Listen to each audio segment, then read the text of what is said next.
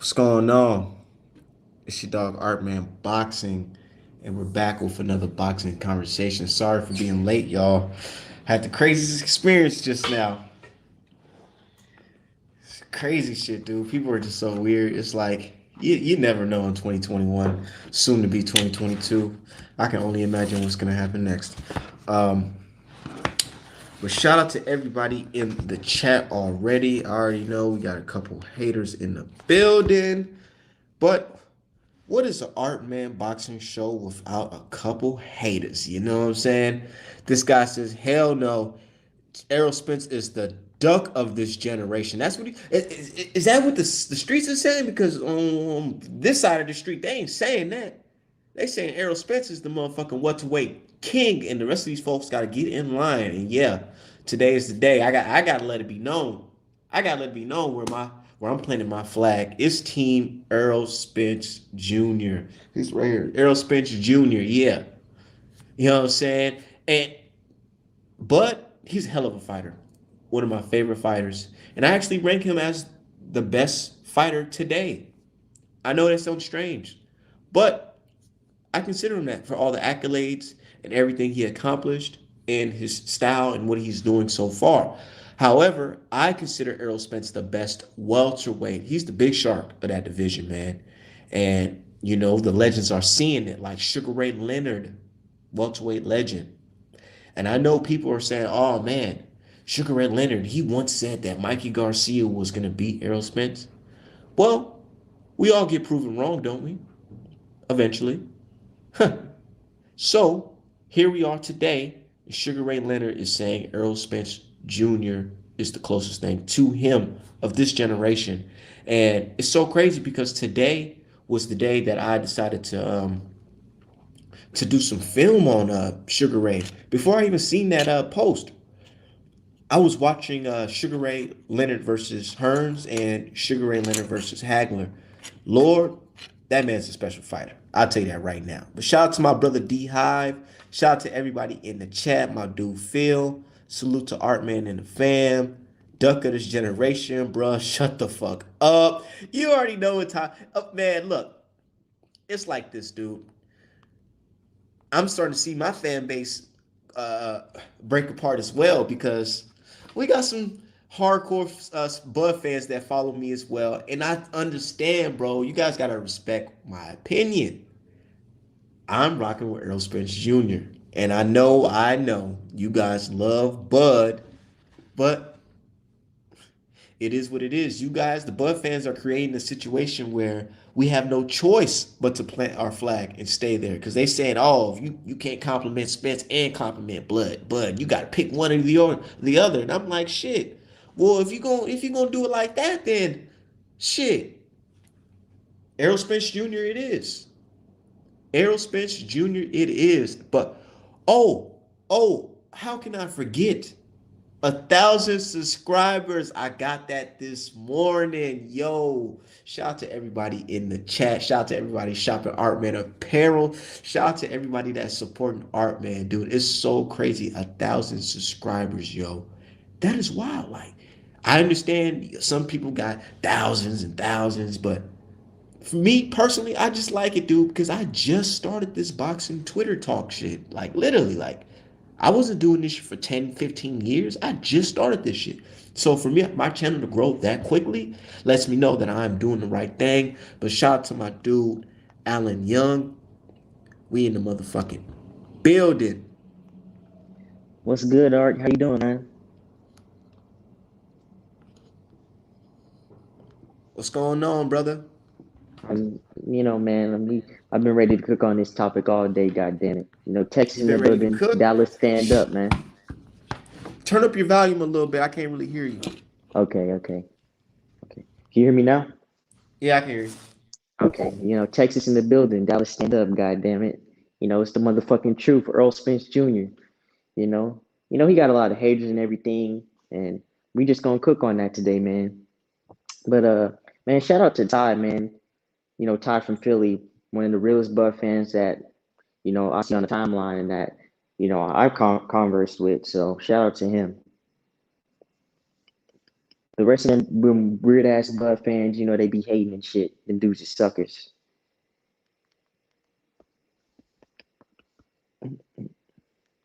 Hold on. You gotta watch out for them Bud fans.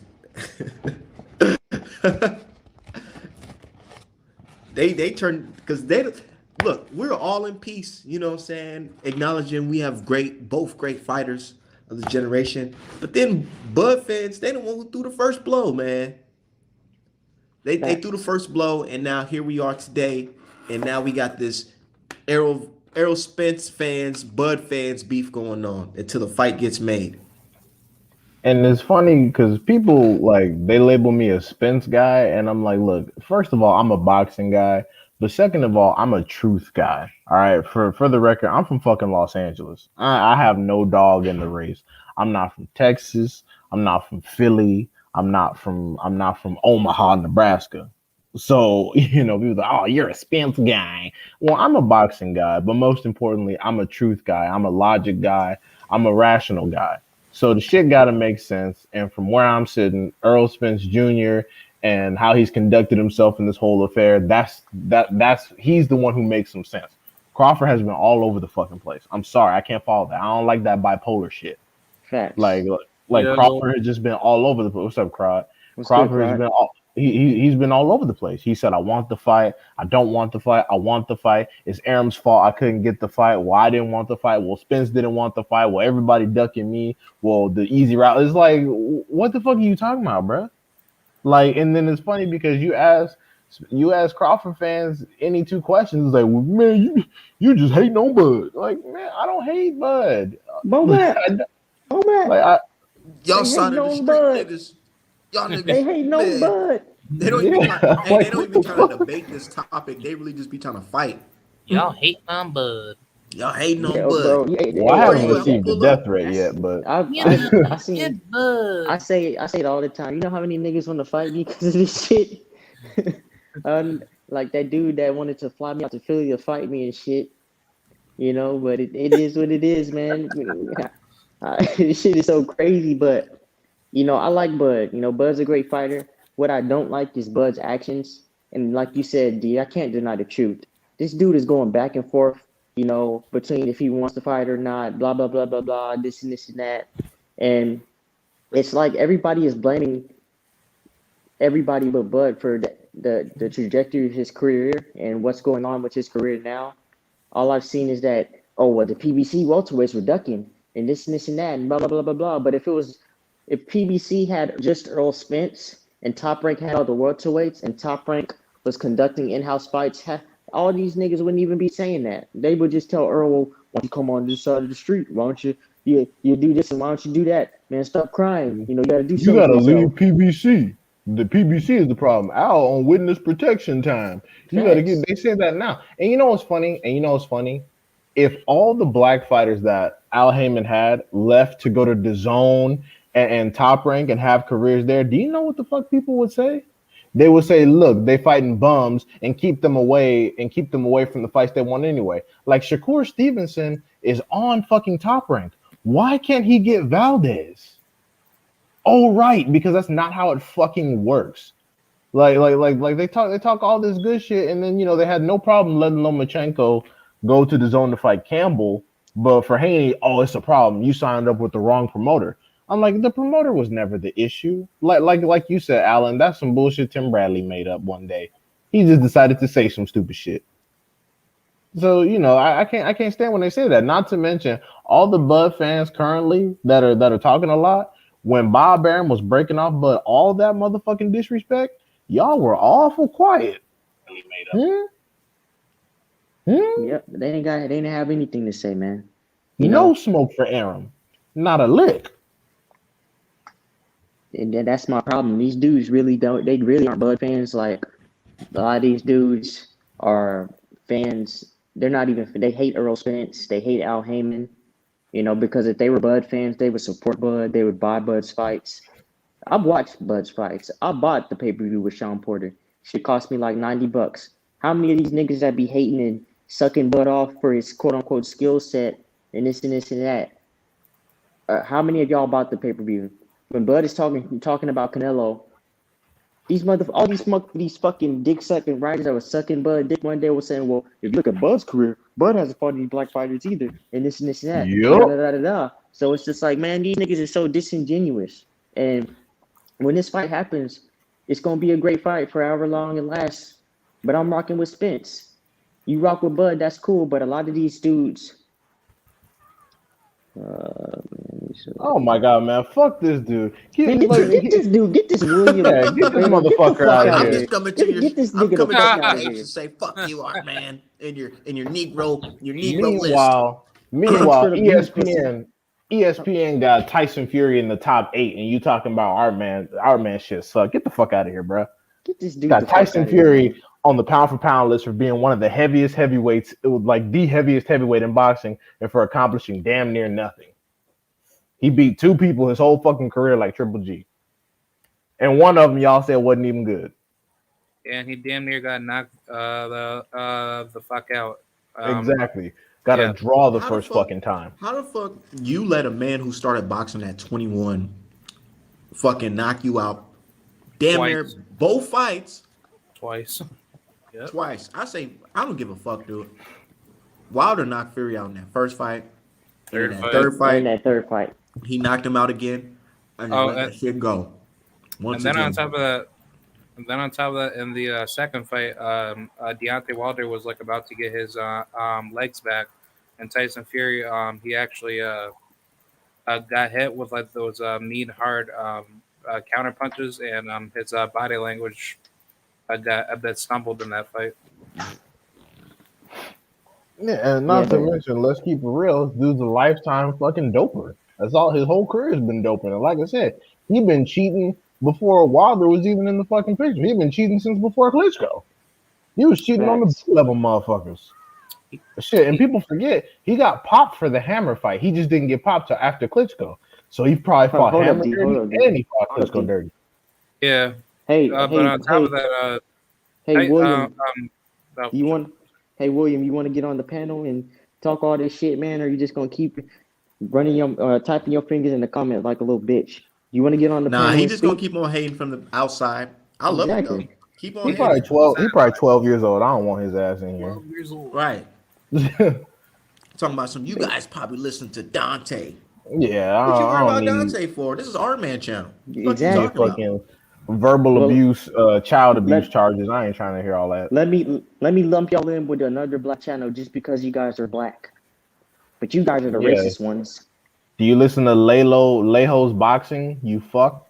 Or what about Finno boxing, where they just put that lady with the big tits out like she knows something? Yeah, I- she's a dumbass. She's a piece of shit.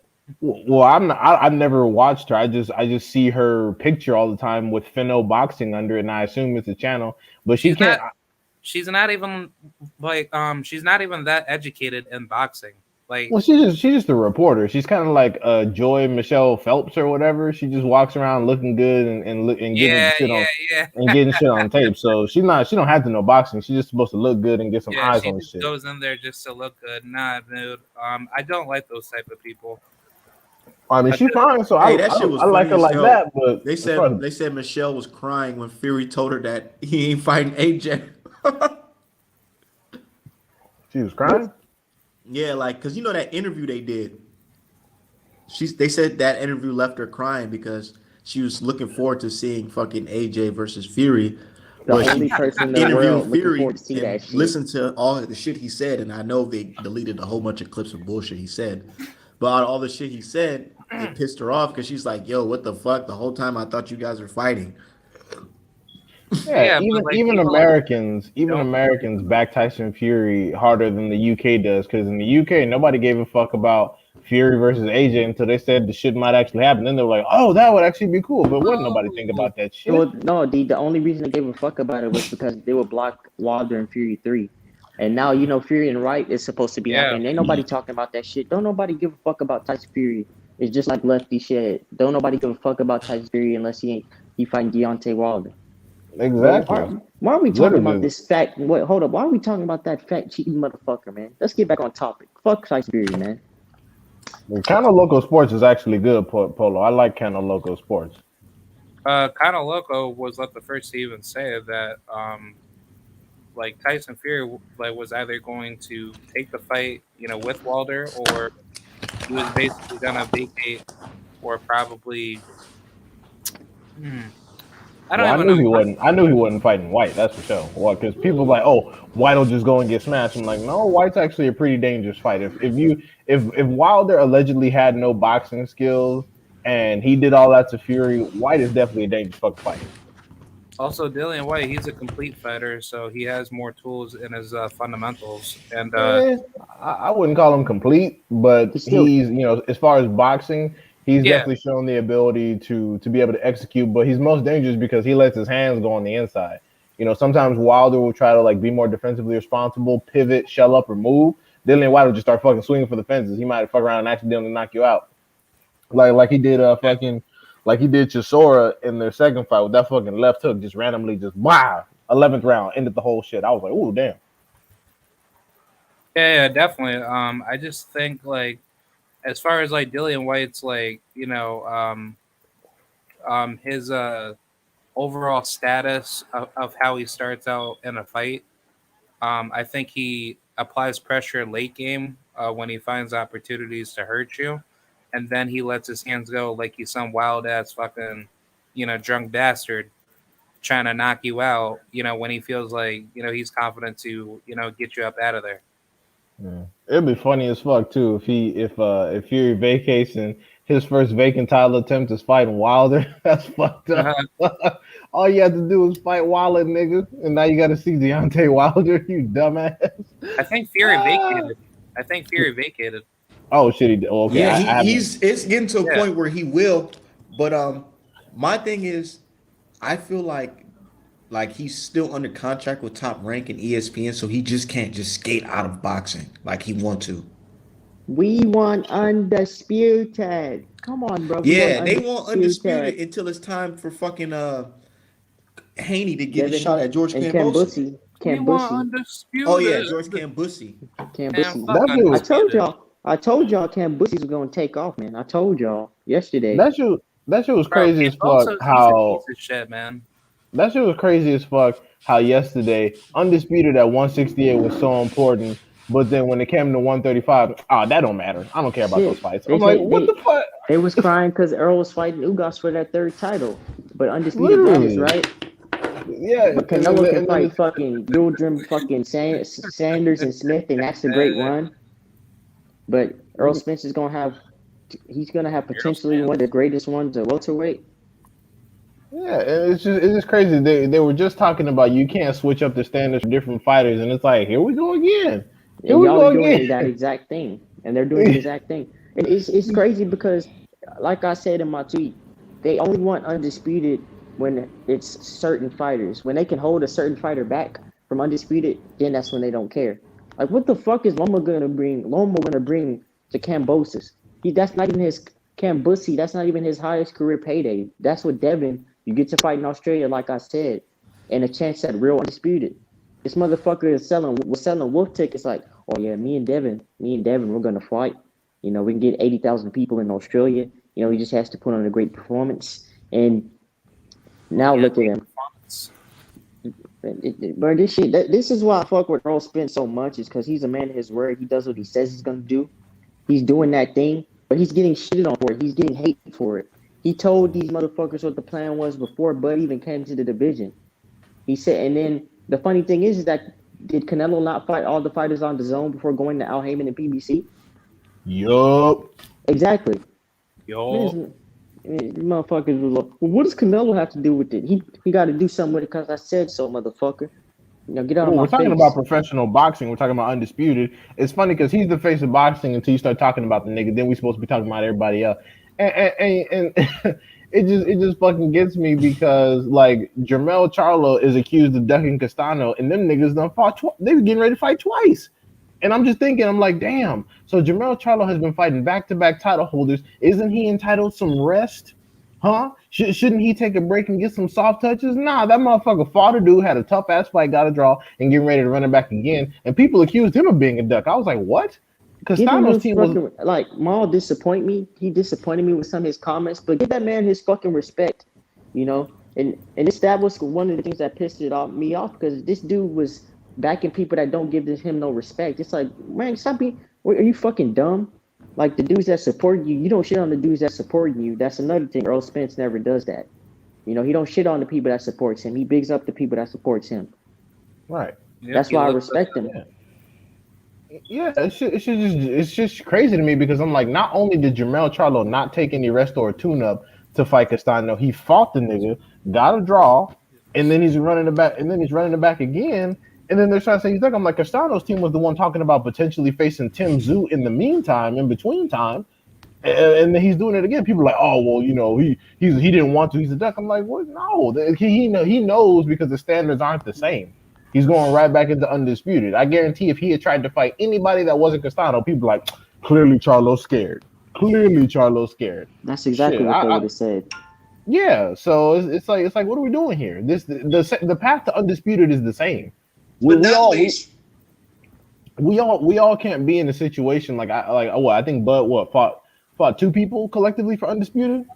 Like we all just can't run into the situation where it's all sweet or somebody already have the belts and we can just get it in one fight. Because that's what Terrence Crawford about to do. He about to last run but into a not least, situation where he just been chilling, doing whatever, fighting green beans. Okay, cool. And then he about to run into Errol and get an automatic shot at undisputed in one fucking fight due to the Errol's result doing all of the heavy spin. lifting. He's Yeah, doing and all the then it's heavy funny because lifting. somebody tried to articulate that Ugas is doing the Girl. heavy lifting, and I'm like, the only reason he got that opportunity is because Spence got hurt. So it's like, what are we talking about? What's good, checkmate? What's good, Polo? What's good? What's up, bro? What's good, fellas? Yeah, I like what you said about that. He's doing what he said he was gonna do. Like you use that, and that's facts. He is trying to get those belts. I like that, bro. Hey, Yeah. Polo, did you see the? I actually sent you the Yeah, link. I saw that. Yeah, I saw that. And let me just say this, Oh, so let me okay, just say go ahead, this. I was just gonna say, why, and this is why I think Earl Spence gets a lot of hate. I believe that Earl Spence gets a lot of hate, not only because he's great, but because let's be real, he's a black man, a black fighter, you know. He's with Al Heyman. A lot of Al Heyman's fighters gets hate just for being with Al Heyman.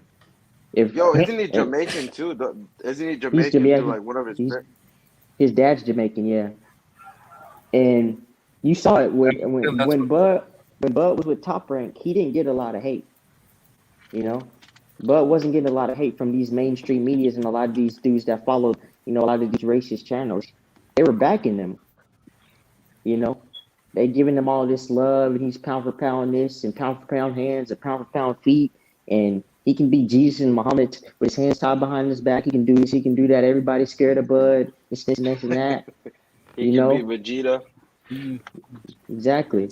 And this is no knock to my Bud, good. but let's be real. Beat a man is As my one good. thing that I was saying and that I'm seeing right now is that if Bud were to go with Al Heyman, I guarantee you a lot of those dudes would flip. They would shit on him for it. Think So so? Yeah. Hmm. That's true. It's weird because ain't nobody telling Bud to go to the PBC and try to get the fight done. They're just saying Errol needs to make the fight happen. And it's like, that's what he's trying to do. Well, nah, he needs to make the fight. I'm like, Errol's a fucking professional fighter, bro. I mean, he has man down promotions, but they're not going to fight under man down promotions. They're going to fight on fucking Showtime, you retarded motherfucker. Like, what the fuck Man what down you got to do? promotion. Don't fight man, Yeah, him. like, according to boxing, be quiet, man. That's not what happened, and you know it. He said, wait, what motherfucker say? according to boxing, it said, well, he told Bud to go get a belt, and Bud then he ran. No, the fuck he didn't. He said, No. I'm Yeah, gonna clear he my side told of the he told street. Bud to get a belt, and He's then he my said side he's of the going to get street. the belts on his side, and that's exactly what's happening. I Also, don't understand what's false about that. He said you get a belt, I'm gonna get 3 belts, and then we're gonna meet. That's exactly what's happening. I'm lost as to like where the lie is. the Yo, but WBC. Can I add him? Or Go ahead, Grant. sh- yeah, the WBC ordered Terrence Crawford and Errol Spence to fight each other for the vacancy. At that time, when Sean Porter and Danny Garcia was about to fight for it, and Errol Spence exposed Crawford stating that Crawford turned down that fight to not fight Errol for the WBC belt. Oh shit! Yeah. So, Exposed. so So He like did you know, pull up the link, bro. You gotta show proof. Pull up the link. and my Yo, what's good issue, with y'all? I yeah, don't I gotta deny it, go but get bro, What's the video. I gotta go What's get what's up? the good, T? video. and no, bro, don't Chilling, pull up man. Kano Sports, Chilling. man. It better not be Kano Sports Why not? because he fucking sucks, bro. Fucking. I like Uh, Kano Loco. Kana Nah, I don't Loco like Those is Kano good people. Loco, very bro. Nah, I educated. mean I did, but nah, fuck Then this on Kano, top of bro. that, like you're a very biased Mexican, so How you am know, I biased Oh Mexican, bro? What do shit! you mean? Oh, yeah, of course I'm biased. yeah. I God, Like am. So, see, so like, the fact that so I'm gonna use that so because you don't like see, Canelo, and like then nine it's times out of 10, Mexicans have to like go this route of saying, "Oh man, I don't like this guy, man, because like he ain't got that good information that I like, man."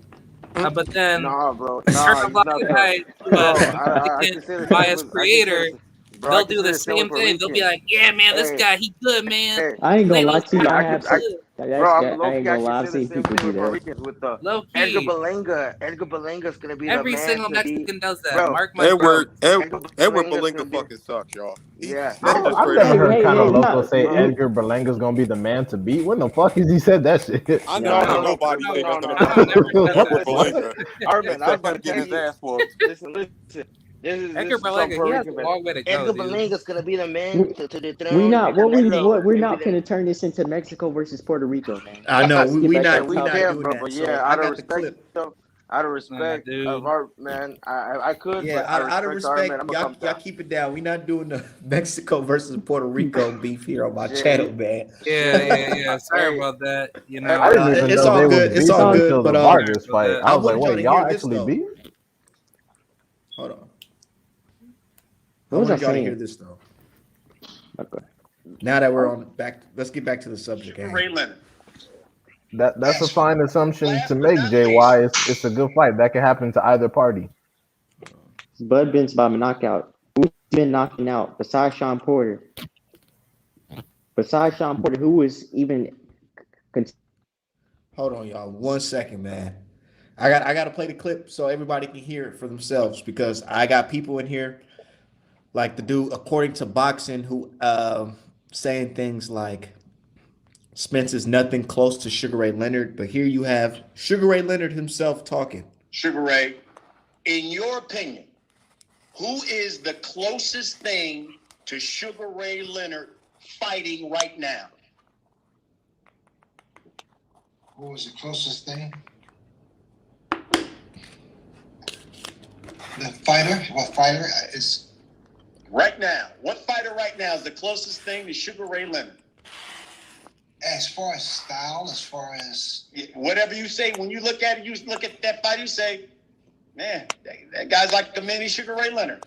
Errol Spence is really an eye opener. Wait, hold up, man. That can't be, man. Jermaine Earl can't be a Sugar Ray, man. Little Earl, come on, one eye Earl, man. They Earl can't be that, they man. telling us that Sugar Ray Leonard is wrong for saying, and we like, okay, cool. And then they'll bring up things like, well, he did say Mikey Garcia will beat Errol, da. That's true. But what happened? Errol beat him, and now what do you hear him saying? Well, shit, right? He that gave guy's him I, his just I like props. watched me. that fight today. Yeah, I nigga was watched that wrong. fight He had today. to eat his crow. He said all that shit, and Spence came in and whooped that ass, and he was like, you know what? Maybe I was fucking up. You know what's Hey, crazy, I watched y'all? that. You know what's crazy, y'all? What? Like, the funny thing about it is, like, EJ beat Mikey a different way than everybody expected him to because everybody thought he was just going to go in there, walk him down, knock him out on some triple G type shit. And But get tagged up in the process. exactly. Yeah. But he went in there and he boxed his fucking ears off, and people don't know how to react to that because they're like, oh shit, we didn't know Earl can box. Well, some of us that actually know boxing, we knew that, but Yo, I they did. made it seem I watched. like that he did some Well, he did some new shit, but the thing is, Teak, is this crazy because they love to prop up the Olympics, but Earl is a fucking Olympian. You I know, know. even the They make Olympics. it So seem like he wasn't though. He got robbed exactly. at the Olympics too. Yeah, I he had saw. beat. I thought he beat Castano to be real with y'all, but Yeah, Was Castano, he yo fucking lost that fight. no was because the Casanya fight in the Olympics? yeah, because Yeah, that's who he lost to in the Olympics was Castano, was Brian Castano. But I thought he won that fight when I look at it. Yeah, Castano, he's a good fighter, but Very EJ, good fighter. I've yeah, He always said thought Errol that Errol fighting Spence Ugas is Jr. more Errol meaningful Spence than did any Bud better. fight at welterweight. Duh, Yeah. That's Yo, a, I was hey, duh.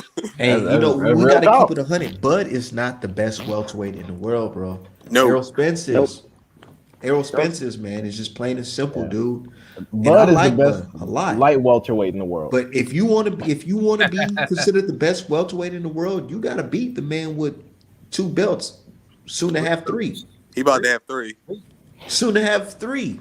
So what are you saying, man? You And know, speaking of beat and fighting or whatever, so I was watching Sugar Ray Leonard versus Hearns, and I said, dude, man, I'm not gonna lie. This reminds me a lot of what a Earl versus Bud Crawford fight could potentially be. The reason why I say that is because Tommy Hearns was the much taller fighter with the longer reach Mm-hmm. and was a guy that's perceived as highly skilled, right? Yep. He went in there with Sugar Ray Leonard, who was skilled as well, his peer. And Sugar Ray Leonard, he timed him. He timed him. And he broke him down with them body shots. And he timed him, rocked him. Next you know, that was on Bambi legs. And we all seen Bud Crawford on the Bambi legs before too. at Against light So when Beard. you go divisions. in there with a dog like Errol Spence Jr. and he times you and he puts it on you, I wouldn't be surprised if the fight looks just like that. A Well, competitive I fight, think but the much stronger fighter that's thinking wins. I What think Yo, do it's you gonna Art, be think? yo, like Art, Green I Beans think got on that ass. I think it's Art, gonna be man. like a Hold on, Man, hold on. nah, Let, it's let me my mission. dude, let my dude Leak speak Nah, first. nah, it's me I'm mission, bro. let me yo this. I'm gonna keep it real with y'all because I broke that fight down at least 100 times in my head, yo, and I've done all this studying with that fight. Bud's gonna struggle. What fight? The Sugar Ray Leonard versus No, Hearns? no, oh no, I'm talking about EJ versus Oh, Bud because okay. I've always thought like before Bud got to 147, I thought it was a 50-50 fight at first. But the more I see Bud fight at 147, he don't have his legs. He don't have his as good defensively as he used to be, and he struggles with jabs. Who's the best jabber in boxing? Errol Yo, Spence, or the let me best add this jabber in on T. welterweight. Errol best Spence, jab. most T definitely. Best he jab, he don't Definitely at best jab in 147. boxing, and he's fundamentally sound. So What? he's not Good. he's not going to get caught by Bud when he switch hits. And honestly, I think if Bud switch hits to the left, to the southpaw, that's a disadvantage for him. of course, because how are you gonna fight the better southpaw? You can't beat. Exactly, And then not only that, exactly, T Earl is a better inside fighter than Bud. Bud cannot facts, fight on the exactly. inside. I saw that with Sean Porter, and I'm just like, man, I was licking my chops. Like I always thought, like you said, Earl was gonna beat this dude, but it's like it just added on to that because Bud don't like those roughhouse tactics. Every time Sean Porter would get on the inside, he would clinch, and if he tried to clinch Earl, Earl's just gonna muscle his way out and Where just throw Bud some body shots. where Yo, Bud won the but fight to me, and I'm for y'all. I didn't mean to cut you off. Go Now ahead. Go. what I was saying is that where Bud start doing better against Sean Porter when he actually had distance. Right. Yeah. And Like it's funny too because if he thinks Spence is hurt and he tries to go in for the knockout, which I know he's gonna try to do, that's Yeah, where he's he's gonna gonna get fuck clipped. up the most. yeah, He's Yeah. gonna try to go on the inside. He's gonna try to get his uppercuts off. He's just gonna try to get his body shots off. And he's gonna wind up in a war with Spence, and that's where he's gonna make his mistake. Because you're giving Spence all the access to the body, to the chin, and it's gonna be a rough situation. It's Can I gonna be also like, add? hold up, yo, cry. but one thing you gotta I- give Crawford is credit though. He did turn it up on Porter in the round 10 when he dropped him, and I don't think his dad would have stopped. I think Porter would have like it could have gotten even way worse than what it was already going to. But you gotta give Porter his credit for that though. He did. Porter absolutely. did make him look bad though. I'm not gonna lie. I thought Porter was up, bro. In my opinion, I I thought Porter thought, Porter was up was the up. fight. yeah, I had Porter up as Yeah, well. Porter, he I was. had Porter up. Yeah, he was But I mean, definitely. Me personally, I had it like what was it round 10, right? I had it Yeah. yeah. I had it 5-4 Sean, but I didn't. Yeah. Everybody I've ever talked to said that they thought Sean was up. Bud Corner said that Sean was up. They were like, bro, he up. You need to turn this shit up and figure some shit out. And it's funny because the same people that said Bud was winning are the same people that keep showing that clip of his own corner saying, hey, man, Sean Porter up, bro. You need to knock out to Sean win. Porter up. Exactly. His own corner said that. Bud was like, wait, he up? Oh, all right, bet. And then he went in there and turned it up. But people don't understand that EJ is not going to make himself susceptible to the rear uppercut because No, he knows he's it's one of not. Sean Porter's best punches. He's much more defensively responsible. He moves his head and he doesn't rush in swinging wild hooks with his hands down. He doesn't do all of that. Now, one thing I think is I think EJ is definitely the best jabber at 147. I disagree with the boxing thing. I think Devin Haney is probably the best jabber in boxing, but that's just my personal opinion. But at 147, absolutely, with the jab situation. And I know that for the first few rounds, Crawford is going to be using his footwork a lot, but he's not going to be scoring any points What like he was. Well, I mean, he's just going to be moving around the ring. Crawford has pretty solid no. footwork. He got good footwork, but that's all. But my thing is, y'all, he hasn't used it since he got to 147. Like, and he hasn't had to. He hasn't had to turn it up on none of his opponents. This is one he thing had as to. well. I'm gonna say this. The one fight that this will remind me of is Winky Wright versus Shane Mosley. That's how I think this fight is gonna go. Oh damn! I remember that. And shout out to Southern T, because Southern T pointed out to me, and I watched it. I was like, yeah, I could see this, especially now, because one thing is that EJ's he's the bigger, stronger welterweight. Bud has problems with jabs. Kell Brook was beating Bud before the stoppage with his jab. I know. That's what I was saying though, homie. Like, he was struggling majorly with Kell Brook's jab, majorly, and Brook's jab is nowhere near as good, crisp, or as consistent as EJ's. Fucking Green Beans was on that ass. It was funny because that jab up, he'll throw it to the head. He'll throw it to the body. Hey, D-Hive, it's Meme Machine. I call that nigga. No, that nigga was Green Beans until he fought Virgil Ortiz Jr. It was Virgil Ortiz Jr. And then all of a sudden he became Mean Machine. Nah, bro, don't spread, bro. Literally, when they were promoting the fight, they were like, "It's Meme Machine." Maybe he was Green Beans when he fought Ray Robinson, but when he was fighting Green Beans, and that's a. Bro, and I'm glad you pointed that out. I think I have a recorded clip of it. He got his ass whooped by Ray Robinson too, by the way, y'all. And Ray Robinson is like something. He tied with Josh Kelly. He tied with He whooped both their asses. Yeah. And I was gonna say people were giving Crawford so much respect for Green Beans because he's a top 10. I'm like, bro, the guy that got a draw with Ray Robinson, man. I mean, was like, bro. No, but Meme Machine did knock out David Nash, and also isn't Ray Robinson the one that fought Ugas? Yeah, Ugas. Yeah, Ugas knocked him out. Ugas knocked his ass out. Yeah. Damn. Yeah. Ooh, what if we see that version of Ugas? What if we see that version of Ugas against Spence? Hey, it's possible. Spence is not Ray Robinson. Yeah, it's true. Shit. Hey, what I've seen, bro, because I follow Ugas, bro, he's motivated. He has nothing to lose, bro. I don't know, man. Of course not. He's the man that just retired Pacquiao. He's looking for another big payday, and he's looking to make history.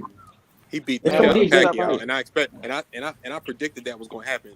Art man to tell you, because I was one of the few people who saying he was going to whoop Pacquiao. I was in a group, and all that shit saying that shit. I feel like if it was the Pacquiao, yep, I remember that. But I think if it was you saw what happened. You saw Art. You saw everybody was on my fucking neck for saying that shit. I had Pacquiao by robbery. I thought that Ugas was gonna win. They were gonna rob Ugas. But I mean, same here. But I mean, that would have been a bigger fight though. Like with Spence and Spence deserves it. That would have been a way bigger fight than Ugas. But looking at that fight, Pacquiao was lucky Earl wasn't in there. Earl would have stopped. No, he would have killed him, yo. He would have killed the brakes off Pacquiao. Yeah, Earl would have beat the shit out of him. He would have murdered him. Like I said, beat the shit out of Pacquiao, bro. But I think the version would have been a southpaw destruction. Nah, but I think it would have looked like Mayweather versus Bugatti. Oh God! No, I think that's how bad I think it would have ended up like a Mortal Kombat death scene. Corrales versus Casamayor or some shit. Pretty much. No, it would have been Warman Marcus versus Casamayor. Okay. That shit would have got brutal. Yeah. For me, it probably wouldn't have went past round 8. It wouldn't have went past round 8. That shit would have been fucking over. I think it would have went 6. No less than 4. I think it would have went 6. Damn, 4? Oh yeah. No, Blu-ray was training him too. Yo, I think Yeah, He Blu-ray said, was he said, training he, him. hold Yeah, on, you hold on, know hold on, he's hold on, hold on, trained hold by up, y'all, hold up, Blu-ray, y'all. so This man said that EJ hasn't rocked nobody in 4 years. Didn't he rock Sean He Porter? knocks, he knocked Sean Porter He got out, knocked out. Yeah, he got knocked and He out. he rocked hurt Sean Danny Porter, didn't he? Garcia he near knocked multiple out Sean times. Porter.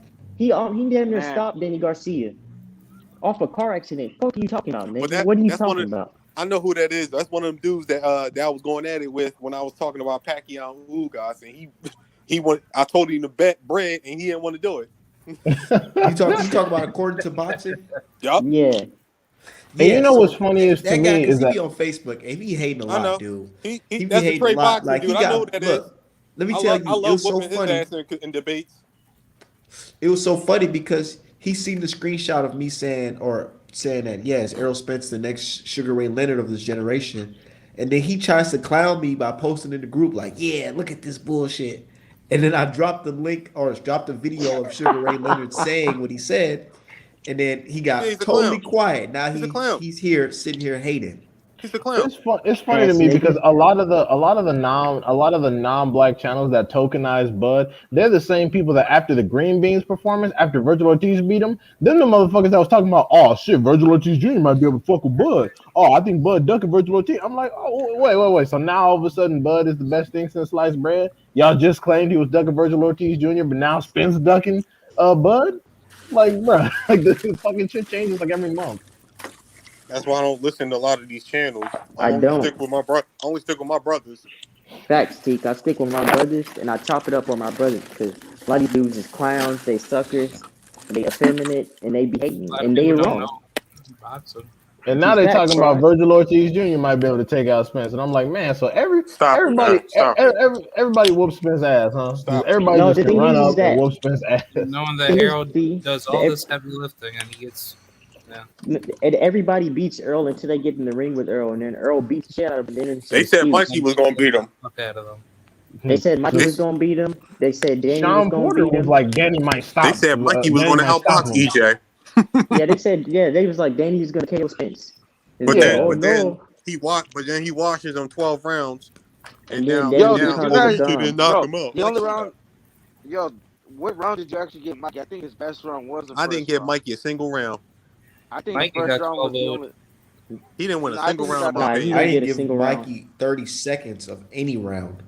I didn't give Mikey or Danny any fucking rounds. Didn't even Motherfucker get tried to argue Danny won multiple rounds, and I'm like, well, he only outlanded Spence for one round, so which rounds did he get? Motherfucker gives me 4 rounds, Spence took that and round off. He took that round off. You're talking about round 9. I know which one you're talking That about. He dude is took a that round clown. off. well, He no. took What I was gonna say was that they gave me 4 rounds that Danny won, and they didn't even include the one where he actually landed more punches than Spence. I'm like, y'all niggas just be talking, bro. You didn't even include the round where Danny actually outlanded Spence. You give me 4 rounds, and none of them are the ones where he actually outlanded him. All right. yeah, even Sean Porter said that EJ took a couple of rounds off. He said that's the only rounds that he could have gave Danny because it was a great performance. Yeah, he was working his ass to the body. He was like, "Ooh, his ass whooping tired me. I need some rest I real never quick." seen Oh, Danny face that's look cool. like that before neither. And I've been watching Danny since he was in But the not amateurs. least, Wrong for neither you. has Yeah, Angel. I've never seen Danny Garcia get Danny got like beat beat like down. that. Neither The has closest Angel thing, Garcia. You I see how like he was Danny bro, yelling at him in Garcia. the corner? He was like, Just "Come knew on, he was man, gonna get knock this bro, annihilated. pussy out, bro. yeah, Come and Trust me, on." I've been around both of them in person. Like Danny never got beat like that by nobody. the No. that was like his hardest fight. Um, after the no that fight was like damn he got whooped. And then Mauricio Herrera, remember when he fought in Puerto Rico when he fought Mauricio Herrera? Yeah, Man, I a remember lot of that people fight. say he lost. A I lot of thought he people, lost that fight. I'm gonna keep it real yeah, with he you. did. And I like No, he Danny, but I lost thought that. he lost that fight. No, he lost that fucking fight straight and clear, bro. He That did. shit He was I did. over. thought Danny was gonna cry after the Spence fight. You saw his face when they're announcing the winner. I was like, "Don't cry, nigga. Damn, you lost to Errol Spence. It's okay." Yeah, but it's like Errol Spence gave Danny Garcia a lot of Beat the credibility. shit out of him. He beat him so bad, man. Off a But car nah, accident. Danny and Mikey came to lay down. Remember, guys? They came to lay down. They Look, weren't even there to No. let me fight. tell you Who how said that? bad he whooped his I ass. mean, if Danny You let saw his on hands Twitter. up, he Look, check definitely this would have out, given dude. EJ. Hold on. We had a fight party at my crib, right? And we're watching that fight. All of our people, we was turned up watching the fight, and then it became like the fifth round. No, then it got to the fifth round, I meant, and we're just like, man, this shit's kind of getting bad. It's kind of sad, actually. this is actually pretty sad. Like he's kicking his ass. Like that's what, Yep. dude. Literally, my girl's like, oh, I don't watch this anymore. I'm about to. Basically, she just went in the kitchen and started making the plate and shit. And I'm just like, damn. Like I was at a point where it's like, dude, like there's nothing he could do. There's no lucky punch. There's no nothing. It was just like Earl He just saw wanted to stop in everything the coming. ninth. Earl That's why he turned it saw up. everything coming. That's why. Shit's a wash, bro. It was just Should have 12 stopped rounds him of in the ass ninth. whoop. There was no return traffic. It was just watching Danny get beat up. I was like, man, I'm gonna be shit. real with y'all. I think EJ showed him some respect. I'm gonna keep it real with y'all. Yeah, facts. To I like, think he showed him I some think mercy. because sometimes, yeah, I think he showed him some respect because it was just it got ugly, like real quick. After that, I ain't gonna lie. After the third round, that's when I was like, oh yeah, this is over. Because remember when he hit him with that overhand left. Yeah, Yeah. that like And he wobbled literally ran into me, basically backed up into the ropes. He stumbled into the ropes. Yep. Yeah, I that's when I think was like, oh, yeah, this is over. Yo, I think Yo, I I think all that I think all that showing respect shit as far as EJ's career is done. I think everybody he fight from now to 154 whatever getting broke the fuck off. Yep. Only person he might chill with is Jermell Charlo if they ever fight. I don't think they ever gonna fight. I don't think they ever gonna fight. Yeah, Nah, but Arrow going yo, a to good fight. he To be honest, gonna a good beat fight. he gonna beat your Mel's ass. no, No, I'm gonna good keep it real fight. with y'all. That won't be that much close because I'm gonna keep it real with y'all because this is from what I've heard because I know somebody that actually was there before when Charlo and Spence was sparring. Spence beat the dog shit out of Jamel. damn. No, I'm not playing. Like Serious? y'all remember? No, I'm gonna give y'all an example. Y'all remember the Erickson Lubin before the Erickson Lubin fight and Charlo had a black eye? Mhm. Yep. Spence is the one who gave it to him. is that Really? right around the time that Brian Custer Hmm. came to the gym and they were sparring? Yup. So if they fought, do you got Errol by stoppage if you I wanted don't to? think he gonna. I don't think he gonna stop him, but I definitely think he gonna beat the shit out of him. Damn. Yeah. Because it's remember, gonna be very I brutal. actually think EJ gonna be better at 154. Oh yeah, Yeah, he's gonna definitely. be Well, he's gonna be what would be stronger at bro? 154 he's and gonna be far 160. more powerful. Hey, you know what would be a good fight? Castaño versus Spence at Oh, 154. yeah. That No would be a That would doubt. be a good ass good Yeah, ass fight. fight. I want to No, see that. him That would versus be interesting. Nah, you know what yeah. another fight gonna be good, y'all? I'm gonna keep it real with y'all, and this should be EJ first fight at 154. Aris Landy Lara. Ooh, that would be a good That Ooh, would ass be a fight. good ass fight. that'd be interesting. I thought Lara fought. No, Lara Oh, but went he's at middleweight, Lara's at right? Lara's at yeah, middleweight. yeah. Yeah, Oh yeah, He's a he went to W. 160. He's a WBA regular at middleweight. Yeah. Oh, he went to 160. Yeah. Yeah. Oh, I I didn't think know I that. My think fault, I y'all. think I apologize. Spence should I fucking break off what's his name? Break off Joey Spencer real quick. Just to get him adjusted to Nah, 154. that's That'll nah, do it, nah. bro. Joey too young for that. Don't Break Joey him too young off. for that. Give me Joey Break Spencer. yeah. Joey too young for that. Yeah. I want Joey Spence Spencer. 154 career requires sacrifices. Joey Spencer, get your little payday and sit your J pussy ass Rock, down. Yeah, J there you Rock. go. Well, Ooh, that'd be a J good Rock's ass. chin has been through a lot. Yeah, J That'd be a Rock good ass fight. How the fuck you? I heard that Danny Garcia might or go to Tony Harrison. 154. Danny Garcia ain't gonna No, sign up for that he gonna knock bullshit Tony again. Harrison out. Yeah, Tony he Tony not Harrison. gonna Harrison sign at up for that. 154. Spence gonna knock Tony Harrison out.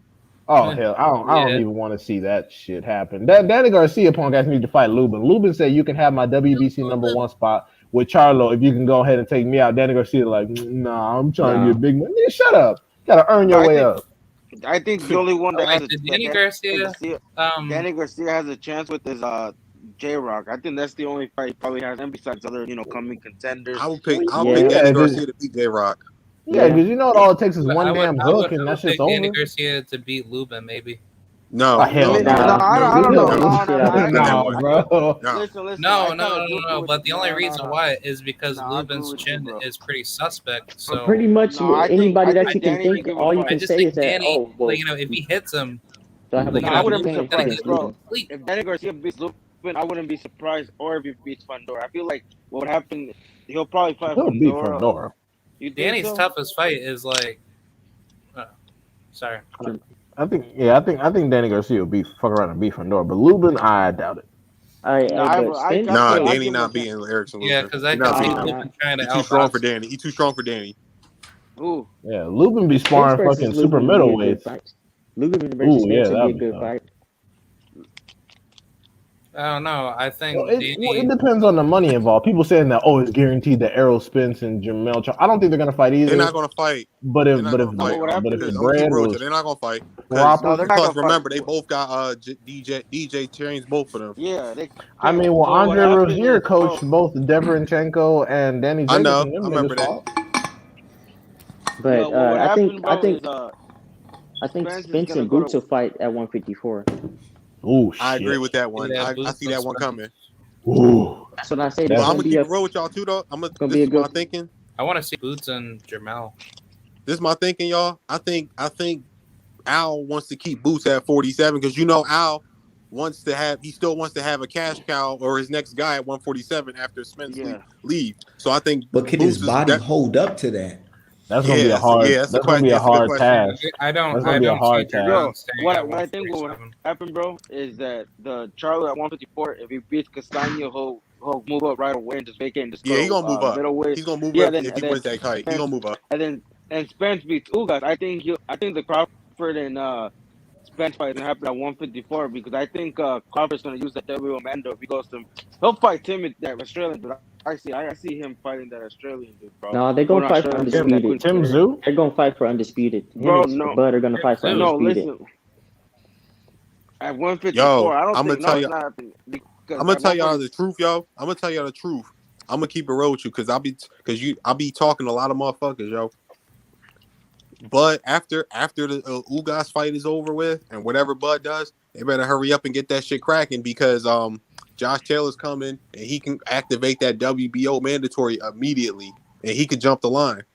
Yo, Josh Taylor, bro, Josh Yeah, Taylor's a jump the line demon. and Give get him his my ass kicked. respect.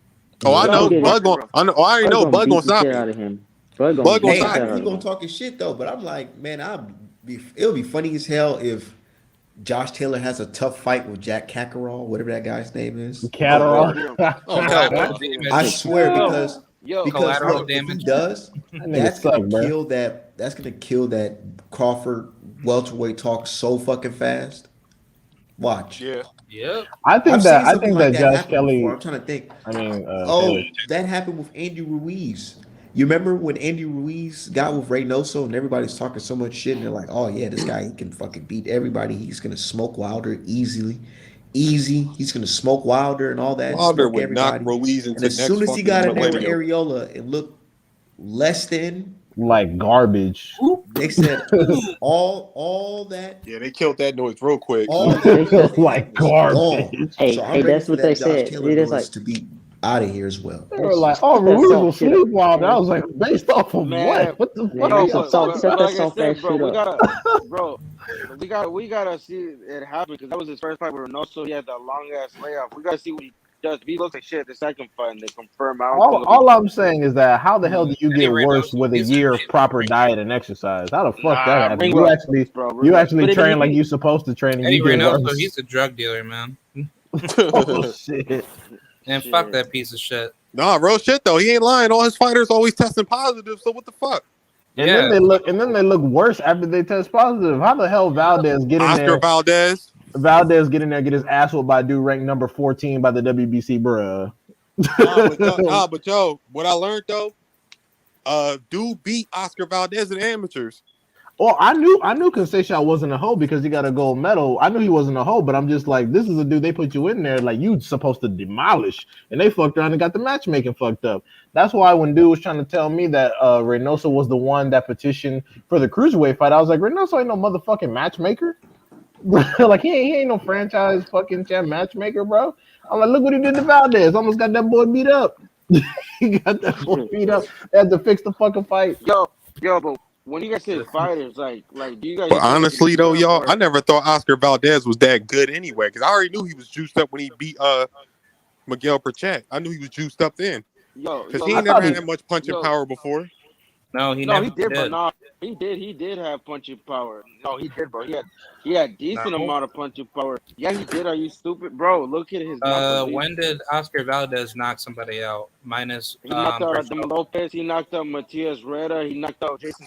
No, Yeah, when Jason Adam Velez. Lopez came in drained in the fight, right? How did I he knew come train, Oscar bro? Valdez. I knew Oscar Valdez had decent punching power. What No, bothered me yes, about thank him you. was his boxing ability. He's got 30 wins and 23 knockouts. Nobody's taking that away from him. But with his boxing But this ability guy and making it seem his like he current has 10 knockouts. Yeah, it's not like well, his with his knockouts. boxing ability and his current resume, we knew that he wasn't going to rise to the cream of the crop without political assistance. As we can see, is what's happening. Because I knew like if they were going to make the Shakur fight, I knew they weren't going to have him fight Shakur because Shakur would get on that ass. It's the same reason why they're just Shakur's gonna bullshitting and whip wasting time about the Lomachenko thing when they know Lomachenko fighting Yeah. Kambosos. They talk about, oh, I might have Shakur Stevenson come up and fight Lomachenko. No, nigga, no, you're not. No, No, you're you're not. not. You're not No, going to you're do all not. that. Because he know Nah. Lomachenko. They know Lomachenko going to get his ass whooped by Shakur Stevenson. Exactly. It's all They know cap. that shit. It's all cap to keep. It's all cap to keep the casuals greased up while they keep Shakur on the fucking shelf. Exactly. I don't You think it'll be understand a, why no, some I people think, think Loma to be can beat honest, bro, Shakur. I think it'll be to be honest, bro, Style, I think it's going to be a 50-50 fight. I'm not going to say he's going to blow Loma. Like, he has a chance to beat him. If he beats him, it's not going to be like an upset. But I don't think if he goes in there and, like, washes him, that is a statement. But I don't think he's going to, like, I don't know. I think it's a close I'm going to keep it 50-50 fight. 100 with you, bro. I think he's going to beat the brakes off Lomachenko because Yeah, we saw Lomachenko. No, let's keep it 100 with y'all. They We saw already Lomachenko sparred. get schooled. We saw Lomachenko get schooled by a less skilled fighter. yeah. Yeah. Lomachenko. Both his losses are to less skilled fighters. Severely less skill, but also the way motherfuckers was talking about that Lomachenko versus Shakur sparring. Lomachenko ain't like, hey man, Yeah, I Lomachenko don't want to do all that exposed shit Shakur again sparring. with no fucking headgear on. Also, And plus, remember, Shakur sparred Lomachenko a couple times too, and they said, Shakur, and a lot of people say he roughed up Lomachenko both times. Yeah. If you look at the photos of already knows how to the win after fights. sparring, Lomachenko looked beat up. If you look at the photos that they took after sparring, Lomachenko looked like he got worked on. And but the funny thing about it is though, y'all, and I know we're like jumping from subject to subject, but It's a, fucking, you see what they doing with Devin Haney? They doing everything and everything possible to keep that boy from that fight, yo, and that's ridiculous to me because he Yep. earned it. He put respect on that. Everybody called him an email champion, but his last two fights were against top contenders. yeah, that's facts. Yeah. But I think, bro, what they should do, bro, they do mandate the IBF or WBO. So if a Cambosis does choose to fight him, It's the he should WBO. vacate. No, yeah. What he should do, but you guys are not going to agree with this and say, what if he vacates the title and just lets Lomachenko fight whoever he wants to fight and then just still fights it? Would you still give him respect? Lomachenko bitch ass is still gonna stay there because he is. If Devin Haney beats Kambosos like we all think he will, he ain't gonna go nowhere near Dev. I think that Devin Haney should wait until Josh Taylor vacates and then vacate at the same time and go up there and do some damage at 140.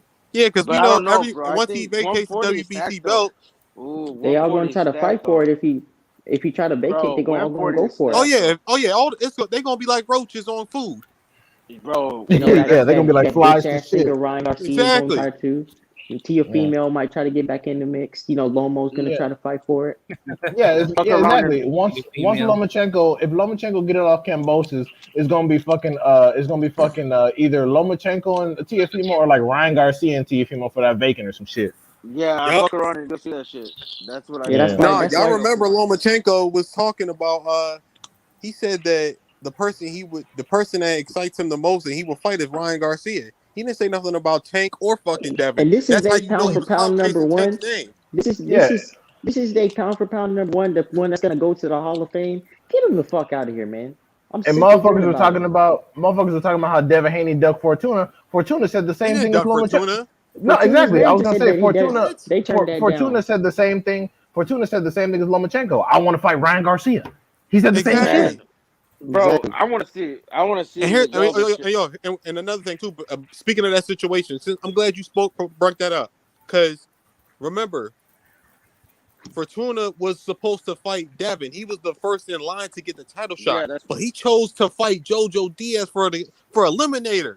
Yep. Who fights an eliminator over a fucking shot at the title? Jaime Munguia and Virgil Ortiz Jr. They fight multiple eliminators back to back. Man, come on. And Jaime Munguia ain't fighting Adames next. He fighting some random niggas. No. His bitch ass need to be called to the carpet too, because he's been the number one contender for Andrade's belt since he fucking moved up to 154. and Charlo. He's Exactly. the number one for both of them. And he don't want to fight neither one of them. He's been ducking both of them. And niggas are really saying Jaime Munguia can get up there and fuck with Jamal Charlo. Get the fuck out. Hell no. Jamal Charlo will get on his ass. Jamal Charlo will beat the fucking. He will beat shit Jamal down Charlo Jaime will- Munguia's leg. Facts. Jamal Charlo will commit a brutality. He was fucking. beat He couldn't. blood He out was that nigga. struggling. He was struggling with a weight drain Rosado with 13 fucking losses, and he was getting tagged up the entire fucking fight. What the hell you think Jamal? No, Charlo I'm gonna would do you one better, bro. He lost to Dennis Hogan. Real In my shit. opinion, he lost to Dennis Hogan, and Charlo decapitated him in what 5 rounds? I think Seven. The 7 yeah. shit. Yeah. I He think, beat him easy. I think Charlo's last opponent, Montiel, can beat Jaime. Honestly, I do If, too. Bro, if they I do fought at too. 160, You if they serious? fought at 160, probably. Yeah, Nah, because bro. To be think quite so. honest. Our man. I know you saw that clip I sent you, man. I said if you can make it, but we saw how Montiel ended up when they fought the first time. I wouldn't mind seeing the second. that was at 147 though. You That said was at who? 154, I think. Huh? I sent you that clip. Click on it. Look up. Nah, but I'm telling you, bro. I don't know. Like, and how did he struggle against Rosado? But he arguably won like 9 rounds. Like Rosado barely won like 3 rounds. How did he? Fuck, he literally beat him almost every round. Like, No, I'm not saying didn't that struggle. he didn't wash him. He washed Rosado. That's fine. Bro, But the thing is, look at Rosado had 13 losses, and 4 of them were by knockout, and he was weight drained. Jaime Munguia Man, couldn't Gabe get the job Rosado done. was past it, Bro. man. Like Yeah, he's I been mean, in so Bro, many he's like, wars. bro, he's the one that wanted the fight, though. He called out. He's like, "Give me Munguia," and then he agreed to it. It's not like nobody. He's the one that wanted that fight. He said, "I want Munguia," and then he got. I understand that, but Munguia has been number 1 for actual champions, and he hasn't been petitioning for shit. Bro, but He was that's the thing. supposed to be the fight. He was supposed to go fight Andrade immediately after he vacated 154. The WBO president literally tweeted me back saying that Munguia has elected not to fight Andrade. I have the screenshot. I saw that. I have the screenshot. Oh, he sent it to you? He tweeted me back direct. Wow. Yeah, I saw that screenshot like not too long ago. Yeah, bro. Like he said Jaime Munguia. He straight up I know said somebody Jaime made it public, but I didn't know it was you, bro. I can post it again. I don't give a fuck. But he said that Jaime Munguia has elected not to fight Andrade and is instead trying to go the fucking the Golovkin route. And I'm like, how you gonna do that when you're not even fighting an eliminator for fucking Golovkin's belt? That payday, bro. That's wild, man. Payday. And then that's another motherfucker who likes ducking and dodging, and nobody gives him shit for it. Yeah, like Triple G is too old. Triple G is too old for Jamal Charlo, but not too old for Murata. Nigga. You can't compare, bro. You can't compare Murata. The only thing Murata has, bro, to be honest, is he's an Olympian, a gold medalist. That's the only Murata thing sucks. Murata ain't never been with y'all. Look, y'all. Look. Remember the fights with Rob Brandt, right? Y'all remember those fights with Rob Brandt, right? He lost one of them, didn't he? Yeah, he got fucking schooled. But how come? But how did he get Rob Brandt to come over to Japan? And then he got beat, and Rob got stuck, and all right? of a sudden he knocks him out. Don't y'all find that suspicious? How? Like, yeah. That's that shit that Bob Arum be pulling. He got knocked out in 2 fucking rounds too. How you watch this nigga in a UD and then you go over to Japan in the US? He got washed by Rob Brandt and then 2-round knockout.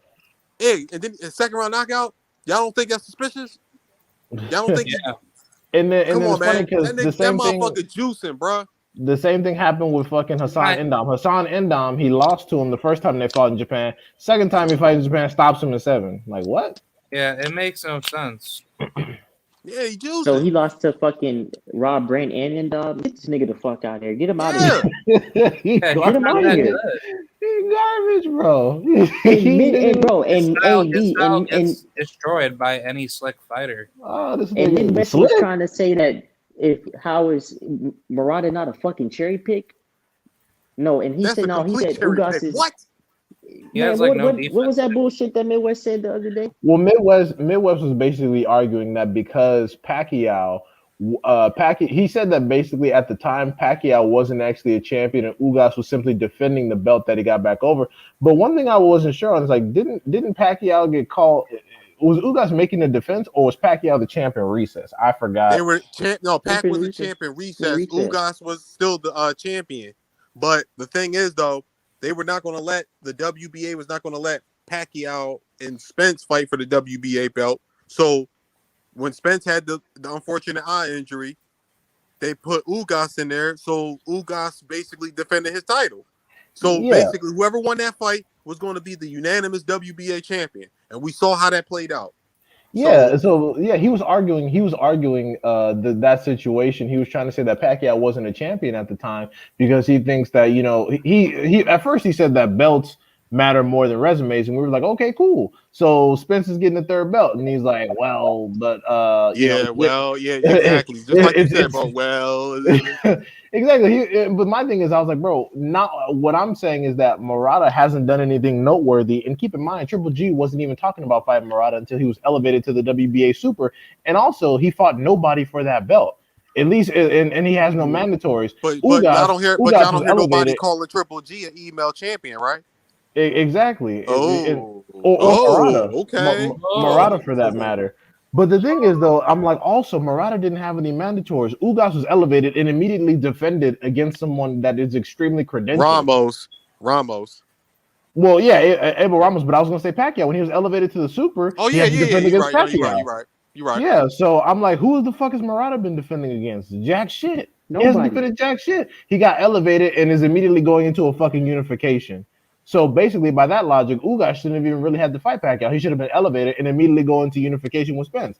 But he had to actually fight somebody. He had to Murata fight. hasn't had to fight shit. Facts. Yep. So it's like, Yeah, that's true. That's And all even facts just you're like saying, even bro. on a skill level, you look at Ugas and you look at fucking Murata, and it's not It's the not even fucking close. same. Come on, man.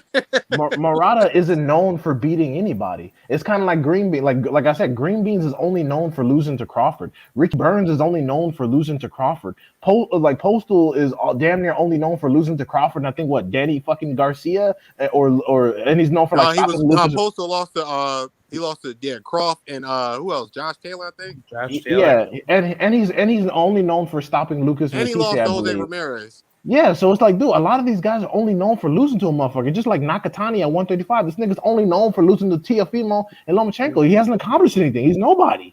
Exactly. Yeah, And- they're and basically journeymen. Richard Comey. Yeah, and Robert Easter Jr. was the first man to whoop his ass. Didn't get an ounce. Robert Easter convincingly beat him, but they made it seem like that. I mean, I got into an argument with somebody. They talking about Robert Easter didn't do much. What? He completely he beat him, and he was the first man that beat him. But yet y'all trying to shit on him. Nigga didn't get an ounce of credit. Didn't get an ounce of credit for shit. He didn't. He didn't get no credit. And it's funny because and he beat Javier Fortuna too.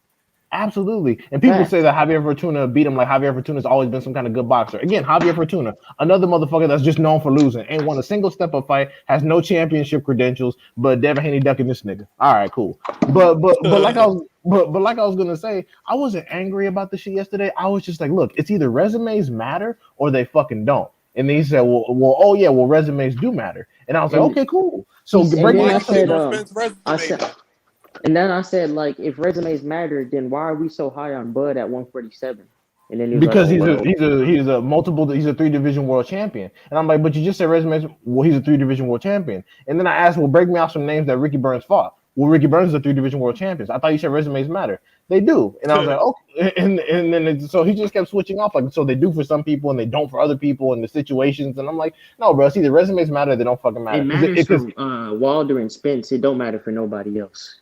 Because all he was talking about was belts. And I'm like, okay, cool. So Andrade and Charlo are multi-division champions that have been holding down the belts in both divisions. They shouldn't be taking any shit. Well, they need to fight some damn body. And I'm like, okay, so it's back to the resume thing. So you're just gonna keep switching it depending on who we're talking about. But speaking of that, but y'all shit on Charlo for beating the brakes off Devryanchenko, but Devryanchenko whooped Triple G ass. I've always say and whooped his ass convincingly. I always say this. And both Charlos beat Trout cleaner than Canelo did. I say that. I mean, Charlo versus Derby should have been a unification. That's what I always say, because he beat Bum Lumpkin's ass.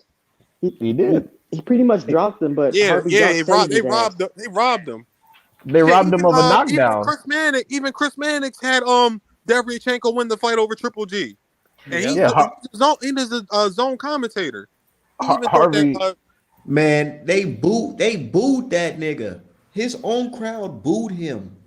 Yeah, Triple G didn't even think he won when they raised his hand. They were like, "Woo, I look like shit right there." And like you see his face, he was disappointed in his motherfucking self. And then Harvey He did getting that right before behind, with Jacobs. yeah, Harvey getting right behind him, robbing Deverenchenko of a knockdown, talking about keep him up, keep him up. Nigga, you didn't have to stand right behind Triple G to say that shit. Put your dumb ass aside. Referees definitely helped him out.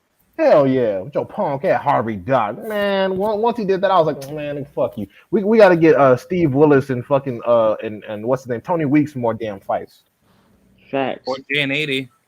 Nah, Jay Nady gets on my fucking nerves. But they're the Really? only ones that Yeah, are crooked. as long as it's not fucking I like J80. what's the boy name? What's the dude name? That Russell fucking Moore? Fury? No, the Oh. one dude that have Reese. Reese. Yeah, Jack Jack Reese. Reese. Jack Jack Reese. Reese. Son of a bitch. He helped Man, fucking fuck Fury. Russell Moore trash Yeah, too. fuck that white piece of shit. He fucking helped Fury the first fight with Wilder because that was a long count. Hey, but guess what? Jack Reese like really fucked that whole fight up. Y'all know He was Russell paid. Moore, He was paid ref- to do that, bro. I'm gonna keep it 100 with y'all. Hey, He's paid. Yeah, he Y'all know- was. Y'all know Russell Moore ref Canelo versus Plant too. Oh, he did. Oh, Yeah, Russell Moore I didn't getting even know all who the that big. was, bro. I didn't even pay attention to who that was until you just said Yeah, so. he rigged that shit. Russell Moore did Canelo Plant. He did Wilder Fury 3. He all shit. I'm trying to think of the other ones Wow. he did. So did he Terrence so he Crawford and likes Sean waving off. Porter. So he likes waving shit off early.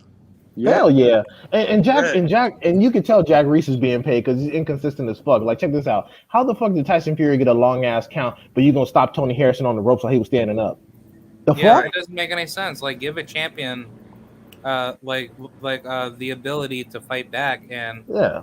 I think boxing should have like a universal rule. Like, if you get knocked down like more than 3 times, It and should be over.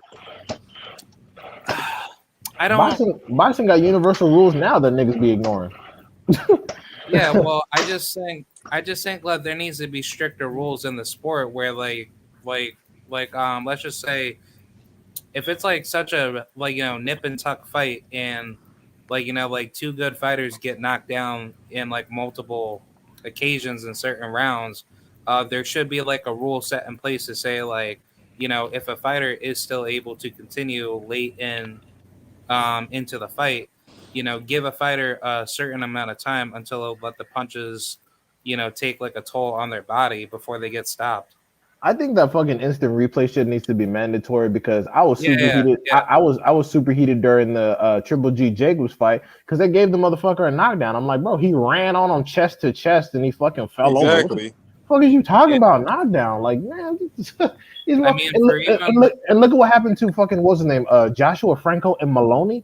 Maloney punched him and was getting ready to get a technical knockout because he was about to his eye was shut. They said it was from a headbutt. They could find no headbutt. I was like, are you fucking serious? I was like, are you Kell Brook and Crawford undercard? Yeah, I think so. Yep. Yeah, it was fucking Maloney versus Franco. Franco got off a good hook, shut his eye, and he couldn't continue. They were like, it's clearly a headbutt. Even Joshua Franco with his pussy ass knew it wasn't headbutt. He was just like, yeah, headbutt. Headbutt. Yeah, couldn't tell us when it happened. Couldn't tell us where. Happened, man. You got whooped. Pussy, you got punched one time, closed your shit, and was like, I don't want to continue. And I can't stand when they talk about that eye shit because if y'all remember, Andre Berto went 12 with Guerrero and both his eyes were shut. How the fuck Andre Berto do it? Exactly. Talking about, Andre that. Berto looking like what's the boy name that had that fucking shit happen to him? Billy Collins. That's who Andre Berto was looking like. Yeah, they had Andre Y'all remember Berto Billy Collins when that shit happened to him? With Rusto. Louis Rustro. Yeah. They had that nigga Berto looking like he was To fucking even allergic to air. Also stop Khan and Canelo when he laid out like Fury. Exactly. Yup. That's real shit, yo. Yeah. Yep. Yo, I swear to God on my life, y'all. I swear to God on my two kids. What's I've good, watched that. Midwest? I saw that count at least. I saw that count at least 30 times. I've counted 30 times, 30 different times with that count. Every single time, Fury did not beat that count. And wasn't on the third fight they had that clip on timestamp. Twitter? Y'all remember that clip on Twitter? It was like 12 Oh minutes. no, the third fight he really got away with that shit again. Andre Ward accidentally said it live. He was like, "Yeah, that count was a little bit long." And he was like, "Ooh, shit." He had to go on a Twitter apology tour the next morning because he probably got the email from ESPN like, "All right, nigga, you keep talking he that got shit." Bob. Yeah, he got that Bob. Yeah, you keep talking that shit, you gonna find yourself in the unemployment line, nigga. You gonna have to start boxing again. You're like, oh, Tyson Fury did his thing. He's the greatest heavyweight of all time. I'm like, yeah, But how is he the you greatest fuck. heavyweight of all time, beating somebody that can't box? He's a bum. He's trash. He's garbage. You know, it Yeah, don't make he any fuck. sense. Andre Ward fucked up and said some real shit, and he got that email like, hey, so well, have you seen your contract lately? Looks like the expiration date's almost up. You got some other employment, buddy? Huh? No, You want you know, or you know what pisses me off? If Andre Ward was employed by the PBC, he would have been fired. He wouldn't get no job at the PBC. All that shit he's been talking. Yeah, I'll have him be like, hell no, get your bitch ass out of here. nah, get the fuck You up. saw out what of they here, did you to Paulie light-skinned nigga. Malignaggi. Hey, come on, guys. Hey, you know. Oh, I'm Andre Ward, man. You saw what they did to Paulie. They got rid of his ass. Because he said Yeah, they that got shit rid about of Eastern European supremacy. Yeah. And then these Europeans begin their ass whooped. Oh yeah, Take my no balls goofy ass don't know nothing about Speaking boxing. of Eastern Europeans, did y'all see what happened to Michael Sorrell versus they're trying to bring up this Charlo killer named I already know Majimov? about that. Bruh, he fucking hit this man multiple times after the bell, and the ref waved it off. I'm like, what are you doing? And I'm like, this is why you can't have no fights in the fucking third world. It's bullshit. They went back to his country of fucking Uzbekistan. Who gives a fuckistan? The bell rings. He lets off 2-3 more punches. The ref goes, oh, that's the fight. I'm like, what the fuck? Yeah, I saw that. That was bullshit. I'm gonna be honest with y'all, just not to switch subjects. I'm still a little pissed about with Canelo and Plant, the way they did them scorecards, because I'm going to keep it real with y'all. And Artman don't even fucking vouch for me with this one. Plant was whooping his fucking ass. Oh, Teak, I say that all the time. Plant was boxing his fucking ears off. He was whooping Canelo's ass, dog. Like easy. I had it a draw. I had a 5-5 going into the 11. I'm gonna keep real. I had Plant up 7-3. That's how bad I thought he was beating Canelo. I ended up 7-3. 6-3 leading into the 11th. I was watching it. My dad was like, "Yeah, he's getting it definitely could have been tied." Yeah, and I ain't even got no issue with that. I don't got no issue with it being tied, or you thought Plant was up by 6-4, or it wasn't no blowout though. They were trying to say it was a fucking blowout. It wasn't no blowout. And he was barely hitting Plant. He wasn't barely touched him. He wasn't hitting shit. He was hitting fucking elbows. He was hitting his side. He was punching him in the kidney because he had no other options. Looking like JoJo Diaz versus Haney in that bitch. And it was funny because this is another moment where Bud, fucking Reynoso didn't even think they were winning the fucking fight. That's why Reynoso and they wasn't. Reynoso was in the corner. Reynoso was in the corner like, bro, you really gonna let this man take your legacy away from you? Get out there and get up in his ass. That's why he fucking jumped on him the way he did. Yeah, he was like, bro, you stop this nigga, man. Knock him out. Yeah, I mean they were gonna win the fight anyway because politics. But even Reynoso didn't think they were winning the fight. They were like, bro, you really gonna let this man do you like this? We didn't put in all this motherfucking work. You really gonna let it go down like this? And the thing about it was, as soon as Plant hit the ground, they were gonna rob the second time they wake up. No, hell yeah, those cards were fucking bogus. Yeah, they were gonna rob Plant no matter what. From that to the commentary to the scorecards. Commentary was buns because they were showing the highlights and they were like, "Oh, look at Canelo land a left." I'm like, "Nigga, a left what? He hit the fucking rope. Fucking elbow." Yeah, I'm like, "What the fuck y'all talking about?" What he gave him an elbow injury? Yeah, it like, wasn't to his face or his body.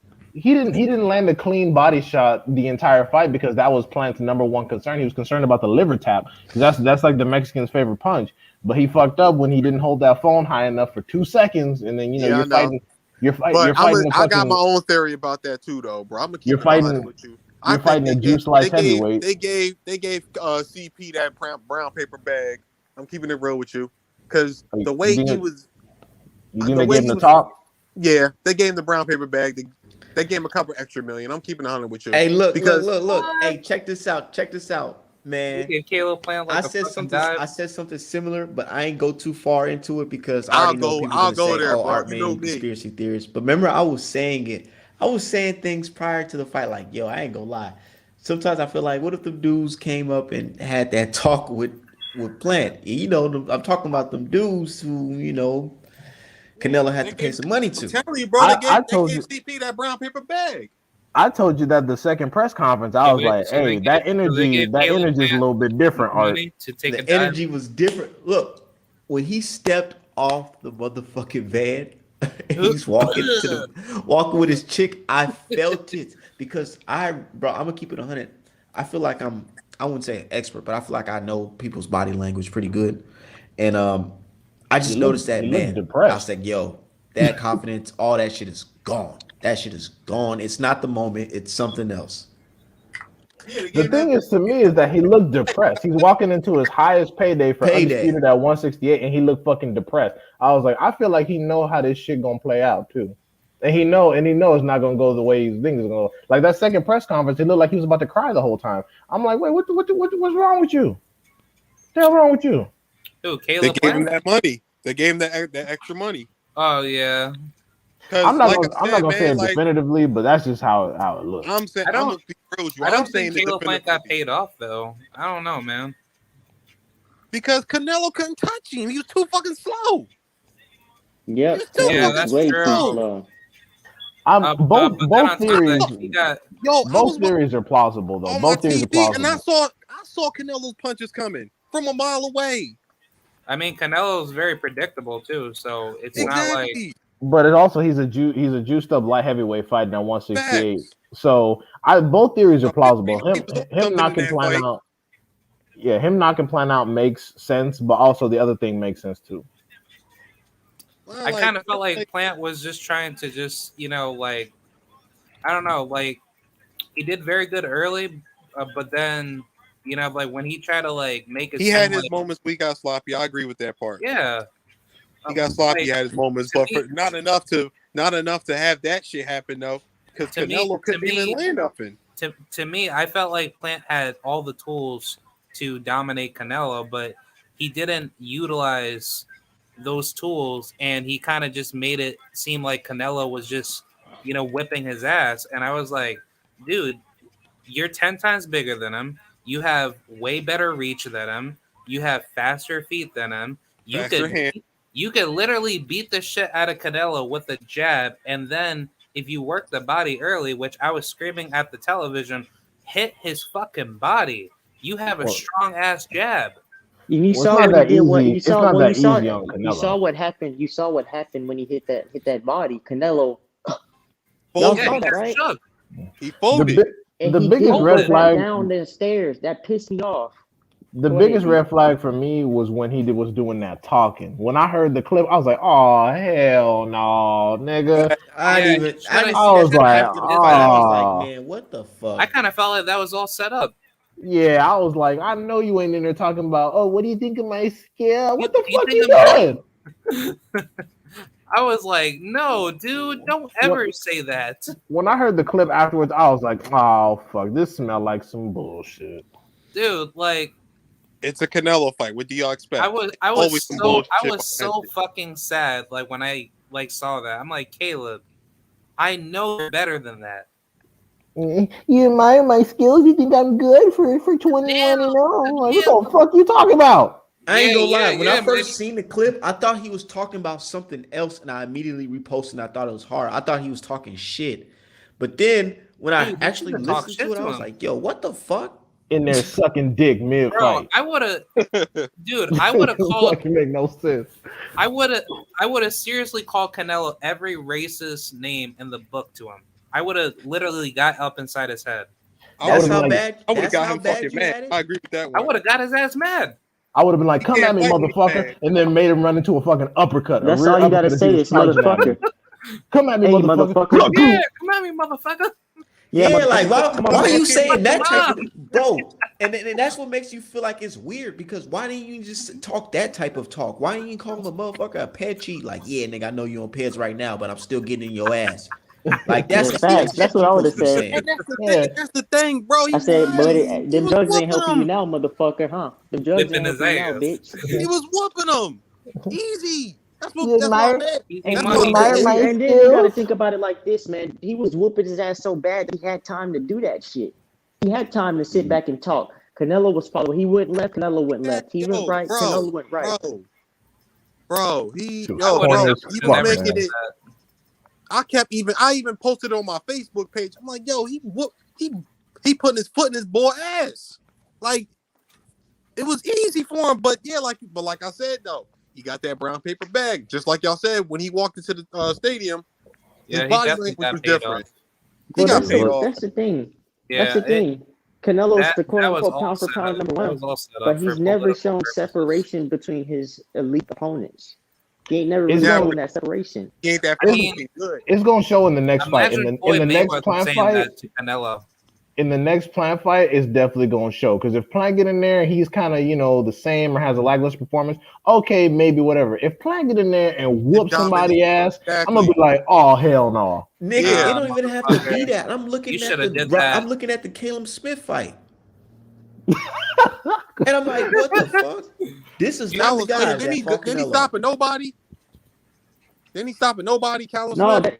that knockout was vicious, man. That's But not the same it's dude not that even fought about him Canelo. stopping a nobody. It's the fact that how he stopped that dude. Like, One left so you hook. telling you had all this, but you didn't throw none of that in the He Canelo didn't, fight? We he literally didn't throw a seen you shell single up. left. He didn't throw a single check left hook. He sent that nigga to the gulag with one And you know punch. what all the Canelo fans tell me? They just say, "Oh, everybody's scared of Canelo. They just don't want to get countered." And I'm like, bro, get the fuck out of here, nigga. Them Oh slow my ass God. fucking hands he Also, got, please. Them Khan, slow ass uh, fucking hands. You know Khan what's wasn't crazy scared of though? Canelo. You know what's crazy Khan was though? all up on his ass. One dude on Twitter said Canelo has better skills. It's Then Then Errol who? who? Spence. Errol Get Spence. the fuck out of here. No, fuck you don't. Get the Oh fuck my out of God. here, man. Super skill. Earl's a I wish I would have saw that shit, bro. super Spence skill. Earl's a way Spence is better way more fighter. fucking skilled than Canelo. Bro, why do Yeah, you think why do you think can I, Canelo left welterweight? Because the niggas like Spence, he didn't want to deal with all that shit. He yeah, went from Canelo. he went from 140 to fucking 154 for a reason. He didn't hang out at welterweight for a long period of time. He was like, shit, And man, then you you see dude why gonna he get don't on want to my fight ass. Andrade and Charlo.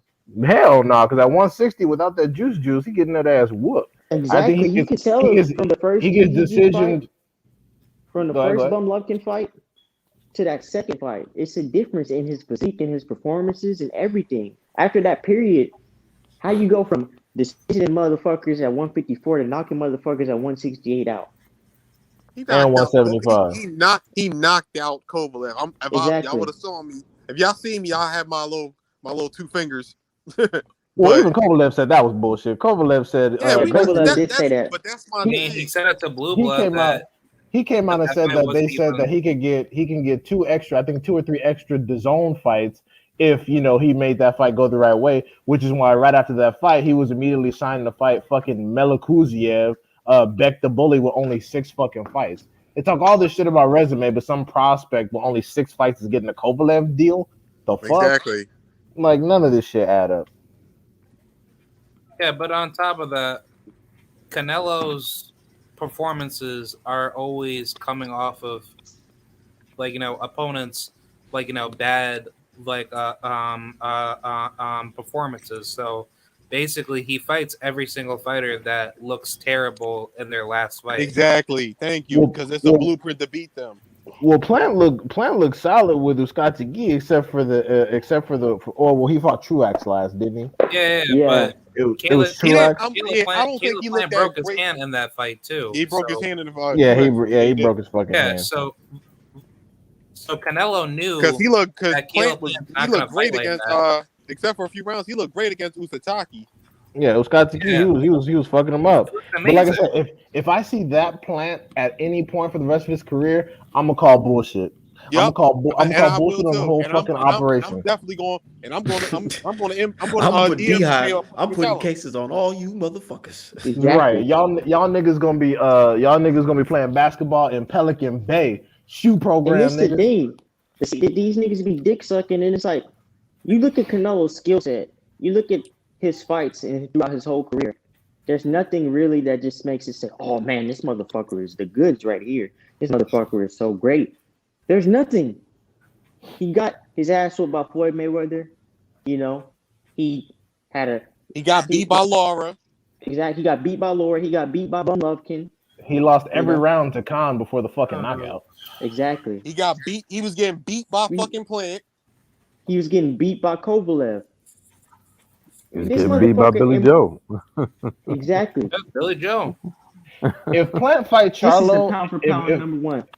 if Plant fight Charlo at fucking 168 and Plant if Plant like do something crazy like either decision Jamal or knock him out, the whole operation is bullshit. The Facts. whole operation is bullshit. If you do anything different with Jamal Charlo besides fucking lose like I expect you to, the whole operation is bullshit.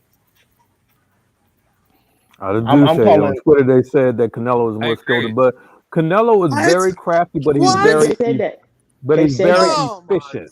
god. Who? This is wait. Let me get this out. The thing is, Canelo is very efficient. He doesn't throw a lot of punches. He counters. You know what I mean? And a lot of times these guys are mentally defeated before they even get in the ring, whatever the Or case may paid be. off. Or paid off.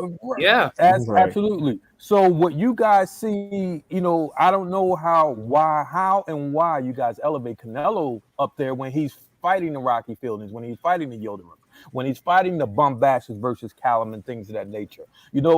When you judge him against an Allen and everybody said this many times, when you judge Canelo against a high level fighter, he has never dominated, he's never separated himself, and he's either lost or he won controversially. So But you when know you who has though? You know who has Ooh. dominated high level fighters? Ooh. Some guy named Errol Spence. Exactly. Facts, Teak. Nah, I bro. was Those just gonna guys, say that. came to lay down. I'm just keeping it real. Like I seen Spence, I Yeah. seen him dominate. I seen him dominate Mikey, and he was a top 3 pound for pound fighter at the time.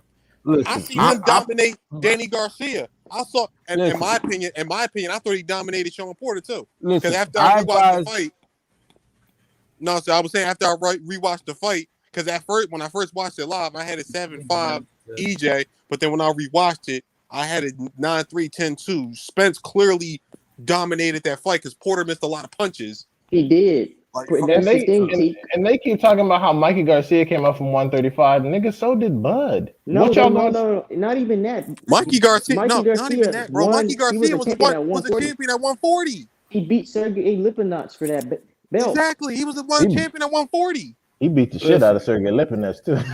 he The Earl whooped his Spence ass. Mikey Garcia, the Earl Spence performance versus Mikey Garcia is one of the most underrated performances Completely that underrated. I've ever seen in boxing. That he threw 1,082 punches. You know what I mean? The way he did it and the skill and manner and outside. I mean, the way he did it, the jab, the hooks, the body punches. He was so efficient, so elusive, so effective.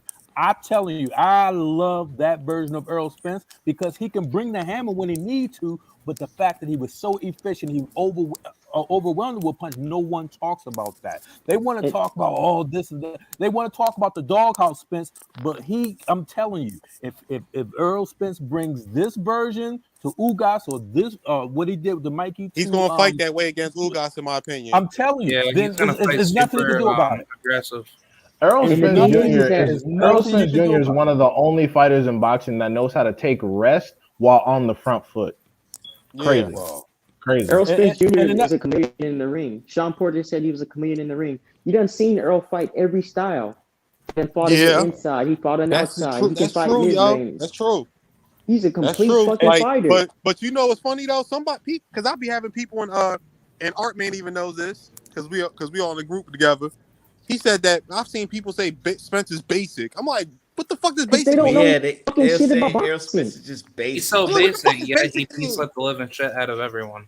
But it doesn't matter what they say because you can be basic, but if you have a mastery of the fundamentals, you'll be solidly beat everybody. Like look at Marvin Hagler. Marvin Hagler wasn't slick by any means. Marvin Hagler was a fundamentalist by all accounts, and he wasn't very slick. But guess what? 60 fundamentals. But guess what? 62 wins, 52 knockouts, only 3 losses. And a lot of people question the Sugar Ray Leonard L. He got robbed in probably 2 of his fights. He got robbed. Exactly. He was breaking niggas off, and they never been slept, ain't never been, rocked too hard, and they never been knocked out. He only got 3 L's out of 62 dubs. So you talk about basic, I'm like, basic seems to work okay. This is the thing about don't know shit about boxing. They don't know shit about boxing. This is the thing about Spence. People want him to be a one-punch knockout artist. That is not who he is. He breaks you down. He's a combination puncher. And he's a strong puncher. He breaks you down, but people always trying to compare, oh, he's not this, he's not that. Well, look at what he does.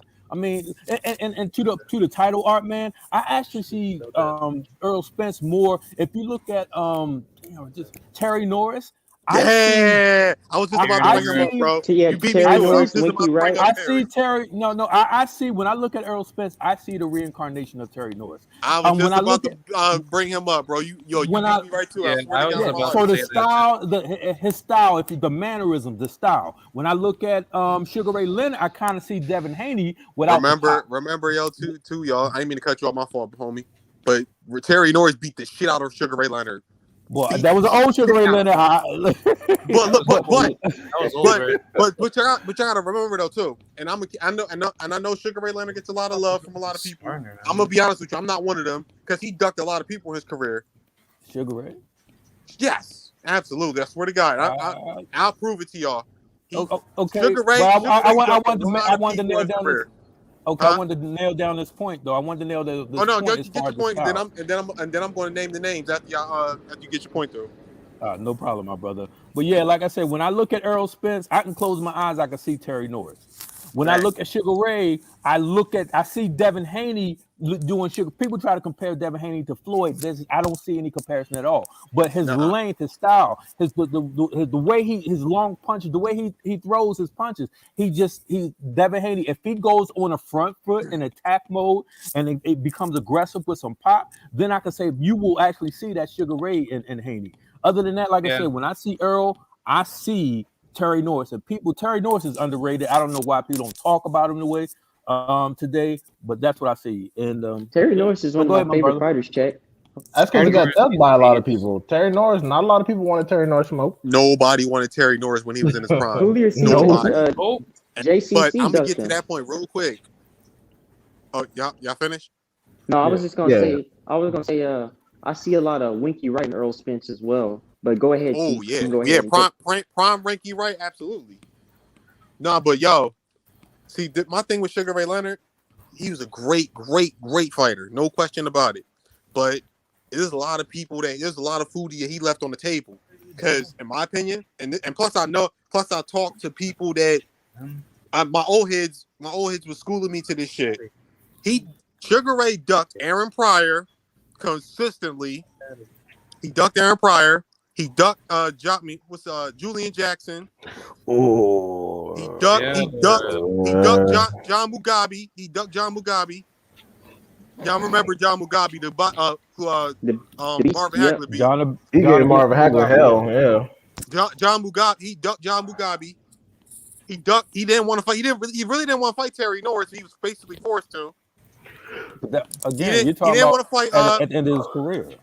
I was gonna say, didn't Julian Jackson come in like tour when he was damn near at his last few fights? Nah, Julian was there in his prime when Sugar Ray was in his prime. He was there. He was. Yes, he didn't want to. Remember, there's a one, but you. But he ducked Mike McCallum. Thank you. Somebody named that for me. Thank you. He definitely did duck Mike McCallum. He was scared to death of Mike McCallum. But you got to understand, Sugar Ray had multiple layers of careers because of the retina injury and then coming back and so forth. Yeah, that's true too. So you got to understand. So the 147 Sugar Ray Leonard. That was the best one to me. That was the best. That's one my to me, point. 147. That's right. So when you compare Julian Jackson was at middleweight. It's once right. So you listen. I cannot compare a 147. Wait, what the fuck? The best. Sugar Ray fought. You can name 5 or 6 fighters Sugar Ray beat and fought that are in Hall of Fame right now. So I will never ever think Sugar Ray ducked him. That's like when people say, and I'm gonna just nail this down real quick. People were saying Floyd had ducked what's the Paul Williams, right? No, they say he did. But Paul when Williams? you look at, right, but this was they say Paul he Williams did. They even say confirmed that he didn't. Right, but they said that he ducked people for undisputed. But you gotta understand, this was like he had one fight left. He didn't duck anybody, man. People don't put things in perspective. He went to prison and he came out, you know what I mean. And then Paul Williams lost like 2-3 more fights. So there was never any time where Sergio. Right. So how can Floyd duck these people when he's still fighting these elite fighters, when he's still fighting people who are considered very good? He came out of jail and fought Marquez at his peak. They said that. Remember that you talk about rusty. Come on, ring rust. He fought Marquez, the same guy who eventually knocked out Pacquiao. Pacquiao had never dominated Marquez. You know I what I'm thought saying? Pacquiao. So I thought he beat Pacquiao 3 of the 4 fights. I Yeah, agree with you. here. I agree with you. They robbed him because of the namesake, because of the cash I cow agree, type of especially that situation. third fight. Oh my god, dog! They Right. said That So Cotto. said, They said Cotto dubbed Triple G by fighting oh by my, fighting Canelo. Like it's like wait oh, what? get the fuck out of here. Cotto Like has never ducked. Kodo People throw would this. have stopped him. People toss this duck thing around when you're looking at great fight. I don't get it. Floyd never ducked anybody. Cotto certainly never Cotto ducked definitely did duck anybody. nobody. I agree with that one. Cotto is a warrior, and even if you know And Miguel Cotto, Cotto, he's a beast, man. he's a warrior. So I hate when people throw around the term duck because there's certain people who GGG is ducking the Charlos and the Andres. Canelo is a one of path of least resistance duck, duck march, duck walk. You know what I mean? So you got people who legitimately duck, and that's why when you mention Floyd or Cotto, I can't see those guys ducking. When you mention Sugar Ray Leonard, he fought the best. You know what I'm saying? Even when he lost to Duran and came back. You know what I mean? He didn't have to take that fight back, but he did, and he came I out and he believe the I showed agree what with Mugabe he that. duck proved who I he though. agree with was. that. No, it's just that. No, what I'm I saying, believe the homie, is just Mugabe duck that. though. No, what I'm saying is though, homie, is that Sugar Ray's resume could have been even better. You feel what I'm saying? Like that's why I said I feel like he left a little bit of food on the table, just a little bit. You feel what I'm Well, saying? again, it's two different Mugabe fought careers, around the man. same time. Mugabe fought around the same time when he broke off Hagler. I believe the Mugabe duck. I believe that one. Like for instance, the light when the Donnie Lalonde, that era of Sugar Ray Leonard. I'm not even a fan of that particular era of Sugar Ray. You know what I mean? Again, the 147 Sugar Ray, I'm telling you, that's God status to me. So Yeah, again, I there's agree with that. different eras because of the injury and things that he retired and came back. You know what I mean? And what he did. But as far as ducking, I could never put it. Maybe you see something I did, my brother, but I have never seen Sugar Ray duck anybody. He's a warrior, win or lose. He's a warrior. Nah, but because I'm watching like old clips with him and Aaron Pryor. His energy was never the same around Aaron Pryor. That's the only reason I'm saying that, bro. You feel what I'm saying? Like, I would love to have seen it, but I seen a couple, no multiple press conferences that Aaron Pryor would fucking walk in on Sugar Ray in one smoke. Like I saw that a couple of times. okay. Like, Well, who did he? Who? Refresh my memory. Who did he fight instead of fighting Aaron Pryor? I'm trying. I gotta get back to that. I'm gonna keep it 100 with you. Maybe when Artman has his next joint, because I'm gonna go back and because I gotta refresh my memory. You feel what I'm saying? Because we on the go talking right now. But when Right. No Artman problem. brings his No. next I'm just panel in, saying I'm gonna because come I back. don't know. Right. I don't know. That's why I was asking you because I know. I'm just saying. I'm gonna come bring the proof because you gotta have facts. So I'm gonna come bring that next time. Yeah. So what I'm saying is if he fought if he fought a high caliber fighter instead of Aaron Pryor, you say, oh, he fought this guy who ended up being a legend or end up Hall of Fame, then that would definitely not be. Yeah, no, you got a point with that. I ain't gonna hold you, bro. I'm gonna keep it 100 with you. You got a point with that. If that happened, because like I said, I'm gonna go back and do my studying. But if that happened, then I'm gonna lay off of that because that's just like the same thing we doing with Spence and Ugas. Man, let me tell you something. Well, This Spence is Spencer gonna fight Ugas fight. Crawford. They just gotta wait. Ain't nothing. This is what pisses me off. Crawford has only had 6 fights at 147. Spence had basically a 2-year layoff because of his car accident, and then he came back and fought Danny, and then an eye injury. So you talk about 2 years of his boxing career that's been on hold. What has Bud done since then? Now, I'm not picking on Bud. I know some people don't like Bud, whatever the case may be. I think he's a great fighter, but his highest caliber of his highest fight, his biggest fight in his career was against Porter. Now, if that is your biggest, and that wasn't even a championship fight and so forth, And then Spence beat him 2 years ago. Right. So my point is, I don't get it. I think it's a paid provocateur who are starting this. I think it's basically Al Heyman hate that's coming down on Spence. Spence is doing exactly what he said he was going to do. He said, I'm going to clear out all the PBC belts and fight Bud for undisputed, which would be the biggest fight in boxing. It will be historic because it will be Bud's second undisputed and it will be Spence's first undisputed. Exactly. This will be what I call the Super Bowl of boxing. Exactly. Right. So why would you fight the Super Bowl now and then fight the conference finals later. It doesn't make any sense. If you want to grow boxing, you need this type of stage. You need the all eyes to say number one versus number two for undisputed. This is bigger than anything Canelo has ever done. This is bigger than anything, Well, you know what I mean? Canelo Any of these never had a fights. fight of this that's caliber the thing. except Hold against up, Chet. Floyd. Hey, that's the thing, Chet. It's like I always say. This gonna be the determine the fighter of our generation, and just like you were saying, Absolutely. it's gonna be bigger than anything Canelo has ever done. They might not want that. Absolutely. Boxing does not They want might that, not want. Alan. Boxing does not want that. That's the reason why they have been discouraging it. This is the reason why they want Spence versus Bud now, because it won't be for undisputed. See, when they have just one of them and then against a lesser opponent, whatever the case may be, but when you got the number one versus number two, come on, this is big. Like I said, boxing does not want that because all of a sudden their little thing about black fighters don't sell and the Eastern Yeah, it's Europeans going to get dominate. destroyed. That myth's going to That get destroyed. destroys that narrative because they've been building Lomachenko he's been fighting nothing but C level opponents, and they made him number one pound for pound when he was 9-1. So when you got something like Spence versus Bud for undisputed, that wipes all that off. That's like a big tsunami comes to wipe all of that fake shit out of the way.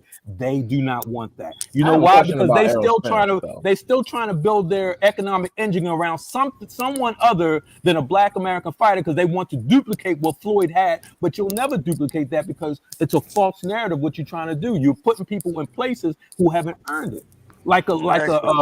Like what's the Japanese guy anyway? Anyway. Yeah. So I'm not saying he's not a good fighter, but when you call somebody a great and you put him on your pound for pound list ahead of Earl, when you had him there, but I can't listen. I'm sick of it. That nigga just fought on Tuesday. Nobody even knew. At like 3 in the going up morning. on a Tuesday and right because again. And it's substandard opponents. That's the reason why they want Earl versus Bud now and not for undisputed. Go ahead, my fellas. That nigga had his pro debut in a prison. I was like, oh hell no! I know they ain't talking shit about Tank. This nigga fought on a Tuesday at like 7:30 in the morning. I clocked in for work and I cut that shit on. I was like, let me see this bullshit. And of course he watched dude, but dude was nobody. But I have a question about Errol Spence. What y'all think the public reaction would have been like if Errol Spence came back from the car wreck fighting green beans? They would have been ripping him. I'm just. And I ain't gonna lie. I was one of the people who told EJ to take a tune up, just to get get your feet wet again. But he took Danny Garcia. Danny Garcia was his tune up. Danny Garcia was his tune up. I knew he would watch Danny, so I was like, go ahead and get his ass out the way, so we don't have to hear about him. He took a top 5 welterweight. And Earl said he wasn't even 80% of himself. Earl said, I'm not myself. And he still did what he did. I'm telling you, people better put respect on his name. This is the thing about it. You know the hate is false and fabricated against Earl because he fights everybody. How can you say he ducking Bud? Then who has Bud ducked if Sean Porter was his highest caliber fighter? And EJ beat him 2 years ago. So have y'all done the research on his strength and conditioning? Like the fit to box people, because people have been talking about Blu-ray, but have y'all looked up the fit to box people? Are they cool? I don't know anything about any of that. So No, I haven't seen even with Blu-ray, I've never studied his strength and conditioning. I see the Blu-ray guy getting a lot of publicity right now. But because Alan, you linked the video to his road to undisputed, and his strength and conditioning appears to being handled by these fit to box people. And I watched the videos. I was just like, did anyone know about them? Are they cool? Have they had a history with somebody besides Errol Spence, or is Errol Spence giving them their first little shine? I think EJ just giving them a little bit of shine, but honestly, I think he's doing both. I think he's working with both of them. He's working with them and he's working with Blu-ray because Blu-ray still communicates with them. One thing I love because I be talking to I talk to Blu-ray more than a few times when I'm on different channels, and he, Blu-ray still plugged in with him. So one thing I love about Blu-ray is that one thing I love about Blu-ray is that he doesn't record anything. Facts. He records nothing.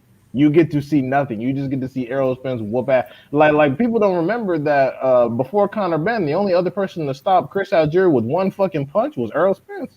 Yeah, Errol Spence stopped him. Yeah, that's it. Just one glancing left hook. And everybody else was going he was going 12 with everybody else. Yeah, one little fucking glancing left hook, and the referee was like, "Oh hell no, cut this shit off. You finna get destroyed." Nah, but my whole thing is though, like like y'all, like who's that? Who's that? I'm trying to see what his name is. Like, cause he brought up a lot of shit that made me think, like, damn, like, yo, the hate on EJ really is real. Who? Like, cause fucking You he's talking about doing me? huh? No, the guy that's under me. I'm trying, like, the one I was talking to about Sugar Ray Leonard. That's checkmate. Oh, Oh, checkmate. checkmate, that's the name. All right. Nah, see, I'm gonna subscribe to your channel after we done because you look like you got some good shit. But my whole thing is though, like the disrespect that EJ gets is fucking ridiculous. Now that I'm even more thinking about it, I thought about it before, but now I'm like, hold up, this nigga fighting everybody. What the fuck? Hold up. Earl has never ducked anybody. The And hate he that get ready to it's fight Ugas. manufactured. Listen, it's Oh man, propaganda. It's propaganda just to put a negative spin. It's like when you can't. And I made this post the other day. I had this fireman looking at a fire, and I was like, "This is Bud's fans. When you can't have your way, you just want to burn boxing down." You know what I'm saying? So this is something that it's an orchestrated event. Like for instance, I think Eddie Hearn when they started, all of a sudden I think it was after what's his name Andre. After Andre won his last fight, on cue, you had certain people say Andre Charlo, Andre Charlo, Andre Charlo, right? It was on cue pushing that, you know what I mean? Because again, people get paid to push these narratives.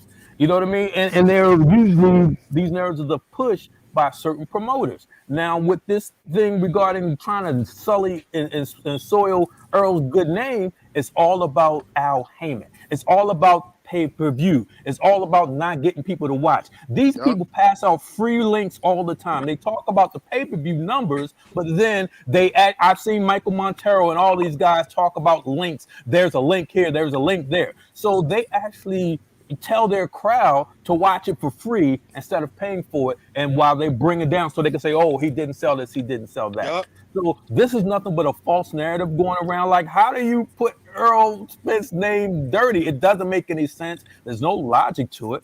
You know what I mean? These are the same people who don't even watch Bud for the Damn sure most don't. part because Damn Man, sure don't. Bob but Arum don't watch Bud fight. Bob And that's the thing. And that's the sabotaged his thing, though. career Y'all, I purposely. like Bud. I like Bud. I fuck I with like him too. He's a great Bud, fighter. Bud, But Listen, the thing is, though, like, Bud, why y'all telling people to boycott a fight when y'all don't even pay for his fight? man, the first of all, let me get this boycott. If someone calling a boycott Earl versus Ugas 3-belt unification, Facts. then if you're calling for that, then you're not a true boxing fan. You're some paid provocative agitator. Agitator, provocateur, whatever you want to make be. You're not even for boxing. What if you listen? If you choose not to pay for a pay-per-view or watch a particular fight, that's a personal choice. Nobody would bother you. You know what I'm saying? I don't buy every pay-per-view, but I don't ever come on and say I'm not like the Charles Martin fight. I'm not paying for that. But Fuck I'm no. not telling anybody I like- else. I'm like not Luis saying I'm because I'm not interested in it. I'm not telling people to boycott it. I'm not. I haven't even shared. That's Somebody actually said, I'm going to be gonna a pretty boycott this pretty and hot boycott card that. to be quite honest. yeah, it's I like It's gonna be pretty hot. because I like Frank Sanchez, but I don't know. For me, it's listen, brother. I'll watch the highlights on YouTube right after the fight go off. That's the way I look at this particular situation. But my point is this: it's a personal choice. I didn't bash anybody. I didn't say this. Don't do this. It's a personal choice. But when you say boycott Earls versus Ugas because Earl is ducking Bud, that lets me know there's a hidden agenda. You know what I mean? There's a hidden agenda. People getting paid money for this agenda. And this is all about pay-per-view. This is all about bringing down Al Heyman. There's a bigger picture to it. Because, again, I didn't say bash Bud because he fought Eagles. You know what I'm saying? I didn't say bash Bud because he fought all these guys' names you can't pronounce or all these guys' names you never heard. I didn't say any of that. You know what I'm saying? So what this is an anti-Al Heyman, anti-PPC. It has very little to do with Earl. Very little. Because if this was the case, all this they're doing all this complaining now because he's not fighting. Earl's not fighting Bud. Then why didn't they do all this complaining when Bud was fighting No Names? I don't get Oh, it. real shit. It doesn't make any sense. But they were saying people were ducking Bud, and then I proved that wrong because I was around Danny. I was actually around Danny Garcia when that offer was made, and Danny was like, "Yo, I fought bums for $3 million. I'm not fighting on a nigga platform, and Right. I'm getting less money than American. A nigga I knocked the fuck out. Right. He told me this. I was Right. at one of his parties here in Philly. They can't He told answer me you. this. Right. And then people, When and you then say people that, they got, can't answer you. but then I gave them word for word what Danny said, literally every word, and then nobody had a rebuttal because I fucking told the, and then they put it out that Danny ducked $3 million. Like Danny fought Rod Saka for $3 million. He hasn't fought for less than three. He hasn't fought for $3 million or less since 2015, 2016. No, they tried to pay him $1 million. They tried to the first go around. They tried to pay Porter $1 million. This is all them lowballing all these guys to get them on the Porter platform. wakes up out of his bed and makes $1 million. Absolutely. So if they don't fight for that money, you can't fault somebody for fighting for being underpaid their value. You got to understand, Bud's two biggest, highest paydays were against Porter and Amir Khan. These are two ESPN non-top ranked fighters that had to elevate his pay because they demanded more. Don't blame, you know what I mean? So, and I heard that Khan got more than Bud. Absolutely. Absolutely. Khan got like 7 million, Bud got 5.5 million. Yeah, because he got the extra two from the UK pay-per-view buys. I always ask this. I go, okay, so the prevailing theory is everybody just ducking. Okay, cool. So let's go back to what Crawford recently said. Crawford recently said that Bob Arum was the primary reason that he couldn't get the fights made. And I always just ask Bud fans, is Terrence Bud Crawford? I always just ask Bud fans this: is Terrence Bud Crawford a liar? Yes or no? Is he a liar or not? And usually it's well, because the thing is, if he is a liar, then why the fuck are we listening to anything that Bud says? And if he's not a liar, then nobody's ducking. That's real shit. Listen, the fact of the matter is people are mad because Errol Spence had a plan, and he's following through with his plan. Get all the PBC belts, then fight Bud for Undisputed. Don't fault Errol Spence because Bud's career was sabotaged by, you know what I mean, by the Bob Mafia. You know what I mean? Spence is doing exactly what he said he was going to do. So how he's not taking a lesser opponent. He's taking the opponent who is a champion who just retired, Manny Pacquiao, who actually, in my estimation, beat Sean Porter. So he whooped Sean Porter. Right. So he controlled the shit out of Sean Porter better than, I'm gonna be honest with y'all. Not to get off subject, but he controlled Sean Porter better than Spence and Crawford did. Well, and that's true. It was two different styles. Sean Porter did not fight Crawford or Ugas aggressive the way he fought Spence. You know what I mean? He was kind of tactical, very tactical against Ugas because of his length. You know, and Ugas he couldn't get around Ugas' jab. He couldn't. He's a very strong guy. Ugas is physically big, strong guy, and Porter was very, very cautious against him. Versus Crawford. Go ahead. I mean, okay. Versus Crawford, Sean Porter actually said, "I, you know what I mean. I didn't have a good camp. I didn't go through the fire. You know what I mean. Listen, the guy, he was doing his commentating. He was contemplating retirement after the Errol Spence. He did not fight. He said, I did not give the old school Sean Porter. He said, I was trying to save it to the end of the fight, whatever the case may be. So remember, Bud only landed 93 punches on him. You know what I'm saying? Yeah, for real? You know, only 93 punches. Shit. Yeah. I thought, wow. He wasn't throwing most of the fight. He was too busy on his toes and clenching. Yeah, he was just diddy padding. Yeah, if you got Twitter, my brother, I'll go ahead and send you. I'll send you a clip I made of that kind of points that out. But Sean Porter actually said again. He said, "I wasn't myself. I wasn't the old school. I was trying to preserve to the energy. I didn't know if I gave everything at the beginning, if I wouldn't have it at the end. It was a very cautious fight, but even so, I still had him demuted. Sean Porter, I had him winning at the time of the stoppage. That the time, and it isn't like he got knocked out. KP." Did that. Kenny Porter's the one who stopped that fight. You know what I'm saying? You seen what Fury got knocked down twice and got up and ended up winning. You know Exactly. what I mean? So again, Wilder had got knocked down, came back, in round after round and the things of that nature. You just don't give up because and he got right up. So you got to Sean look at Porter the was version fine. of. You got to look at the versions of Sean Porter and what he gave. The version of Sean Porter that fought Errol Spence would have dominated. But this is my opinion. I think Bud's a great fighter, but his styles make fights. He would not be able to handle that pressure because he did not handle the pressure when Porter was giving him the pressure. He was on the back foot. He was flipping jabs, moving, trying to get out of the way. But when Porter caught up to him, he caught up to him. You know what I mean? When Porter, when Bud hit him and he put him down, Porter was swinging wild hooks, head down, and you know what I mean. And so he used his momentum to get him down. Because when he was coming forward, he leaned straight into a straight shot, and that's actually how he went down. So he actually used Sean's blind aggression against him. Right, But and I know the again, biggest issue. I know the biggest issue for a lot of Bud fans is the money, and I hate talking about it, but I said it before, and I'm gonna say it again. If y'all really concerned about the man's percentage, like I said, talk All to his Bernie, fights. talk to Bernie, talk to Bo Mac, and just cash app the nigga the difference. That's all y'all gotta do. Get together and just cash app him the difference so we can get the fight. It's that simple. Well, listen, I this is don't the really thing, D. care about any of This is the the thing. people who talk about percentages. They don't really mean that. They're just doing again. These are agitators, provocateurs. They're not even caring about it. They're just looking for something to argue about because the percentages mean nothing for The a fight thing, that's not even in negotiations at this point. the thing is that if they didn't care about the money like they said they would just tell Bud to take whatever percent and let's get this fight going. And then cash app him Exactly. the rest. All That's all there you is gotta do. to Just it. cash app the nigga.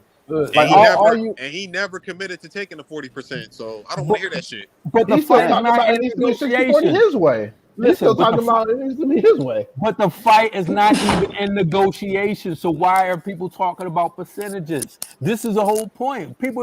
It doesn't make any sense. Errol Spence has never ducked anybody.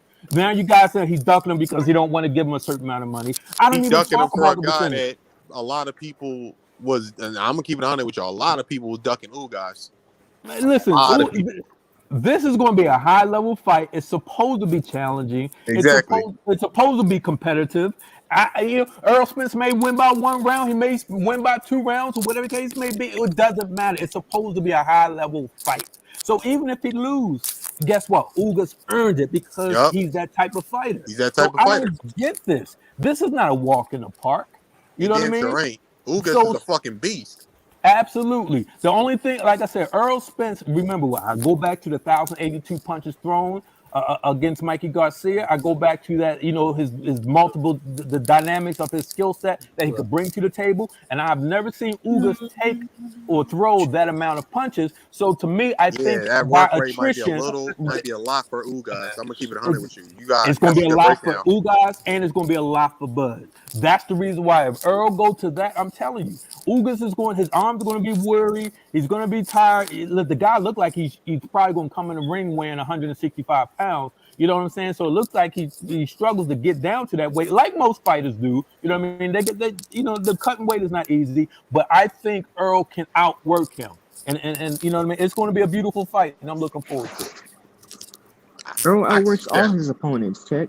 Earl outworks all his opponents. So it's gonna be a great fight, like you said.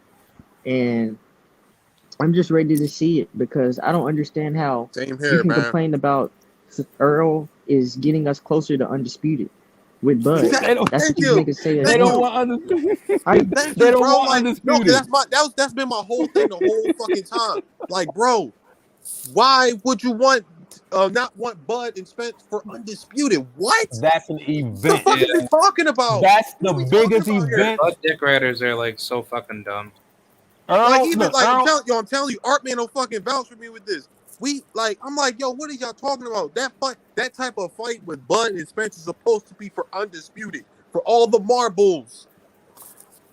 listen, Earl versus Bud for undisputed is going to be the biggest fight since Floyd versus Pacquiao. Facts. It's the biggest fight since Floyd. That was an event. This is the thing you It's gonna build be the fight same thing cards with that around one. us. Absolutely, because no people. Oh, now I hear people saying, "Oh, it's only going to be 300, 400,000." I say, "But are you going to watch it?" Yeah. So how are you going to undersell a fight that you're claiming that you're going to watch? You know what I mean? For undisputed, this is not just for the regular degular fight, or this is for the Super Bowl of boxing. Listen, when you think about Buzz Undisputed, you don't even talk about Uganda. What Fuck is no. Idongo? We don't even know who that dude. I don't even know where he is. He I got haven't even he got seen the him with his shit beat fight. out of him after Bud. Right. I don't know anything about the guy. When you talk about And Dongo was a southpaw like Spence, remember? right. And when you talk about Canelo's undisputed, Oh look, my and god. when you talk about Canelo's undisputed, you're not going to think about that. You know, I believe it, so.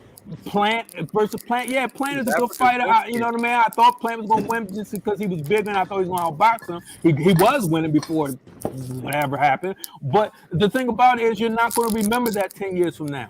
You're not going to remember undisputed. What's his name? Josh Taylor's undisputed 10 years from now. You know what you will. let me tell You you, know you what checkmate. you will remember forever. Bud versus Spence for undisputed will go down in history. Leonard Let me tell Hearns you, type of checkmate. glory. Yes, sir. Checkmate. I was born in 1995, right? It is 2021. You know what I did today? I went back and watched Sugar Ray Leonard versus Tommy Hearns for the very first time. And before I watched it, I read the bio on the fight, the year it took place, and all that. And I was amazed. I was like, man, this is a. I always heard about the fight. I always heard about it. You know why I always heard about it? Because I heard it was such a great fight. Then I watched it, and it's exactly, but even more, what the people said it was. That Do was a you great think fight. people what? When was that fight again?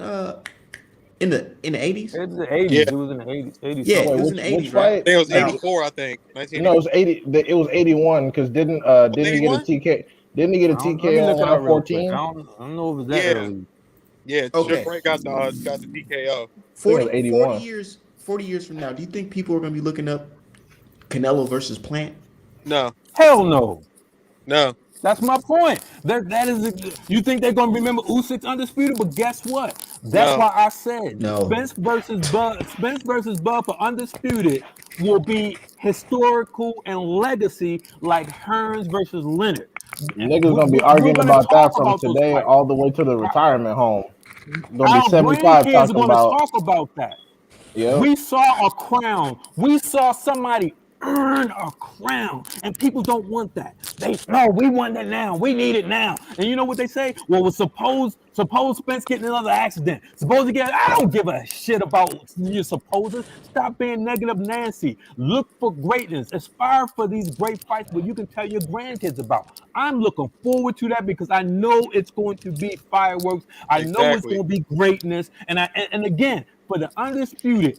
And this is not. This is going to be undisputed as well as your mythical pound for pound. Number one, this is going to be an all-time great battle of attrition. I know who I'm picking to win, but it doesn't matter who I'm picking to win.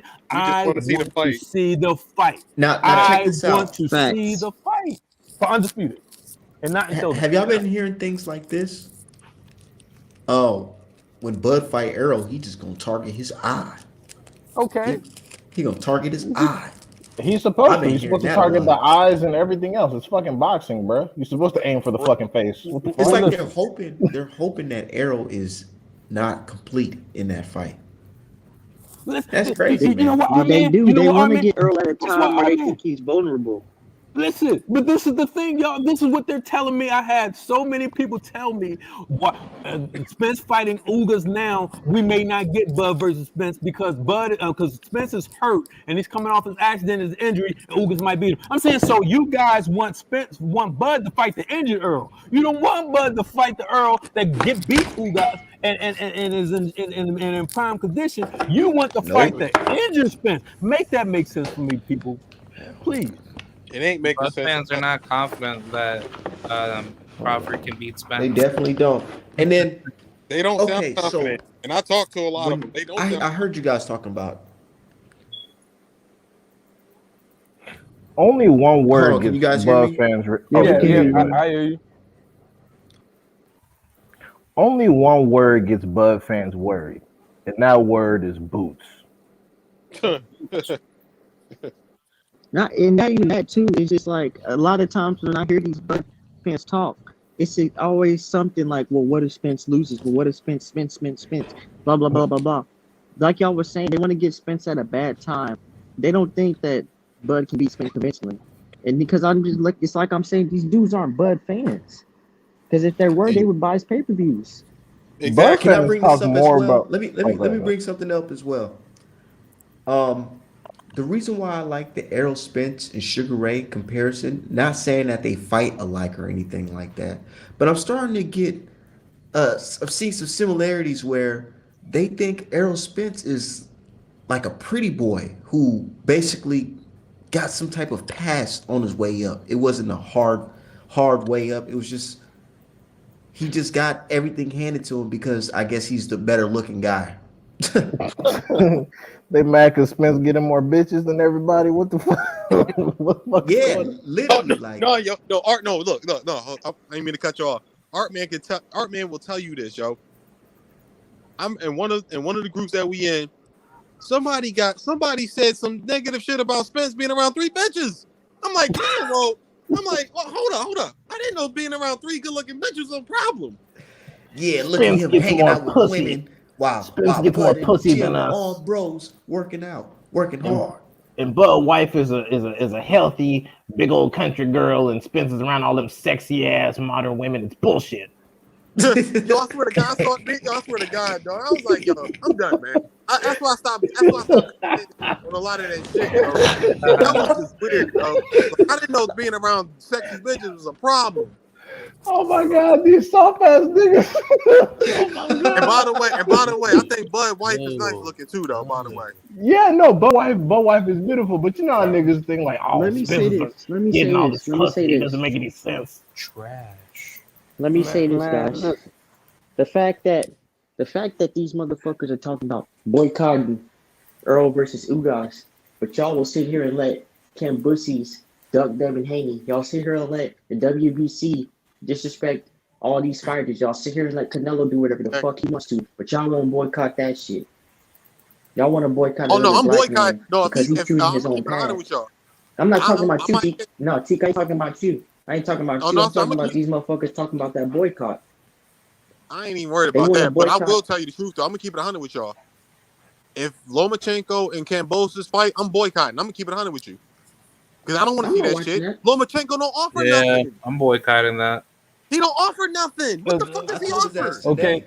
I Hey, told his see. ass today on Twitter. I at him. I said, George Gambussy, take your Okay, ass but back down under.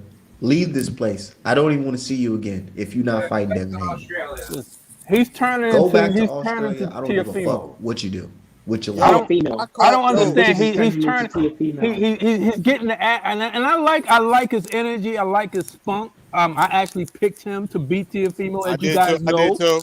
I did too. So, but I don't. Yeah, But anticipation for him to right, fight Devin Haney right. after. But listen, I want. But I don't. Now he's talking about Devin Haney need to sell his jewelry to this and that. I don't like that talk. I don't like because that has nothing to do with boxing. You know what I mean? It's That about the was some low best key fighting the racist best. shit, man. It was about the best fighting the best. Now I don't now George Gamboa talking shit, say I'm gonna beat this, I'm the king, I'm the baddest. But when you start getting into narratives like that, you sound like Teofimo. Teofimo won he was a 15 and 0 prospect. He beat an overrated 15 and 2, 11 knockout, overrated hype job Loma, who I actually picked Teofimo to win, and I won some money off of that fight as well. I won You money know, off Tiafimo too. I'm so gonna keep it honest. so right, so and I picked him because I know Styles makes fights. I didn't. Loma has the better boxing skills, but I didn't think he would be able to handle that strength and the size, and he wasn't going to be able to bully him. So I figured there's no way he's going to make it through it because he's been fighting all this. Luke Camp, come on. Bro. So my point is this: George Kambosos, I like your energy. Bring it to 135. Yes, yes, yes. But when you start talking down, and if you fight Lomachenko, who's already lost, then you're telling people you don't want to fight the best. You're telling people that I'm going backwards because all of a sudden, because now I'm going to go ahead and put these guys on the no black fighters list. You know what I mean? The NBF list. So if you're doing that, brother, you're taking a step backward. Stop insulting people about jury and this and that, and tell them what they bring to the table. You know what I mean? As I recall, what 4,000 people showed up to your fight. So it's not like you're filling the seats. The You know what I'm moment saying? Devin The Haney moment sold more than all Cambusi them niggas except Tank. the Hey, moment Cambusi told me that he told us that he was sticking around to scout out other fights, I smelled duck sauce. I was like, oh, what the fuck you sticking around for? Isn't Devin Haney the only fight that makes sense right now? I was like, oh, why the didn't he moment go he to said he Tank's was dressing room? Why didn't he go to Tank's dressing room? Usually fighters like that, like, hey, they congratulate him personally, whatever, yeah, let's get it on. He never did that. I saw in the crowd when Tank was leaving, Tank was going through the tunnel, and Cambosa just looked over there. He never called his name. He never waved. He's nothing. He was like, I don't know. Like, and then he gonna say, well, Tank didn't put on a great performance. The nigga dominated with one hand. He beat a very Facts. tough, a very rough and tough Cruz, who I told you guys was going to be like Castano for Tank. And I also I told you know. I guys, said the same thing. and I also said, don't be surprised if this fight goes the distance. I said this before the fight. So my thing is, he did that, but he with one hand he beat 8-4. The way I scored it, he won 8 rounds I'm to gonna say 4 this. with one hand it's with a like broken hand. And you're what gonna I'll say talk shit about this. that, Cambosos? well, it's like this. It's like what This is I what I'm said. gonna say. Hold up. Hold Cambosis up, is dude. nothing. Cambosis is nothing to Tank. Cambosis not gonna get access to Tank dressing room. Well, he should. I mean, all these other fighters get the same type of access. You know what I mean? When they want to Well, this is the congratulate a thing though. fighter and make a fight. You know what I'm saying? It's about respect. This He this would is the be showing thing. Tank respect. This is No, why you I know what's called him crazy though, Ken Bussy. y'all? This is why I Like, came up with that why? name. Oh, my fault. Go ahead. Go ahead, bro. My fault. This is why I came up with that name Ken Bussies. Because he's selling wolf tickets. Or The George motherfucker or George knows. Fraud Boses. Listen, I call him Ken Bussy because it has a better ring to it. he's You know, he's probably the he he just he's selling wolf tickets. He knows what fight's gonna get him the most money. He knows It's what Devin fight's Haney. gonna It's be not for even legacy. close. He knows he can go to Australia with Devin Haney. You're not going to Australia with Tank. Or Tank's not gonna go for Lomachenko. that. well. He'll make the most money fighting Tank. He'll get undisputed versus Devin. He'll make the most money versus Tank and the biggest profile versus Tank. Either fight, if he fight Tank or Devin, I'm fine. But I did say for me, my dream would be Tank versus Devin Haney for undisputed. So I kind of lean towards again. If he fights Tank next and Tank gets the belt and then Tank fights Devin Haney for undisputed, that's my dream. But if he fights Devin Haney for undisputed now and then I'm cool Devin with it. still fight Tank, that's whatever the case may be. So either way, but to bring Lomachenko up in this conversation after Exactly. he fought two retreads. He fought Nakatani and Comey. Neither one of them to me are even top 8 at Facts. 135. And And I and they had were somebody try to all tell me that they overblown. was Oh, that you Richard can Comey was. I'm like, what? Richard Comey was They're never not on the famous for radar. Come they're on, not man. famous for anything but losing. All they're famous for is fucking losing. That's all they're famous for. Richard Comey Richard was Comey fought. He won a belt in his 30th fight because he was fighting in Africa and fighting for the And he in fought a Europe and vacant. things of that He nature fought for and a fought fucking vacant vacant. and he lost it 2 fights later to a 14-0 prospect named Teal.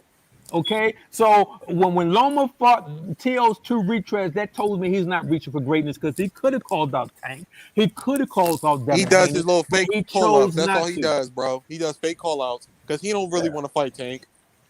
Because he know Tank Well, gonna knock his fucking block off. He could have fought Tank. He you never know called. what He never guys if tried you it. want the They He could tried have to call fought Tank Tank out after when he Tank was a lost. prospect. Exactly. He only called Tank out when he was a prospect. Seriously. Listen, not only that, the bigger picture is this, right? They called Tank out when he was a prospect, right? But you know what the thing about the Floyd and what they're doing is smart? They said, you know what, we're going to build a brand. Because if Tank would have fought Lomachenko at that particular time, would he made, what, $1 million? So Yup. now Tank is running the show. If he fight Lomachenko on pay-per-view, Tank can make 15, 20 million or Yup. more. So, or 30 million. So the point is, Floyd did the right thing. Like, why you guys want me to fight the best fights for Tank when you guys still talking about he ain't nothing? He ain't on your pound for pound list. He ain't doing nothing. Tank I'm about to say firmly y'all had to. disrespect him anyway.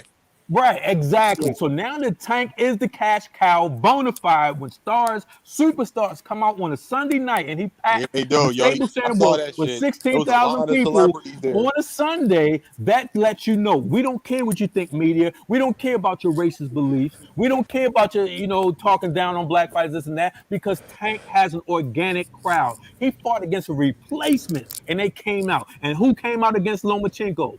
Who came out against these guys? Nobody. Who Nobody give came a out fuck about against? Lomachenko. Yeah, Cambosos versus Cambosos versus Tio. Tio. They fought in the Hulu Theater underneath the Madison Square Garden in front of 4,000. Loma did 8,000 in a six, and did less than 50% in the big building of Madison Square Garden. So you trying to again. Tank Davis is that star, not only in his money power as far as the money is concerned, but when he gets in the ring, he performs.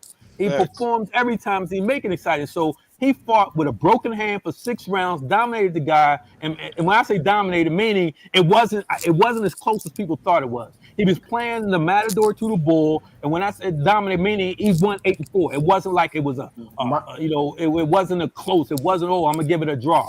People were saying Tank actually lost that fight. Tank These did not people lose that blind. fucking fight. my biggest question though is that Bud fans seem to be more concerned with Spence's career than actual Spence fans. So here's what I want to know: while Spence is doing all of this, who exactly should Bud Crawford be fighting?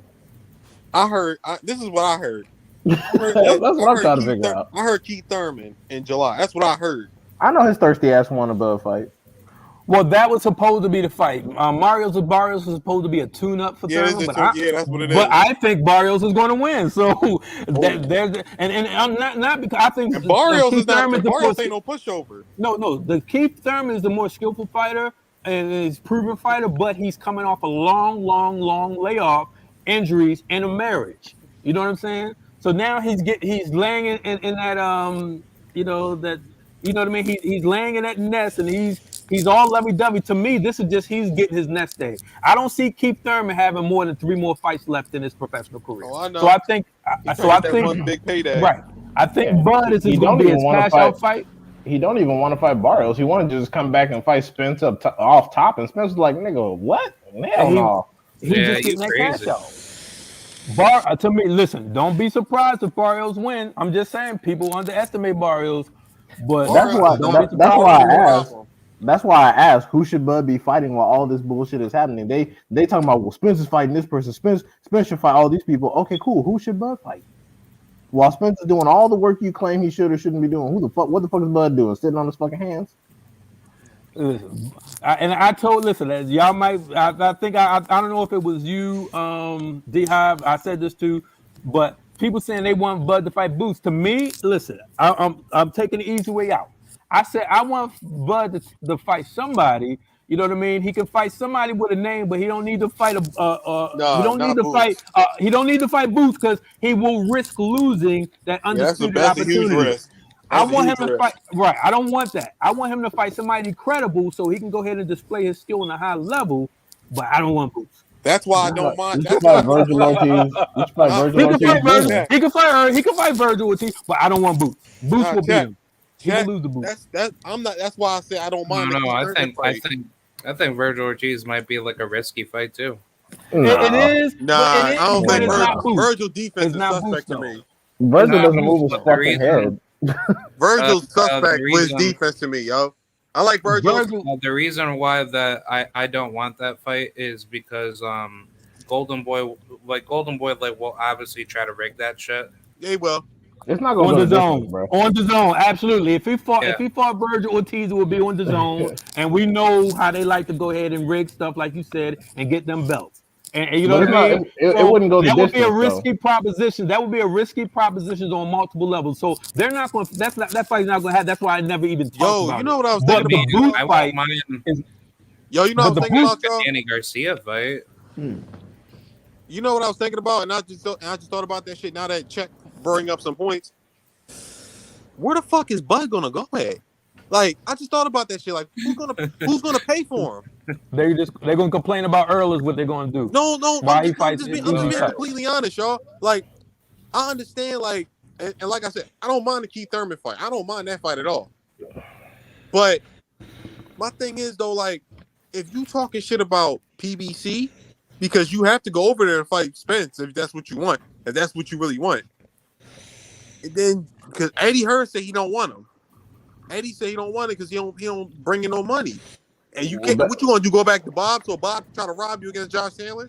If he go back to Well, the thing is if he that they're resign paying with him. Top Rank, bro, oh my god. Oh Well, no! If listen, he goes back to Top He- Rank, I'm ripping him I'm ripping him apart. I'm serious. That's Man, he straight, already Bob Arum that's already straight talked duck about. sauce. Bob That's straight Arum duck already sauce. said things like he'll sign Terry for a 1-fight deal against Josh Taylor. Oh my god, he bet not. listen, It, nigga, he I swear to God. listen. Yo, His I ain't gonna best. lie. And I've been a Bud fan since he been out forever. But that will, if he goes back to Bob, I will officially turn in my Bud fan card. Well, who is he going to fight Hold over up, there? y'all. There's nobody for Exactly. him to fight over there. His best bet is to fight Josh some Taylor, that's PBC it. fighter. He Well, said, that's y'all know it. what he said? If he fought Well, Josh Josh Taylor, I Taylor's would with watch that fight. MTK anyway. He just Right. fights on fucking Top Rank. Yeah. If he fought Josh They're Taylor, saying I that would definitely watch that fight, Bud versus Josh. But it ain't Oh, gonna of course, happen I will because watch it too. but Taylor got a fight coming up. So that's Bud need to have a fight coming up now while doing Earl fight during the time Earl. Exactly. But That's so why I it said needs to wait till be Keith they're, Thurman.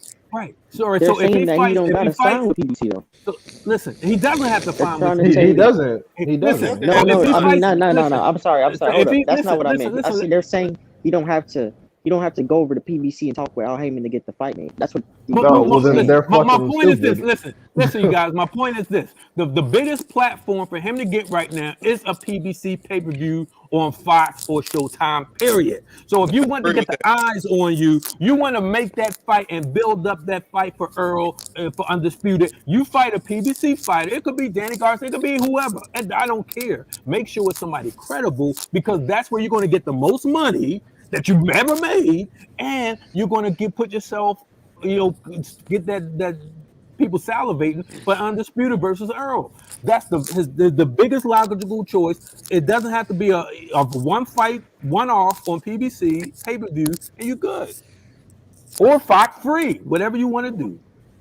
And since you that nigga, I mean, you can just go ahead with Earl. You can sign a little 3-fight deal, win or lose, and if you lose, you can break off some lower tier motherfuckers and be on about your way.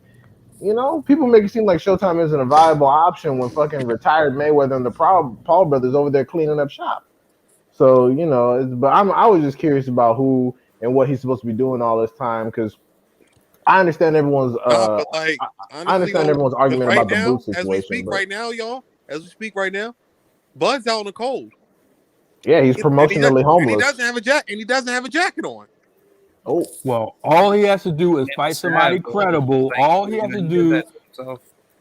fight somebody credible on a PBC platform where he can get the most views. Don't go Facts, I fight agree on with it. that. Don't go fight on an app.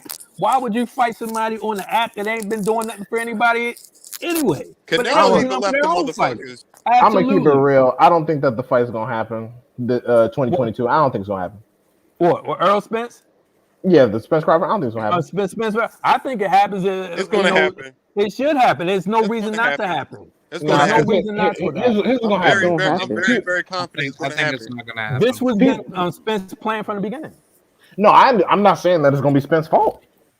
I'm not saying that's gonna be Spence's fault because they're already Bud fans are already greasing him up to be like, okay, but like if you go on Twitter, 50-50 Hey, Bud. or it's a duck, 50-50 or it's a Bud. duck, Bud. like shit like that. So they're already greasing him up, and y'all all know, with all due respect, I like Bud as much as the next man, but when it comes to business, how he think. Yeah. He should be getting everything off top because he's fucking Bud, and that's it. He's gonna go to other promoters. He's gonna go to Spence with that bullshit. Now look, I don't care what Spence offers him. I really don't. I just want to get the fight made. But it was like my thing about it is that when the contract come down, sign and start camp.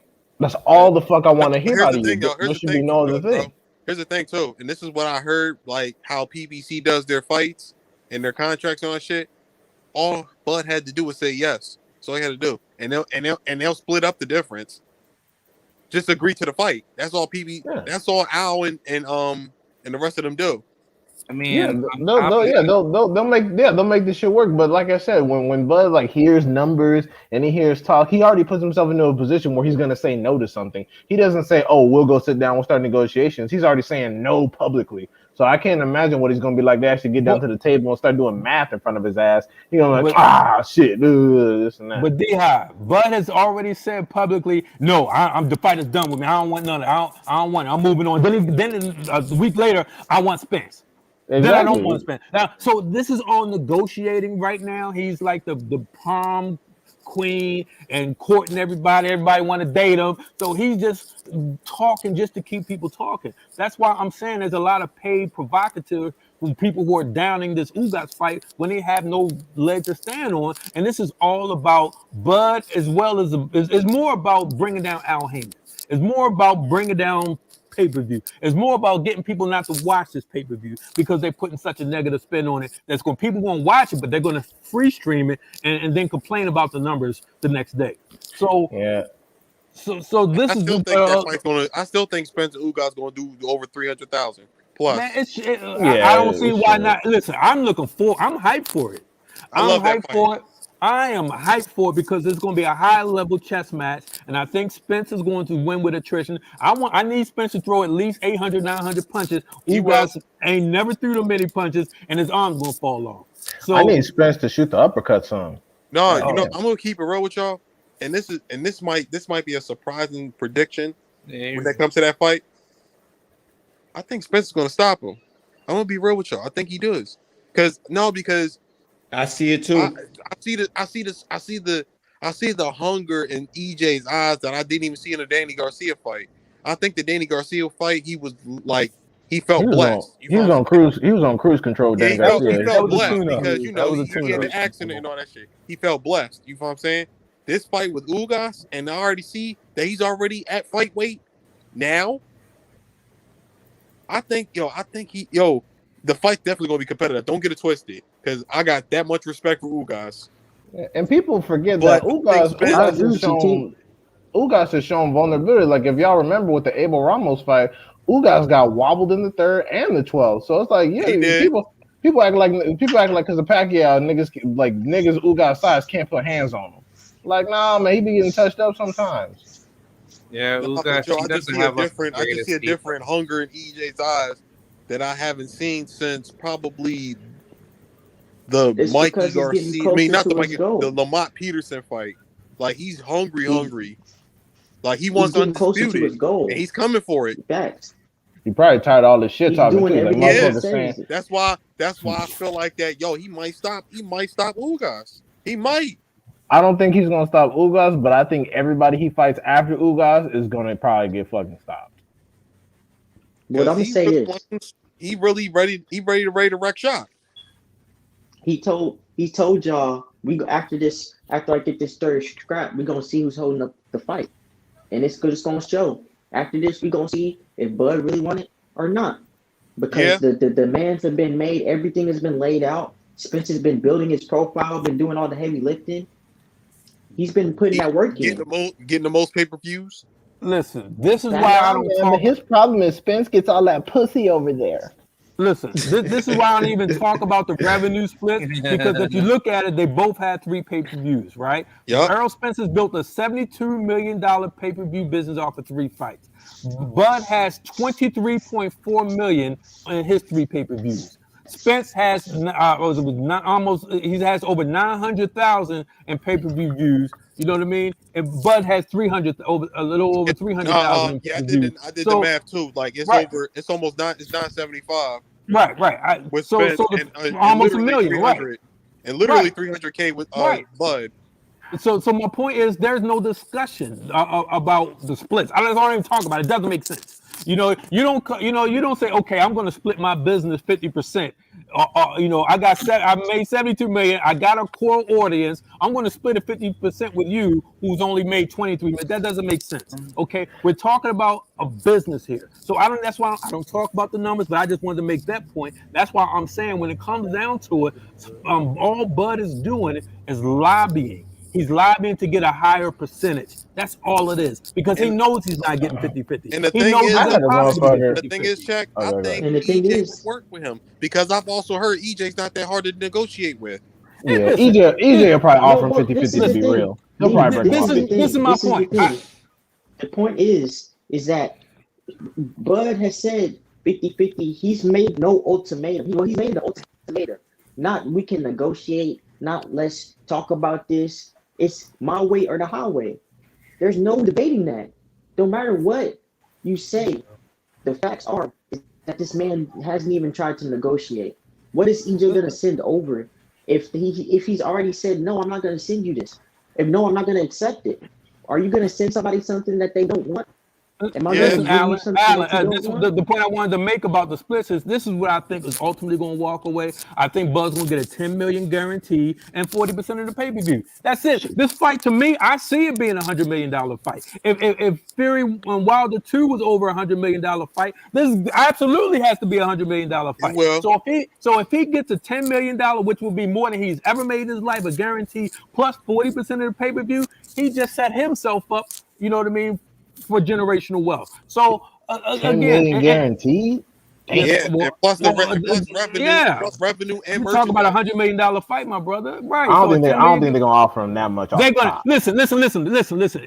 If Amir Khan got 7 million to fight him, you know what I mean? Come on, brother. If he just made 5.5 fighting Sean, we're talking about the number one versus number two, the biggest fight in boxing, the Super Bowl in boxing, and for undisputed. Come on, And yo, brother. another thing too, That's worth a check 10 too. million guarantee. Another thing too, check. Sean Yes, sir. Porter. When they asked Sean Porter about when he fought EJ, he asked him about the money. He said, absolutely, the money is there when you fight Spence. Like that's the most money he ever made when he fought Spence. He said the money is there and then some, and then you get more. Listen, So this is the event. I'm talking about everybody and who is everybody. Everybody who's everybody is this going fight's to even gonna bring the come out cash to over. this fight. This is $100 million fight. So the 10 million guarantee, this you talk about what Wilder and Fury was getting. You know what I mean? Before then Fury ain't nobody knows Fury. You know what I'm saying? Yeah, So my Wilder point is brought that this. nigga back to life. Right. No, and then even after he fought Wilder and when he ran to Top Rank and got those easy fights, he didn't do shit. Nobody came out. He was selling 3,000 tickets and giving I know. 3,000 pumps. I remember You that know what shit. I'm That's saying? why I say he Nobody needed so Wilder. and nobody's talking about him now. So that tells you how big of a star he was. It was Wilder who's that star. So Yeah, my point is this. exactly. Thank you. So the thing is, 10 million. Yes, he's worth. If this is going to be one of the biggest fights of our generations, he deserves that. Bud deserves that 10 million guarantee. But Facts. again, I agree. 40% of that pay per view is still generous, but it's well deserved because this is what's going to elevate this fight. You know what I'm saying? So he will not argue about that. So right now, I think what they're arguing about is probably when they talk about that, they probably say, okay, listen, he's going to get the 10 million guarantee. I'm telling you guys, tell me when it happens, you're like, damn, that checkmate, he called it. But he's going to get at least a 10 million. He's going to get about a 10 million guarantee plus 40% pay-per-view, and that's going to be it. So that's why I don't even That argue fight about it. that pushed him over. Like, cause I remember I was on BFTB's channel, and me and him did the numbers. Bud will get at least. Bud gonna walk away with at least like he did the 40% too, along with like the guarantee. Bud would walk away with at least 25 to 28 million. Absolutely. That's my point. That's the part. That's why, again, with the 10 million guarantee, you're not going to argue over pennies when it's $100 million fight. You know what I'm saying? So, Well, Bud arguing over imaginary money right well, now. that's you get. That's my point, D. How they're arguing just to keep the conversation going. That I don't even entertain those talks Yeah, that's a about good splits point. That's a good on point, bro. Twitter. That's a They're good just doing it. They're keeping his name in good, all publicity, good, bad, or publicity, good or bad is publicity. And they're gonna complain about this fight with Ugas, and he's gonna fight some nondescript person, and they're gonna continue to argue about the splits. But I guarantee you, he's gonna accept once that undisputed fight is nailed, and Al Heyman says, "Here, brother, here's this 10 million guarantee plus 40%." He's gonna say, "Where do I sign?" Nigga, Facts. you was in a slave ship with being sabotaged by the Bob Mafia for how long? And you ain't your two highest paid was for 5.5 million and 5 million. Come on, brother. You ain't gonna complain about that. If Bob couldn't do this for you, you're gonna take this. And you know what? Hello, we got to think about the rematch. We got to think about a rematch that could be even bigger. So he ain't gonna shoot himself in the foot. He gonna say he don't need Errol. Yes, he does need Errol. He needs Is Earl he? for everything right now. Is he a Hall of Famer? 100%. Buzz walks. He does the moonwalk backwards into the Hall of Fame, right? Yep. But just because again, undisputed, unblemished record now, a champion at 147. The three division. He walks in. That his ticket is punched. However, his money ticket is not punched. Earl is the only person that can punch that ticket for him. So he does need Spence for that. Other than that, you're gonna keep fighting for $5 million, brother. You can go over the zone, fight whatever, Eddie gonna pay you, but you ain't gonna make that money where you're gonna make off the biggest fight in boxing. So I'm looking forward to it. And he's just talking and he's getting people riled up. And if you're a Bud fan, you should not complain about him getting a 10 million guarantee and taking 40%. And if you do, But I don't ever want to talk to you about boxing ever again. I It's gonna agree, Because be you're fun. It's because gonna you're be because you're funny not as a fuck. boxing fan. It's gonna be funny as fuck if Barrios fuck around there and fellas. win. Cause Fellas, I then, gotta get cause ready. My phone getting ready to pass out, so I gotta get ready to check out, y'all. All right, All right, T. my brother. oh, But What's peace, your T. what's your Twitter name, my brother? What's your name? What's your Twitter name? my Have a good Twitter one, is T. Latik Latik T, but my YouTube channel is y'all see it Sports Teak. I mean Teak Sports Culture and Culture and Music. Talk about all that shit on there. But Teak. Okay, on yeah, Twitter. it's Teak Okay. Sports Culture and Music. So just subscribe to your brother. And Art Man, Yo, congratulations on 1,000 subs, bro. I just saw that shit earlier. man, thanks, man. I've Like been you working already hard, know, man. dude. Like I'm trying to get where y'all at, yo. I just started this shit. You say you just started? Yeah, like I'm like what 60 subscribers at most. I'm still young with this shit, but Hey, I'm T, just now starting to take drop it. your link I'm in You the just should now starting drop to chat. take it serious. drop your link in the chat. Yeah, All right, drop hold your on, link in the chat, T. hold on, give me a Oh, second. I It's don't gonna even, be I funny. want It's now gonna I'm be on. funny Yeah, as I don't fuck even know how to do. I'm gonna be real. I don't even know how to do that shit. it's gonna be funny as fuck if Barrios fuck around and beat Keith Thurman, cause then Crawford gonna want to fight Barrios, and then Bud fans gonna defend that shit with, well, he just beat Keith Thurman, so you know that's gonna be some good shit. And then when he fucking knock And he out, did hit take a couple times. yeah, and then when he knock out Barrios in like the fourth round, they're gonna be like, oh, see, Bud, that nigga, he deserve all this extra shit. It's just gonna be funny.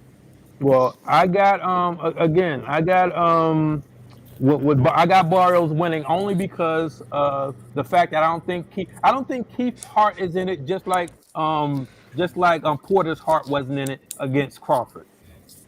Porter had his foot out, one foot out the door into retirement when he fought Crawford. He wasn't there. He didn't give his. He said that was his worst camp. He's told people that was the only time I didn't give it my all. Everything. So, and I think with Keith, he's married. You know what I mean? He's got this new life. This is a retirement check for him.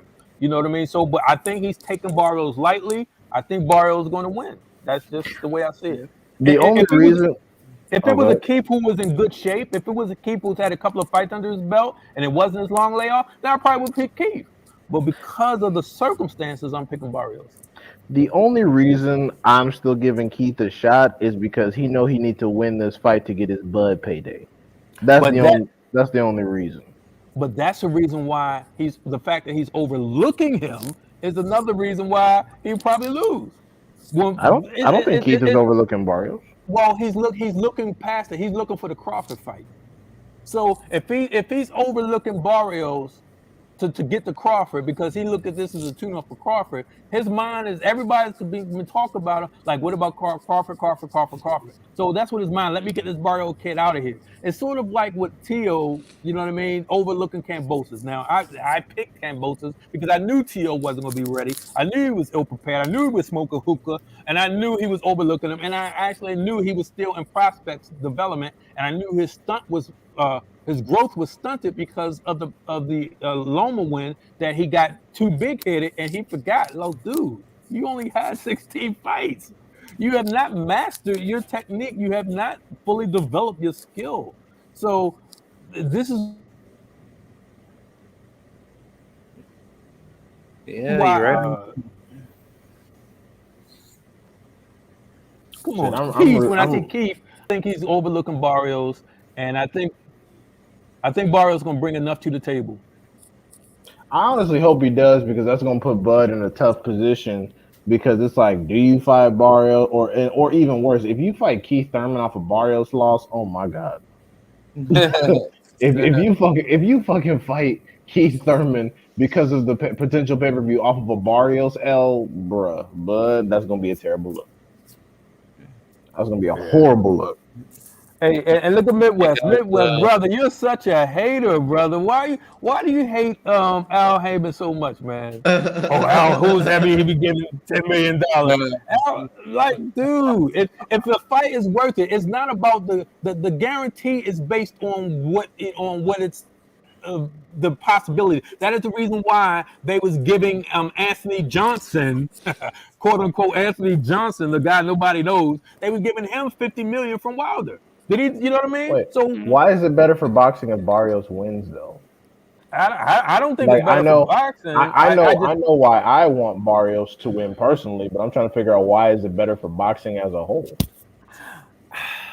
Fresh Because blood. I don't know. That's what he wrote. I mean, Barrios ain't gonna last that long at 147 any fucking way. But but he just said it's better for boxing. I'm like, how? What does Barrios bring to fucking boxing that it doesn't have? Well, the thing, Keith is tender to the body. Keith has been hurt. Keith is very tender to the body. People know that. I think Barrios will know that. Barrios has skills. You know what I mean? And I've made highlight reels of Barrios, and I respect his game.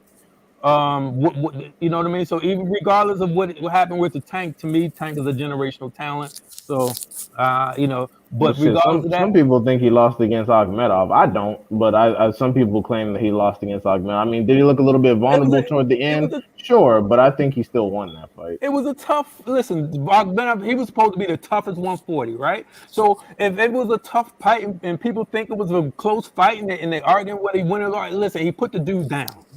Okay, so he did what he had to do to get past a very tough opponent. There's no shame in that. That's why people have draws because they're very tough fights. So people trying to shit on him because of them dog fight, whatever the case may be, that doesn't. I don't get people who talk like that. They think every fight is supposed to be a wash. You know what I mean? Like it's supposed to be one-sided. I love competitive fights. I love that anxiety where my heart is beating out of my chest. I love going into it's like, oh my goodness, it's the last round. Who's going to win?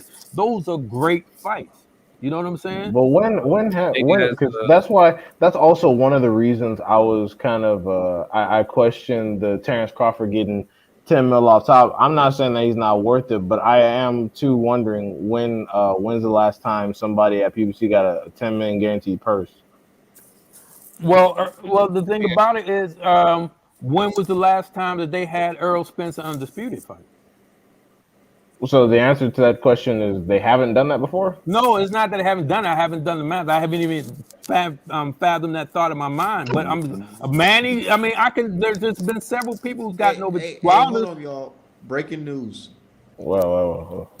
You know the boxer Victor Ortiz? Yeah. I just saw that. He said he wants to fight Jake Paul, Canelo Alvarez, Danny Garcia, Terrence Crawford, and Errol Spence Jr., and he tagged all of them. Of course he does. The fucking rent. He's looking for a paycheck. The rent dude, yeah. He needs to pay off his house. If y'all look at this comment section, that nigga still got a car note. Oh my lord. They cooking them. There's no like, yeah, go get it. Everybody's like, bro, what the hell? Didn't you just lose to Robert Guerrero? Yeah, bro. That nigga still got a car note. Yeah, that's about a paycheck, brother. He's trying to cash out using the name. I don't know.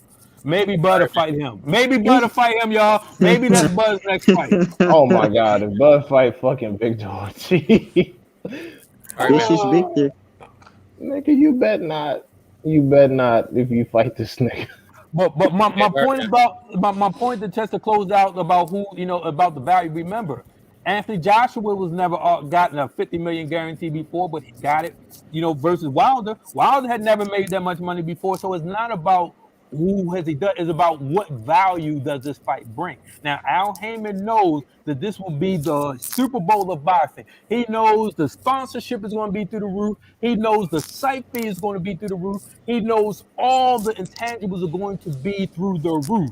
He knows this. So therefore, a 10 million guarantee is a drop in the bucket compared to what this fight is actually going to do. So Hey, can I add on? it's Can I add on? that I wouldn't be shocked if Errol Spence got that. I was saying I'm not sure if Crawford gonna get that. well, even if they both got 10 million a guarantee and then it still splits 50, 60, 40 on the pay-per-view, Earl Spence ain't gonna complain about that because Earl Spence is not the one paying him. You know what I'm saying? So that's why when it comes to that, it's like, okay, well, if that's like when with Bob Arum, he was paying people more than Bud to fight him. You know what I'm saying? Who had to come over to the Can I add on? platform. Yeah, go ahead, Crowd. Go ahead. All right. I'm gonna say like my last piece, and then I'm gonna hop up. But I think as far as like negotiations go, 60-40 is probably like the best deal ever for Terrence Crawford because you know just putting like all the numbers together.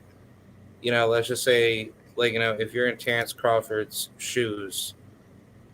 It would be better to take 60-40 instead of taking anything less than that. And then if you beat Errol Spence in the first fight, then you could switch that into your favor into the second, if possible, third fight, if there's ever to be a trilogy.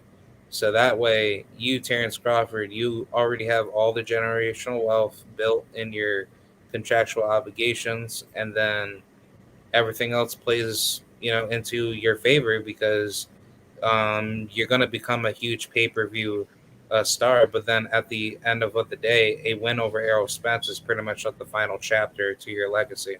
So Man, fuck that. Crawford better sign whatever piece of paper he's fucking giving. I don't give a fuck. I don't give a fuck if that shit got $2 on it. You better sign that motherfucker, man. yeah, You ain't just got shit else to that. do. This is the most exposure you ever getting. You better sign this motherfucker. Like I said, sign the contract and start camp. I don't want to hear shit else. I don't Yeah. want to hear. I don't want to hear. I don't want to hear about gloves, the stadium, the money. Sign the fucking contract and start camp. In Midwest boxing, why are you so negative? Giving them both 10 million will possibly make the fight lose money. Dude, why are you so negative? I don't get you negative Nancy's, brother. If the fight it has a value to it, you pay based on that value. You don't pay based on oh well he's never made 10 million It's before, not I'm not gonna negative give him 10 Nancy. million. It's Negro naysayer. Wait, let who get beat up by Boots? Let who get beat up by Boots? Who Boots beating up? All Like, right. But again, I'll come see on, you bro. later, man. no, but I Have a good don't one, give Crowd. you. All right, brother, take it easy, man. Have a good night. Thank you. But the 10 million, you're talking about a fight is going to be the biggest fight in boxing, but you're worrying about it losing money. This is why you don't run a boxing business, sir. You had Eddie Hearn give Mikey Garcia $7 million. You had Amir Khan, Bob paid Amir Khan $7 million. You know what I mean? Come on, you had I think Amir Khan also made $7 million versus Canelo, and you're complaining about a Bud making 10 million for an undisputed versus Earl. You don't know business and you don't know boxing business. Okay, so I don't get your point. This is like I said, out of the blue, AJ, you know what I mean, who had made 18 million, say, okay, give me 50 million, Wild, and we'll make the fight. That's what they did. They gave him the $50 million offer right away.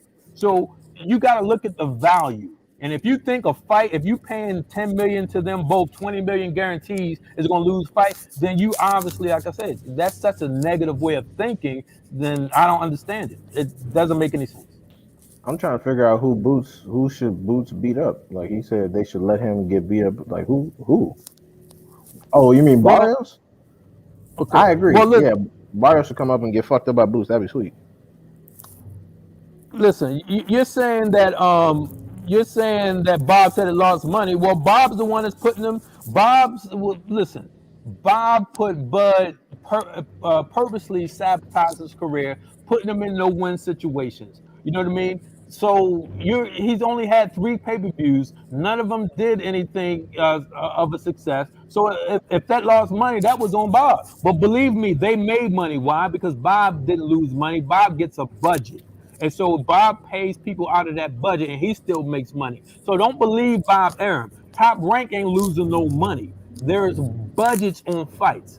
Okay, when it comes to pay-per-view, it's less gamble for the platform because because other than that, if it wasn't on pay-per-view, then that's when then Showtime or Fox will say, okay, we're going to pay the 10 million guarantee, that's 20 million, but they don't have to worry about that because the pay-per-views are going to take care of that. Yes, they're going to come up with the guarantees and things of that nature, but they know that they're going to make much more money than that. So I don't know what you know about boxing or the business of boxing, but what you're stating, sir, just doesn't make any sense.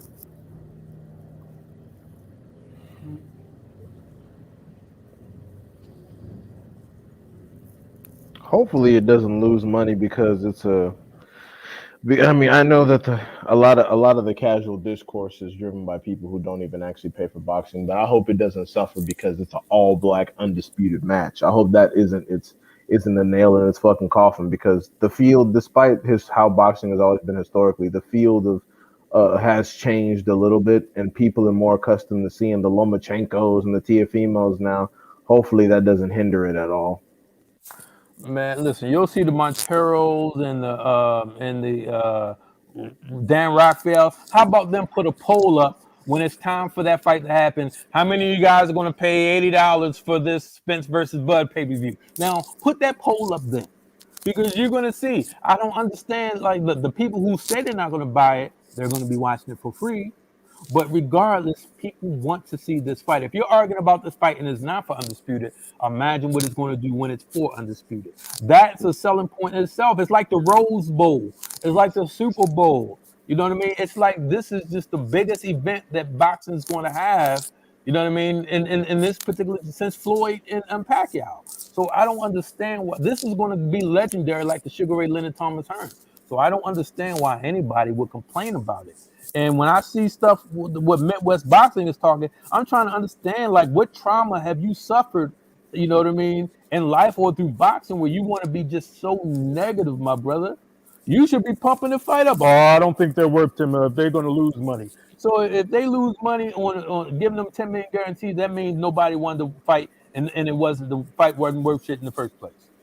I don't think they're going to lose money, but I agree with his point about the lower guarantees to make up for any potential pay per view drop off. Like I said, I just knew that 10 million was, especially for someone like Bud Crawford, who we just got finished saying isn't a massive seller himself. Getting that off the top, I thought that was a little bit of a stretch, but we'll see. Again, it's look at Wilder Fury. Again, I look at how much they made in their fights. You know what I mean? So who said it was going to be worth that amount of money when you haven't seen Fury anything? He came out of retirement. You know what I mean? Came off his drug suspension, all this other stuff. Not really fighting great fights and things of that nature. Fury versus Klitschko was the worst fight I've ever seen in my life. It was the most boring.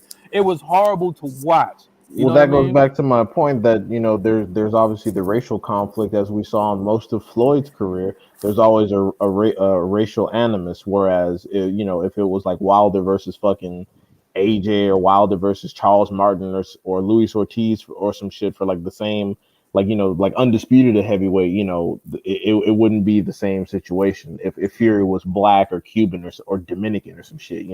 The racial conflict is a lot of what drove it. I don't like to say that, but it's the truth. Okay, and we know that. I know that. You know that. Most black fans and black fighters know the racial element in fighting, whether this is anti-blackness, where they want to Stop. whitewash No, you can't boxing have put and that bring gum in down. this. Put that damn gum down. Quit taking my gum. Put it down. Oh shit.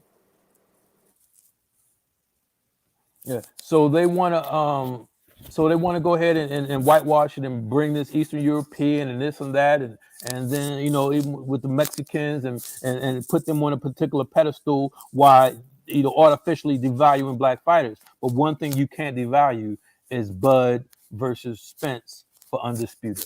That sells itself. There's not a writer in sport. I'm not just boxing. There's not a writer in sports that's not going to be writing about that. You're going to see it on First Take. You're going to see it on Undisputed. You're going to see it on Sports Center. You're going to see it on everybody. MMA is going to be talking about this.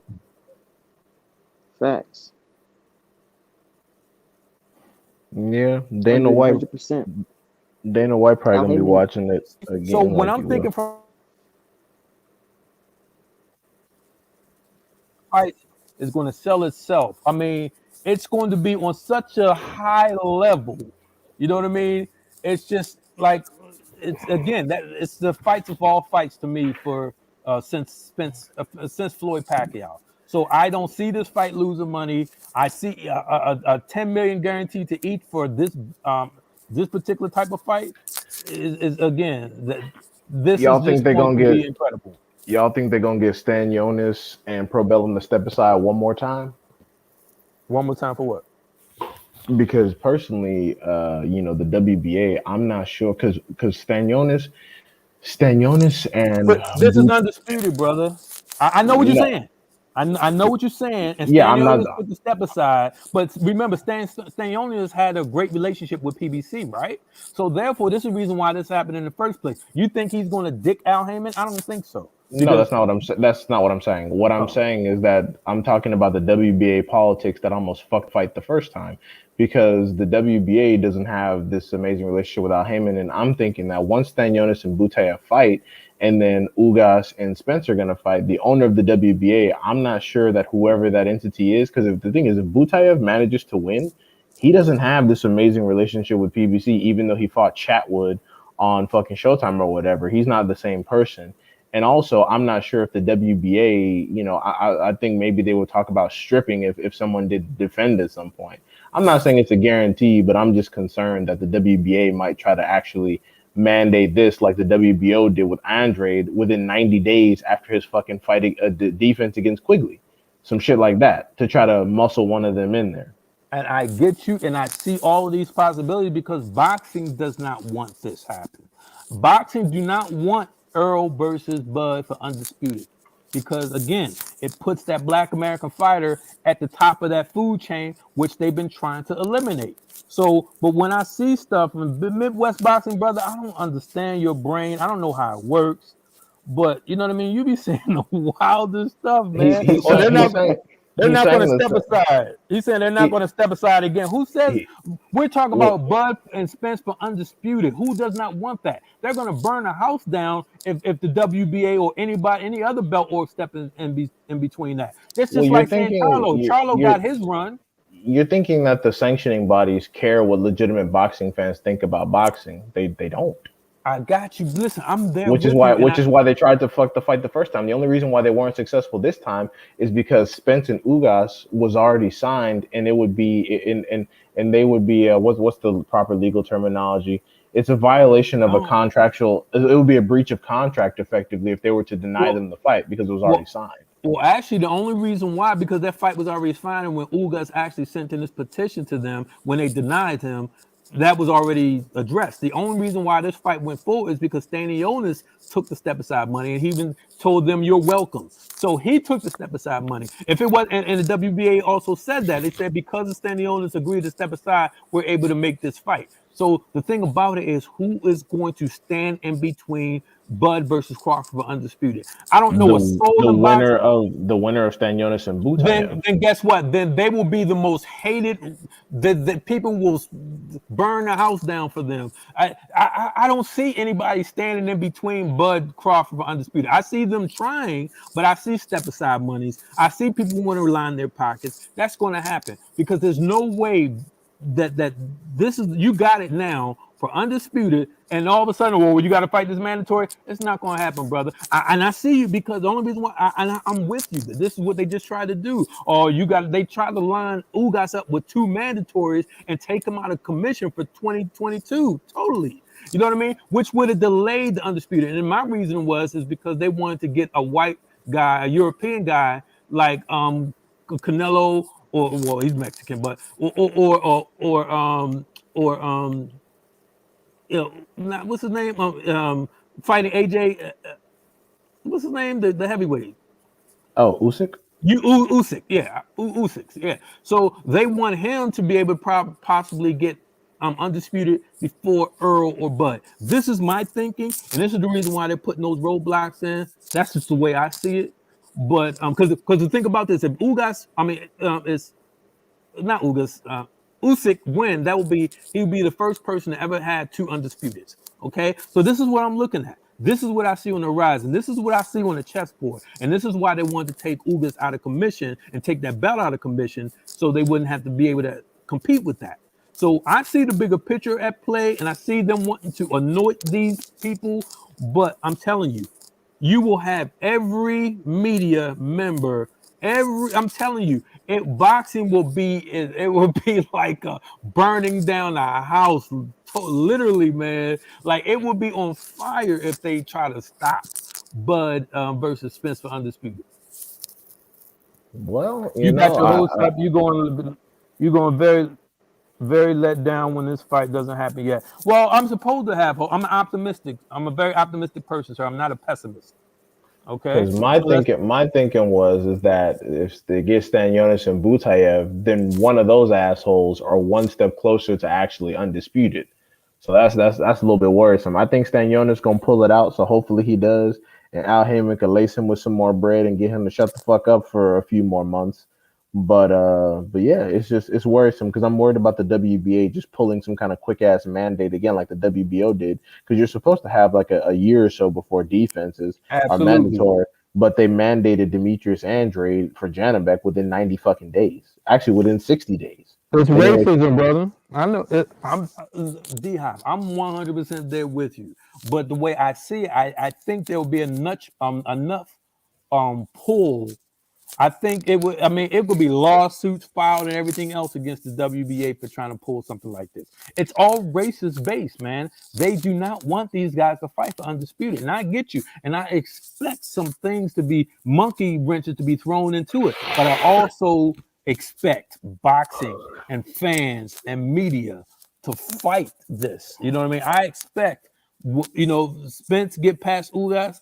I expect boxing and fans to hoist this chariot for undisputed. I've been calling for that. I've been saying I only wanted them to fight for undisputed for like the last 3 years. So this is the only time I ever wanted them to see is Spence versus Bud for undisputed. But I know why boxing doesn't want it. yeah. Well, anyways, I'm gonna shut it down for the night, y'all. Y'all have a good one. Thanks for having me on, Art. Much appreciate the wrench, and All right, yeah, my brother. y'all take it easy. All right, my brother. All All right, good right, night. peace.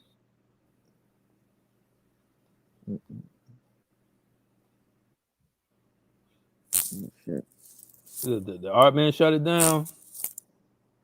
You hear Art? Oh, yeah. He shut it down. It looks like. Nah, I ain't shutting down. Y'all keep on cooking. Oh, okay. Yeah, but man, to me, I don't know why fans would be against this undisputed fight.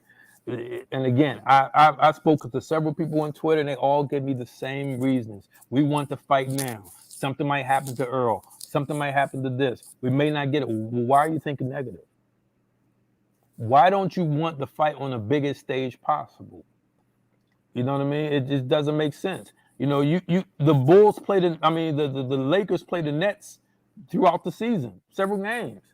Okay, people watch, but it ain't the same as the Lakers versus the Nets for the NBA Finals.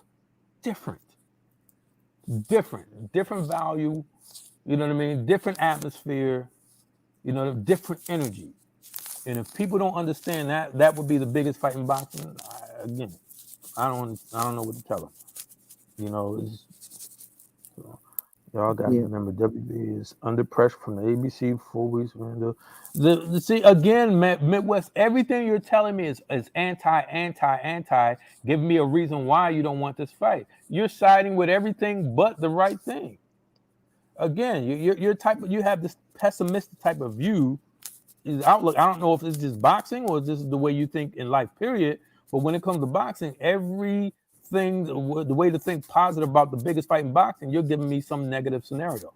Now you're supposed to have contingency plans and those scenarios come up, but don't spend your brain power or your mind or your thought process thinking about the negativity. Think about how big it's going to be. Get excited for things. You know what I mean? If you can't get excited for it, then what's the point of being a fan when you're going to denounce or tear away and strip away the biggest fight in boxing before it even happens? Yep. Absolutely, Leonard Thomas. For Undisputed, to me, I called that 3 years ago. I said the only way I want to see that fight is for Undisputed. I wanted Earl to fight Manny Pacquiao because I wanted Earl to get that legacy fight under his belt. Ugas got it, but it's not the same because Ugas was not the number one rated at welterweight. So it's sort of like passing the torch. So that's the reason why I wanted Spence to beat Pacquiao so he can get that torch and then lead into Undisputed versus Spence. Spence has been saying that he was going to get all PBC belts and then fight Bud for years. He has a plan and he's sticking to his plan, and Al Heyman is going to make sure he see the bigger picture. So for all these, Bud fans who are saying that they don't want it, they want it now and making disparaging remarks about the Ugas fight, which is a very, very, very good fight, is going to be competitive. These are people who, again, these are short-sighted people. These aren't fans of boxing. These are fans of a particular person. And they rather burn down a house if they can't get their way. And that's what, boxing should not be like that. It wasn't like that when I was growing up. And all of a sudden, boxing has turned nasty, vile, and toxic. It wasn't always like that. You know what I mean? This new generation of boxing fans, especially the social media boxing fans, you know what I mean? It's bringing the sport down. I don't see MMA fans arguing like this. You know what I mean? Nope. I just don't see it. And it's crazy because to me, from what I've seen, not just about this fight, but in the whole of boxing, boxing social media pages and boxing fans now in this social media era, they don't want the best to fight the best. Yeah, they don't.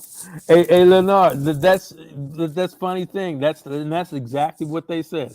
I'm not going to name the channel, but I went on this guy's channel. He has a very large following, and I was saying it, and then I was on. I had called in and everything, and I was like, this was like maybe a year and a half ago. It was before Earl had his accident, actually, so it was two years ago, and I was like, yeah, I want Bud versus Spence. I only want that for Undisputed. They were like, no, I want it now. We need it now. I need to see it now. I was like, why? Please let me know why you need to see that now so you can have a melodramatic or anticlimactic Undisputed instead of waiting for him to get Pacquiao. No, it doesn't make sense. I don't get, man. People are really short-sighted. They're so selfish. They don't see. This is the reason why boxing doesn't grow the way it should. It's because you have boxing fans killing the vibe. And when you're killing the vibe and then the media is planting these negative seeds, how are you going to draw people in? People don't want to be involved, a part of this cat fight. You know what I mean? They want to be involved in something that's beautiful, something that's inspiring, something that's, exhilarating. You know what I mean? They want to see great fights. They want to see, the drama. They want to see the drama in the ring. Not about fans debating percentages and splits and you know what I mean, not having it on the bigger stage. But so yeah, I don't get it, my brother. But you asked, you came to the stream late, but how is Earl like Sugar Ray? Artman was saying he was like Sugar Ray. I actually, he was, I guess he's Sugar Ray himself said it. Sugar Ray himself said it. Yeah. Sugar Ray said, I guess, I heard he was on the podcast on the Brian podcast. Custer I think it was podcast. Brian Custer. Yeah. Yep. So I heard him say that, and I guess that's what they have. For me, when I look at Errol Spence, Leonard, I actually see Terry Norris. I see Terry Norris. I look at the mannerisms. I look at his style, his punching, his place. Terry Norris was going to the body. He was a body snatcher. Sugar Ray Leonard, he was just overall killer. The way he styled, it's very few killers in boxing the way Sugar Ray Leonard. When he gets you hurt, you know what I mean, odds are you're not going to survive that. And Let's see. Terry Norris is a nice. Well, if you look at Terry Norris and you look at Errol Spence side by side, you're going to see their mannerisms. You're going to see the way even their guard. You know the way they will operate behind a high guard. You know what I mean? Sugar Ray Leonard didn't operate behind a high guard. You know what I mean?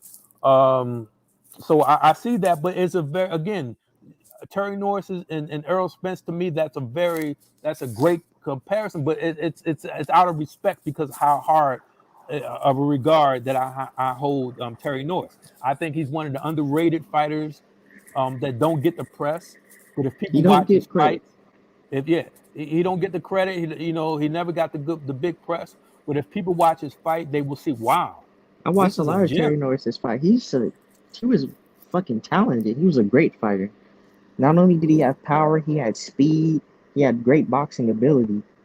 Like I forgot the dude's name that he fought, but Roy Jones fought the dude as well, and he completely outclassed the dude. I forgot his name.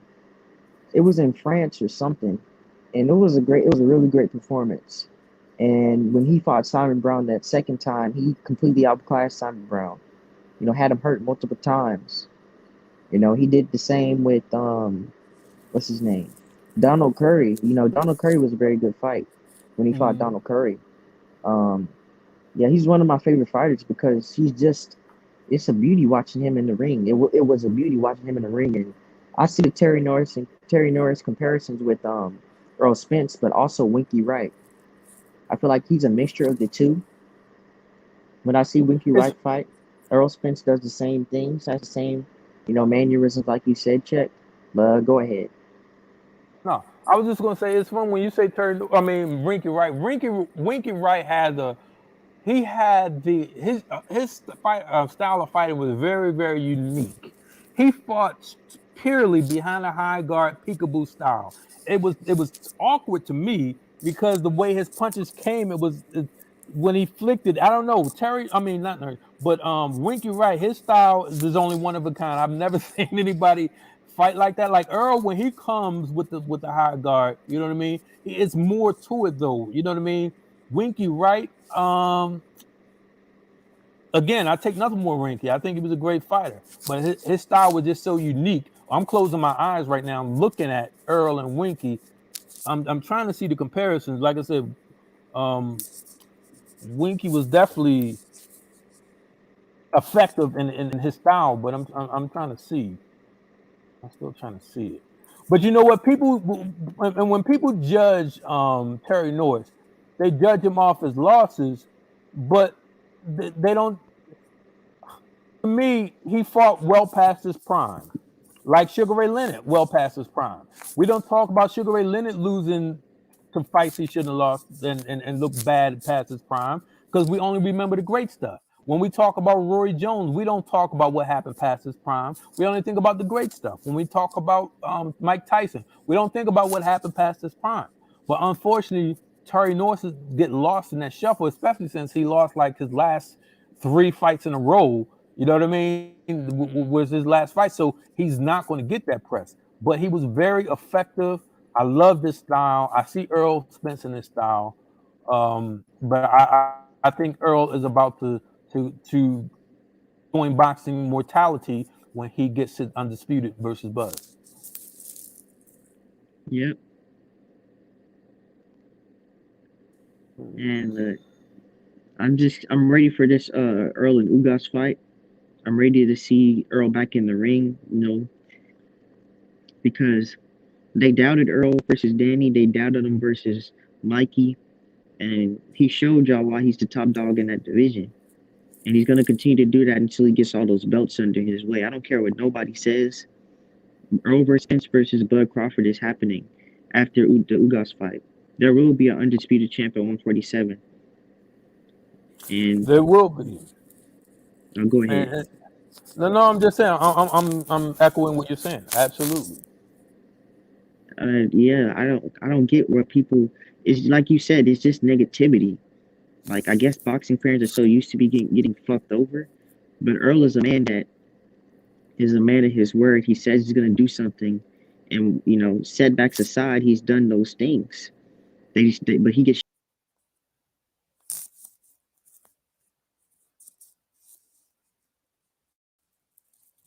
Hello?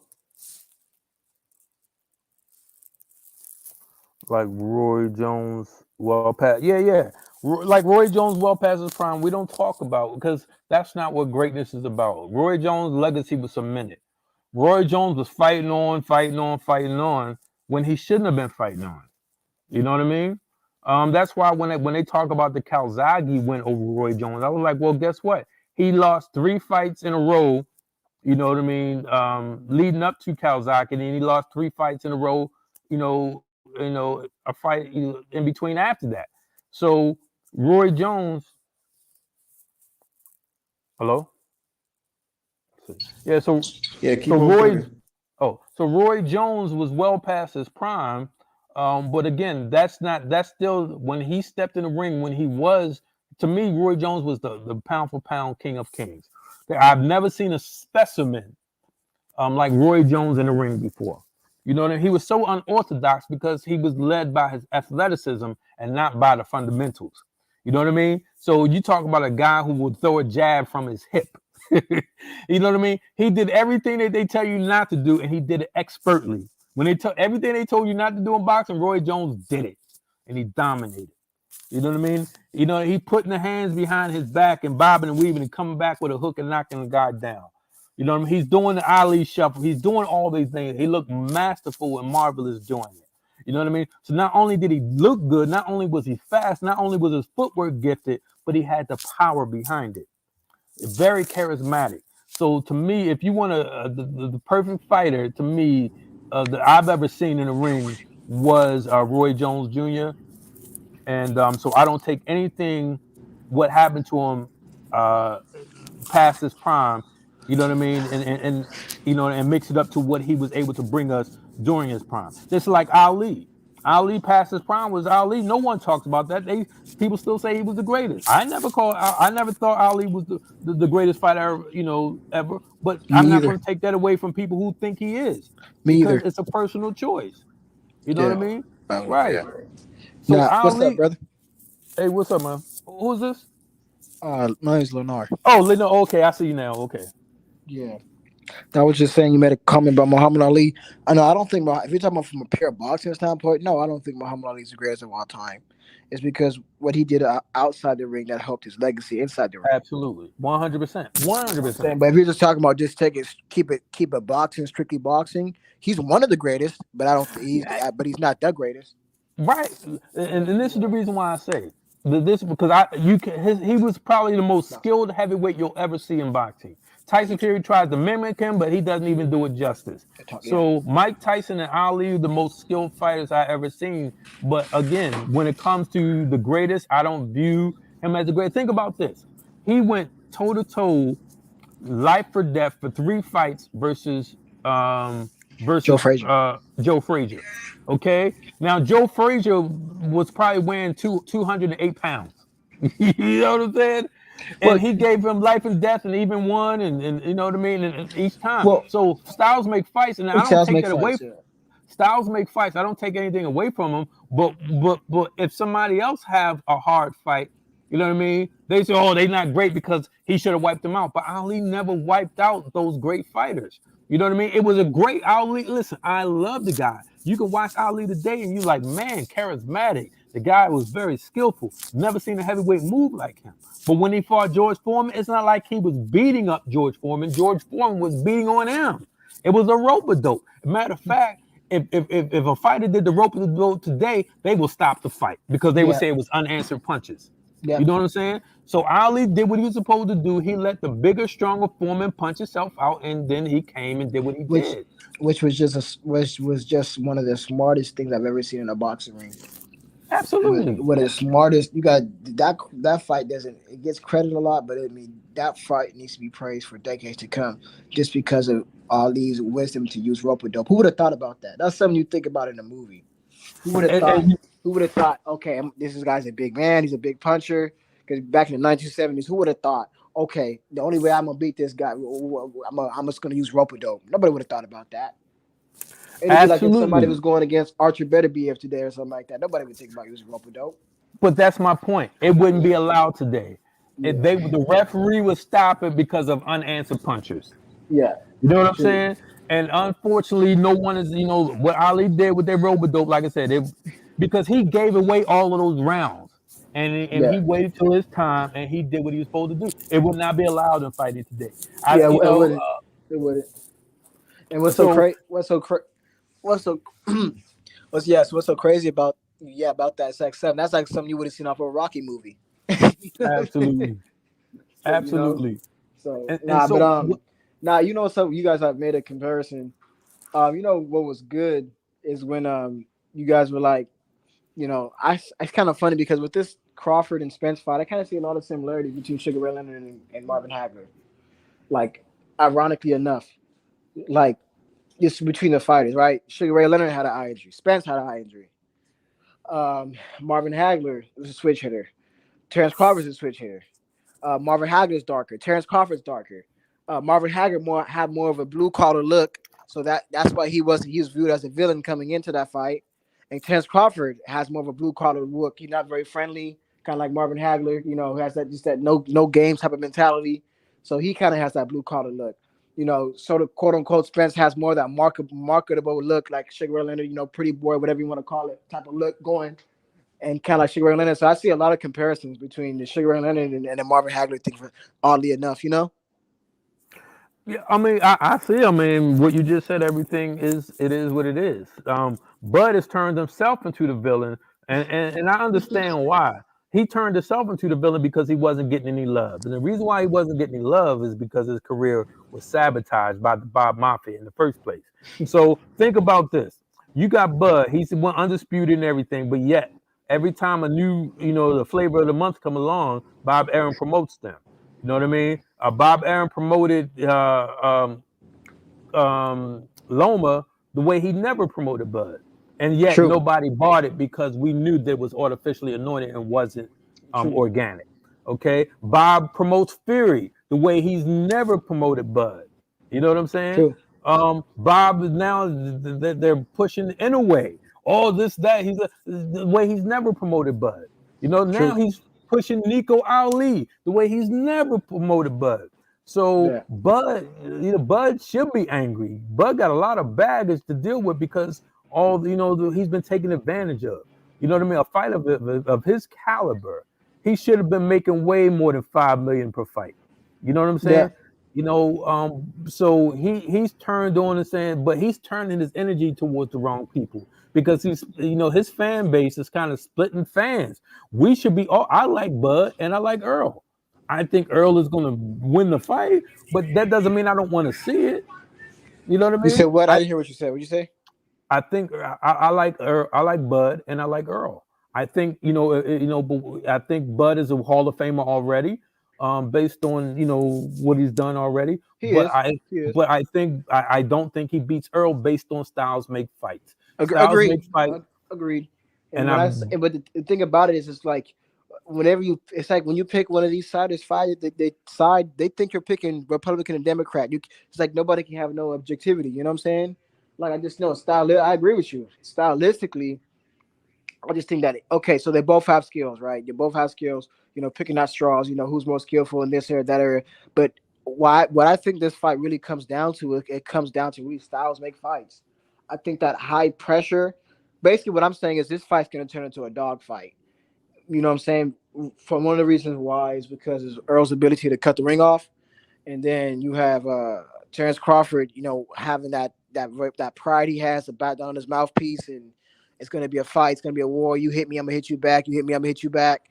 And then, I think that Earl's going to be able to get on the inside. I think that, Earl's chin, Earl's size, and Earl's power to Bud's chin is going to be a little bit too much. That's why I think that stylistically he wins. And I also think he's more disciplined on the inside. So when he's in the dogfight, you don't rarely see Earl like really like making like any wild mistakes, like slapping with his punches or getting overly aggressive and making mistakes. So I think that and plus the high pace, right? Because Sean Porter pushed Terrence Crawford to a high pace, and Sean Porter was having a lot of success. The only thing with Sean Porter's arms were too short. So you saw him lunge in. He was just too short of a guy to get in. So you had to lunge in more to get in on Crawford. But for somebody who's long like Spence, he's not going to have that issue. Like Porter had that issue. He's not gonna have to really lunge in like that because his arms are long too. You know, Crawford has a huge long reach at 74, and Spence has a 72-inch reach, and he's 5'9.5". So he's not gonna have. He's gonna find a much easier time to be able to make it a in the pocket type of fight. And if you look at way Bud's built, Bud has very long torso, the way he's built. So therefore, it's gonna be a lot of body exposed, and you know what I mean. And Go ahead, bro. Go ahead. My bad.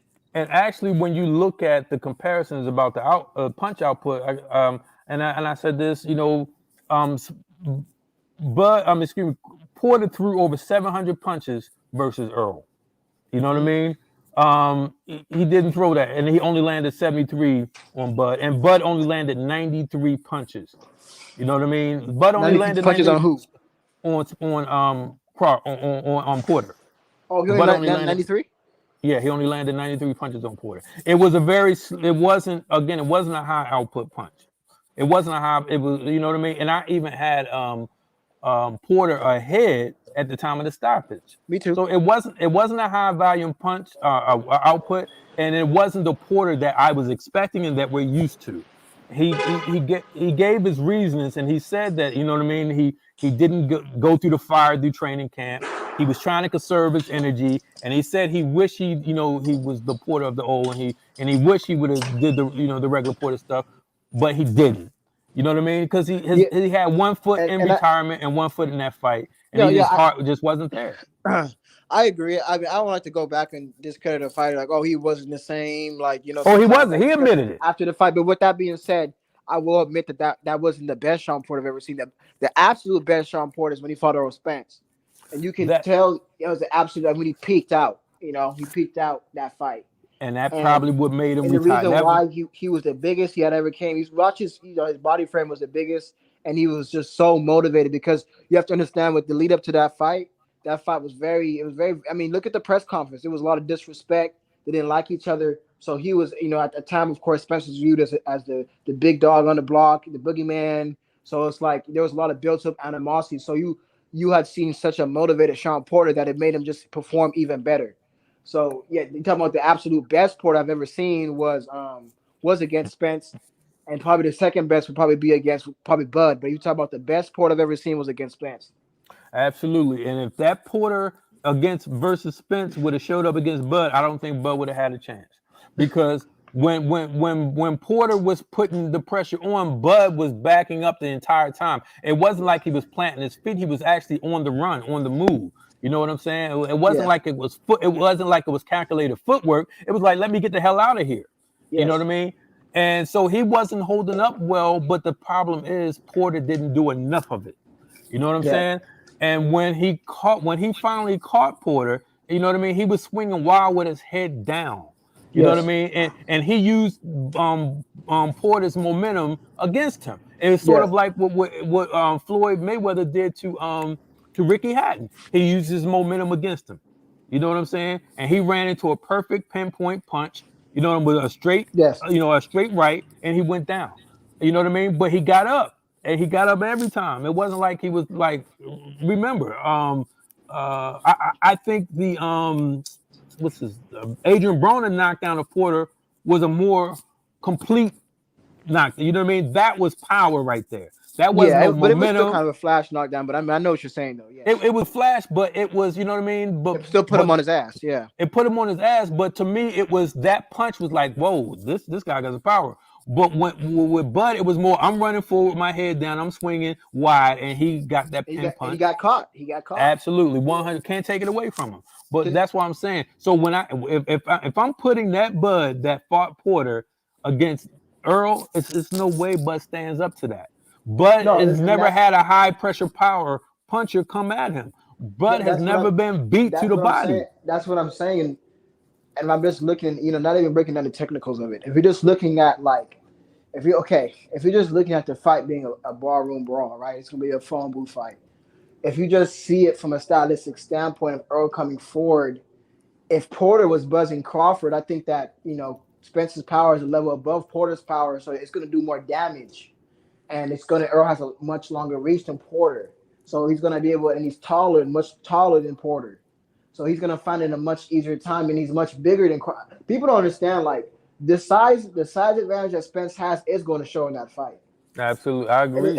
it is going to show in that fight, and that's going to be one of the reasons why you know why I would favor Spence. One of the reasons, but people don't understand. Like I'm just almost seeing it now, especially like his Spence is doing his strength and conditioning.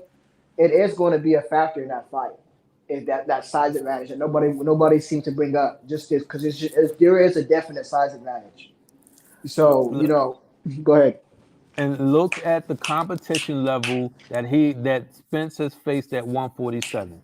He has Yeah, not had any. No, let's look at the competition level. Period. You know what I yeah, mean? He's never had a powerful pressure fighter come towards him. That's what we were expecting out of Porter to do to him. It didn't materialize, even though I still had Porter winning, outboxing him. So, but what Spence brings to the table, if Spence is the Spence that was fought Mikey Garcia, it's a wipeout. It's a Well, you wipeout know, it's so because funny that you say that. I think that's the wrong version of Spence to bring. You're talking about because I don't think because I think Bud's best chance is an outside fight, right? Using speed, agility, using angles, catching Earl, stinging Earl with shots, and you like that Crawford does. I don't think that skinny version of Earl that came in, that skinny like long. I think a version that needs to be that come in is a version that comes in on the inside. You know what I'm saying? Kind of like when he fought Porter, but at least what he needs to do is strength and conditioning. no, You know what but I'm saying? what I've been saying is I want to see a hybrid. That's why he threw 1,082 punches versus Sean Porter. I mean versus Mikey Garcia. He Yes. threw 700, I think 730 something versus Porter. I want to see him at 900. I want to see him at 900 punches versus Bud because what you're saying versus Mike Garcia. If you look at that fight again, you got to look at the angles he gave Mikey Garcia. Mikey Garcia was perceived to be the better boxer, and that is the reason why Earl came in to outbox him. He said, y'all didn't think I was going to be able to outbox the boxer, so I outboxed the boxer." So what Yes. Earl showed was incredible strength, incredible when as far as the strength and conditioning. You know what I mean? He was just on it from the pedal to the metal from go. And Bud has never faced that type of attrition. So, Yes. what is Bud going to do? Is he going to throw that same amount? Bud has never thrown that amount. So how is his stamina going to hold up? Bud Yes. has never had that type of person, that body attack that Earl can bring. So how is his body going to stand up? So that's why I say I need to see that hybrid that he did with Mikey Garcia because he came from every angle plus the body, and I just don't think Bud can will be No, able to hold up for that. So when he gets Bud cornered, though, so we're talking about boxing, but we also want you taking advantage. You see an opening, take advantage of it. If he get Bud in the corner, then he start beating that body. It's going to wear him down. So the best bet yeah, is to start going to the body early. yes. That way you And deplete him. because for the first time I've seen because Crawford has good stamina too. The first time I've seen him get Porter got tired as well, but Crawford and Porter they got tired during the later round 8 or 9. I don't know if you And saw that, that's but he the got whole tired. thing. But You see his body. His body was sweating because it was just such a high pace, high action fight. it was they only threw 300 punches. Yeah, that's what I'm saying. But You know. again, so that's what I'm saying. The Bud would not hold up to the Earl Spencer for Porter or Mikey Garcia. That's why I need to see a hybrid because Yeah. when you come to strength, we know Earl is stronger than Bud. Bud came up from 135. Earl is a naturally bigger, naturally stronger guy. You know what I mean? We never, no one ever saying Earl is a one punch knockout artist. People want him to No. be, but he's a guy who breaks you down. And if you And yeah, and Bud has a thin frame, you know what I yeah. mean? He's muscular, but he's thin. And when Earl start beating that core, Bud is going to feel something that he's never felt before. No, I agree. I agree. I agree with that. I think that it's just gonna be again, like I say, I just feel like there's a high probability that this fight's gonna end in a knockout because I think that just Buzz mentality, Errol Spence's ability to get on the inside and just it's gonna be. I'm telling you, this is gonna be a phone booth fight. It is gonna be a real dirty street alleyway type of fight. It's gonna get real dirty because The it's gonna be a street fight because you're gonna see I can almost see it now. This is the way I envision the fight. I believe the fight's gonna kind of start off a little slow, figuring each other out, and I think that eventually Earl's gonna start to put the pressure on him, or vice versa. It's gonna start to become a pocket fight, and it's just gonna become a war, dude. It's gonna become But a war. the problem with that though, Bud is not built like that. You No, know what I mean? He's not built for the pocket fights. So, it's just almost like it's how can I think? It's almost like Deontay Wilder. Okay, yeah,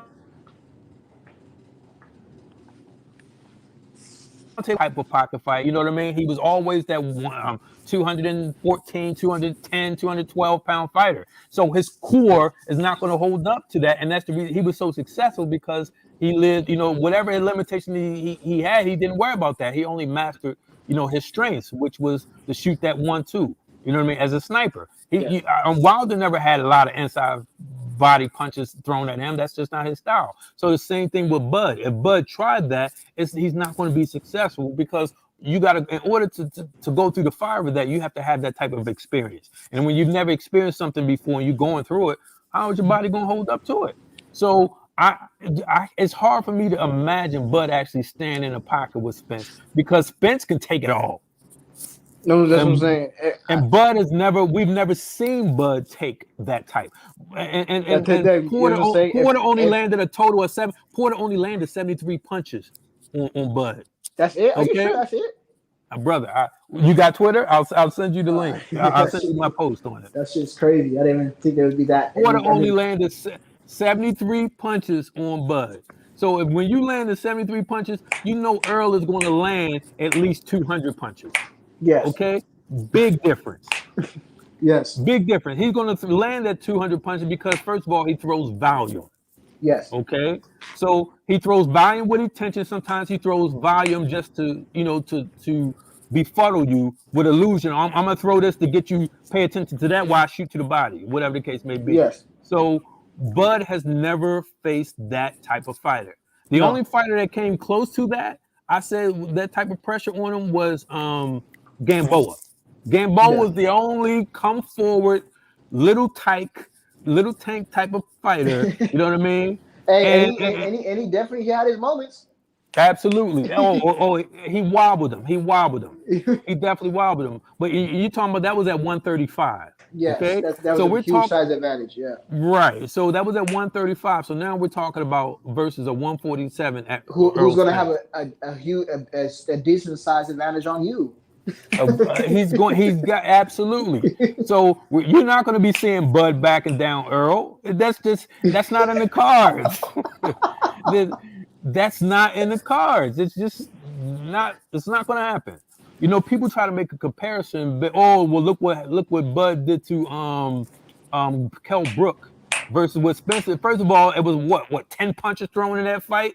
You know what I Yes, mean? I was snoring halfway through it. The thing about it was a depleted. Listen, Kell Brook is done. He's he toast. done. He He's done. done. He's like Right. Amir So Khan. Done. absolutely, he's done. And so when Bud fought Brook, it wasn't like he was fighting a guy in his prime. No, he was Yeah. fighting a guy collecting a paycheck. So He wasn't even the same Brook that fought Spence. right, because mentally he's done. So not only physically he had both his eye sockets broke, so now he's going to the fight very cautious. He went so cautious. Brook was not the Brook. Brook normally goes at guys. He was like standing there, like, what are you waiting for, sir? Because I understand I think because he he's was got the just loser mentality. yeah, The yeah, mentality exactly. Yeah. is, man, Ex- he has this mental That's block, like, that's perfect when you put it like that. When you're at that point in your career, you're like, boy, there ain't no way that I'm gonna beat this guy. You no. know what I'm Well, saying? And it's like it's the same thing with Amir Khan. Amir Khan gave up because he was scared to get knocked out because I'm sure that's probably where the fight would have headed. So I think that what you said was a very crucial point. Mentally, he's like this, bro. This when a fight is mentally done, and you're like you said, they fight more cautious and they want to get up to fight, etc. They're scared. They don't fight as because again, their mental's not there. Well, to me, I think he was thinking both his eye sockets have been broke. You know what I mean? So he Yeah. thinking I'm sure when he went, he's like, "Am I going to break my eye again?" I guarantee you that was the thought process. He again when he like probably had PTSD in there with Bud. He just wasn't. You know what I mean? He fought so cautious and scared You know what I mean? Bud hit him with one punch. It was just a fluke. Boom. Didn't even look like it was a hard shot to me. You know what I Yeah, mean? but He came it was a forward perfectly placed punch, and then because he right in that came eye. forward. Yeah, he came Right. forward Bud, and hit he him right came on that eye. forward and Bud capitalized off the momentum the same way he did Sean Porter. So Bud is very crafty. That's one thing. Bud is more craftier than Spence because Yes, Spence is like a robot. Bud is going to give you some slickness. Spence is yes, not that type of fighter. You know what I mean? no, They have two different contrasting styles. So, yes, like I say, but even with the Cal Brook fight, Bud didn't do anything special. He just got the knockout off the one punch. I mean, off the last flurry, and that was it. But throughout the fight, there was nothing special. You know what I mean? When Spence fought Kell Brook, you know what I mean?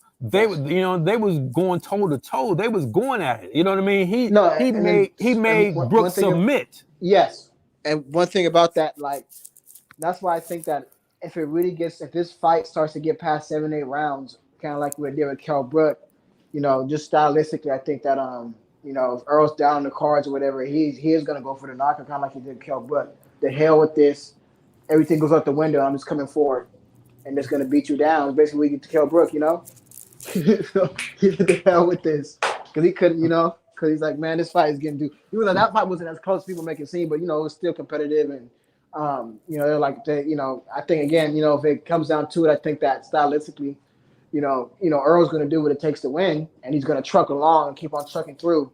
So if he finds himself in a situation where he's down on the card, I do think, like I said, a street fight's going to happen, and I think it's going to, the hell with this. Everything gets thrown out the window. He's going to come forward. Well, if you ask Sean Porter said I got it on the video and everything. I made a video about it.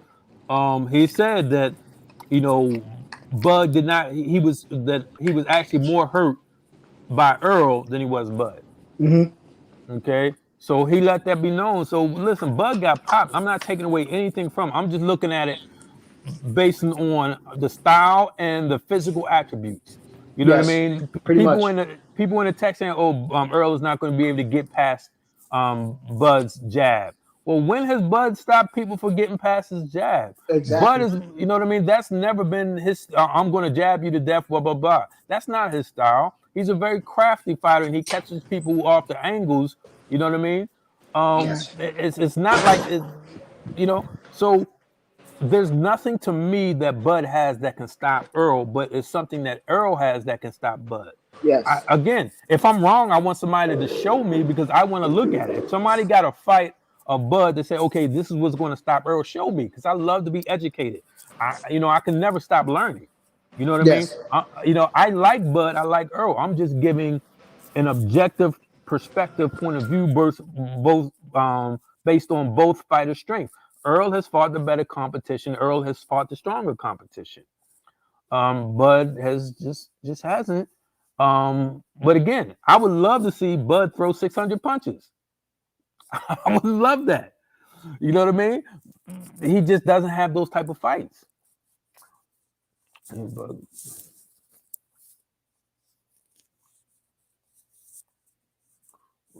So, but there are a lot of people. Again, people try to make me choose. I'm not going to hate on Bud. I like both fighters. But the super Bud fans are telling me what he's going to do to Spence, and I just don't see it. It's hard for me to see it. It's hard for me to see a jab stopping him. It's hard for me to see anything that Bud throws at Earl that's going to stop him. So when it happens, and I can't wait till it happens for Undisputed. Can I see the video? What video in particular, Stephen Houston? I'll drop the link in for you. What video in particular?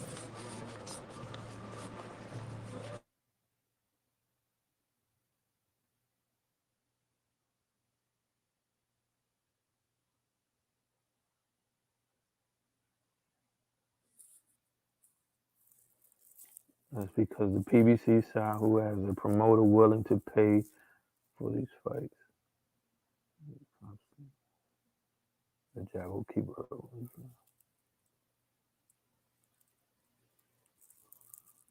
The Porter Power. What do you mean by the power? I don't know if you are you referring to somebody else or you talking to me about what the vid. I made a vid about Porter giving his interpretations of. I made a 2 minute 20 a 2 minute vid of Porter saying why he lost to Bud, how he didn't have his best camp, how that was the only camp that he didn't give his all, and how he was preserved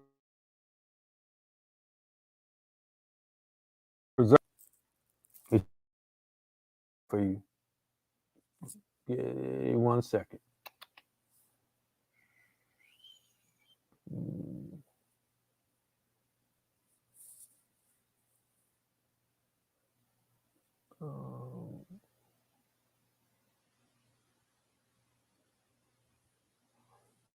I'm pulling up now. One moment.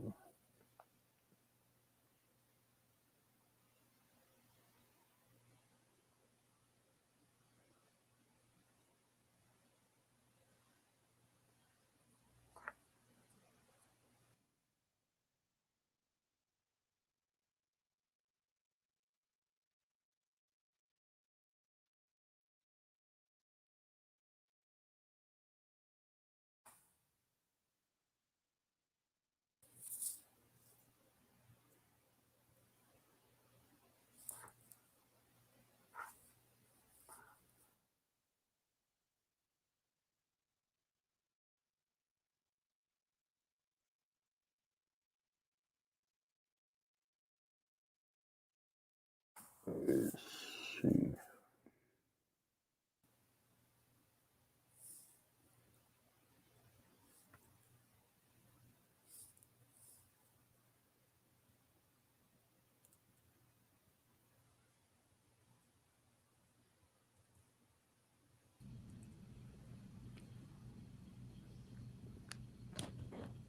Hey, everybody disappeared. I can't hear nobody.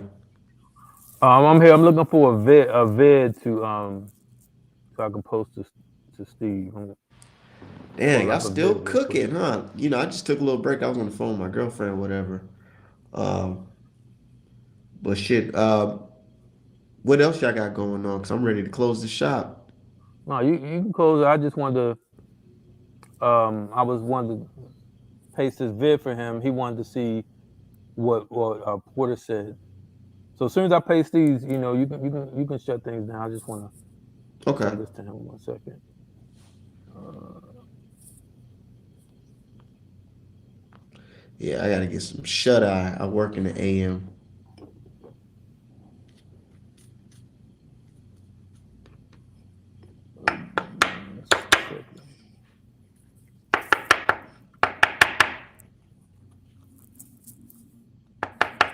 Hey, Steve Houston. If you on Twitter, I could send it to you on Twitter.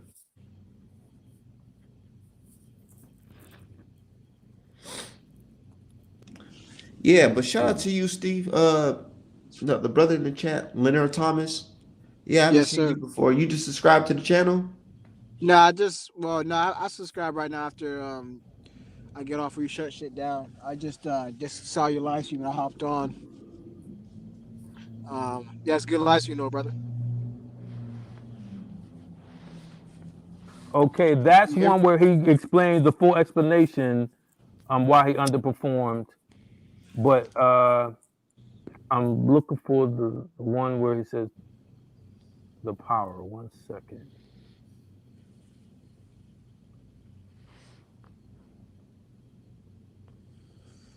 Give me just 1 minute, Art Man. I should have this vid in just a second.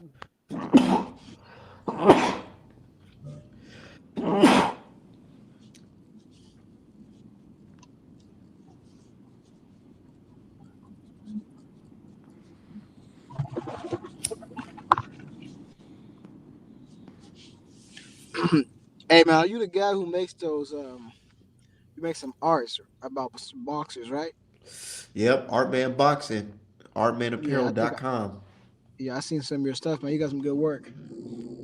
Thanks, man. I'm wearing one of my work right now.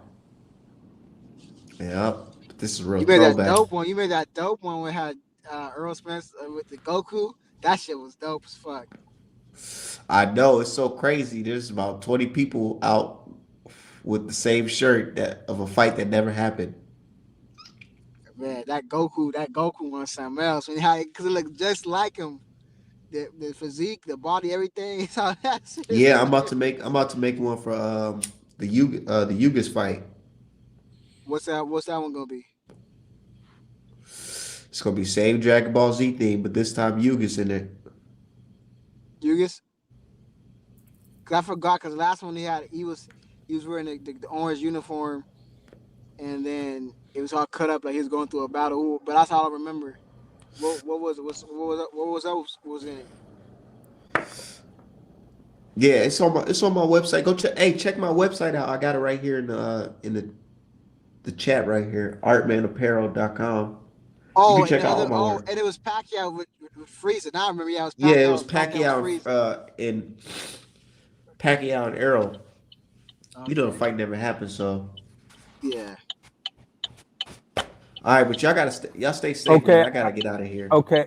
I found it. Hold on 1 second. All right, let me just. I found it. Here you go, brother. This is the one where he says he heard me. All right, there you go.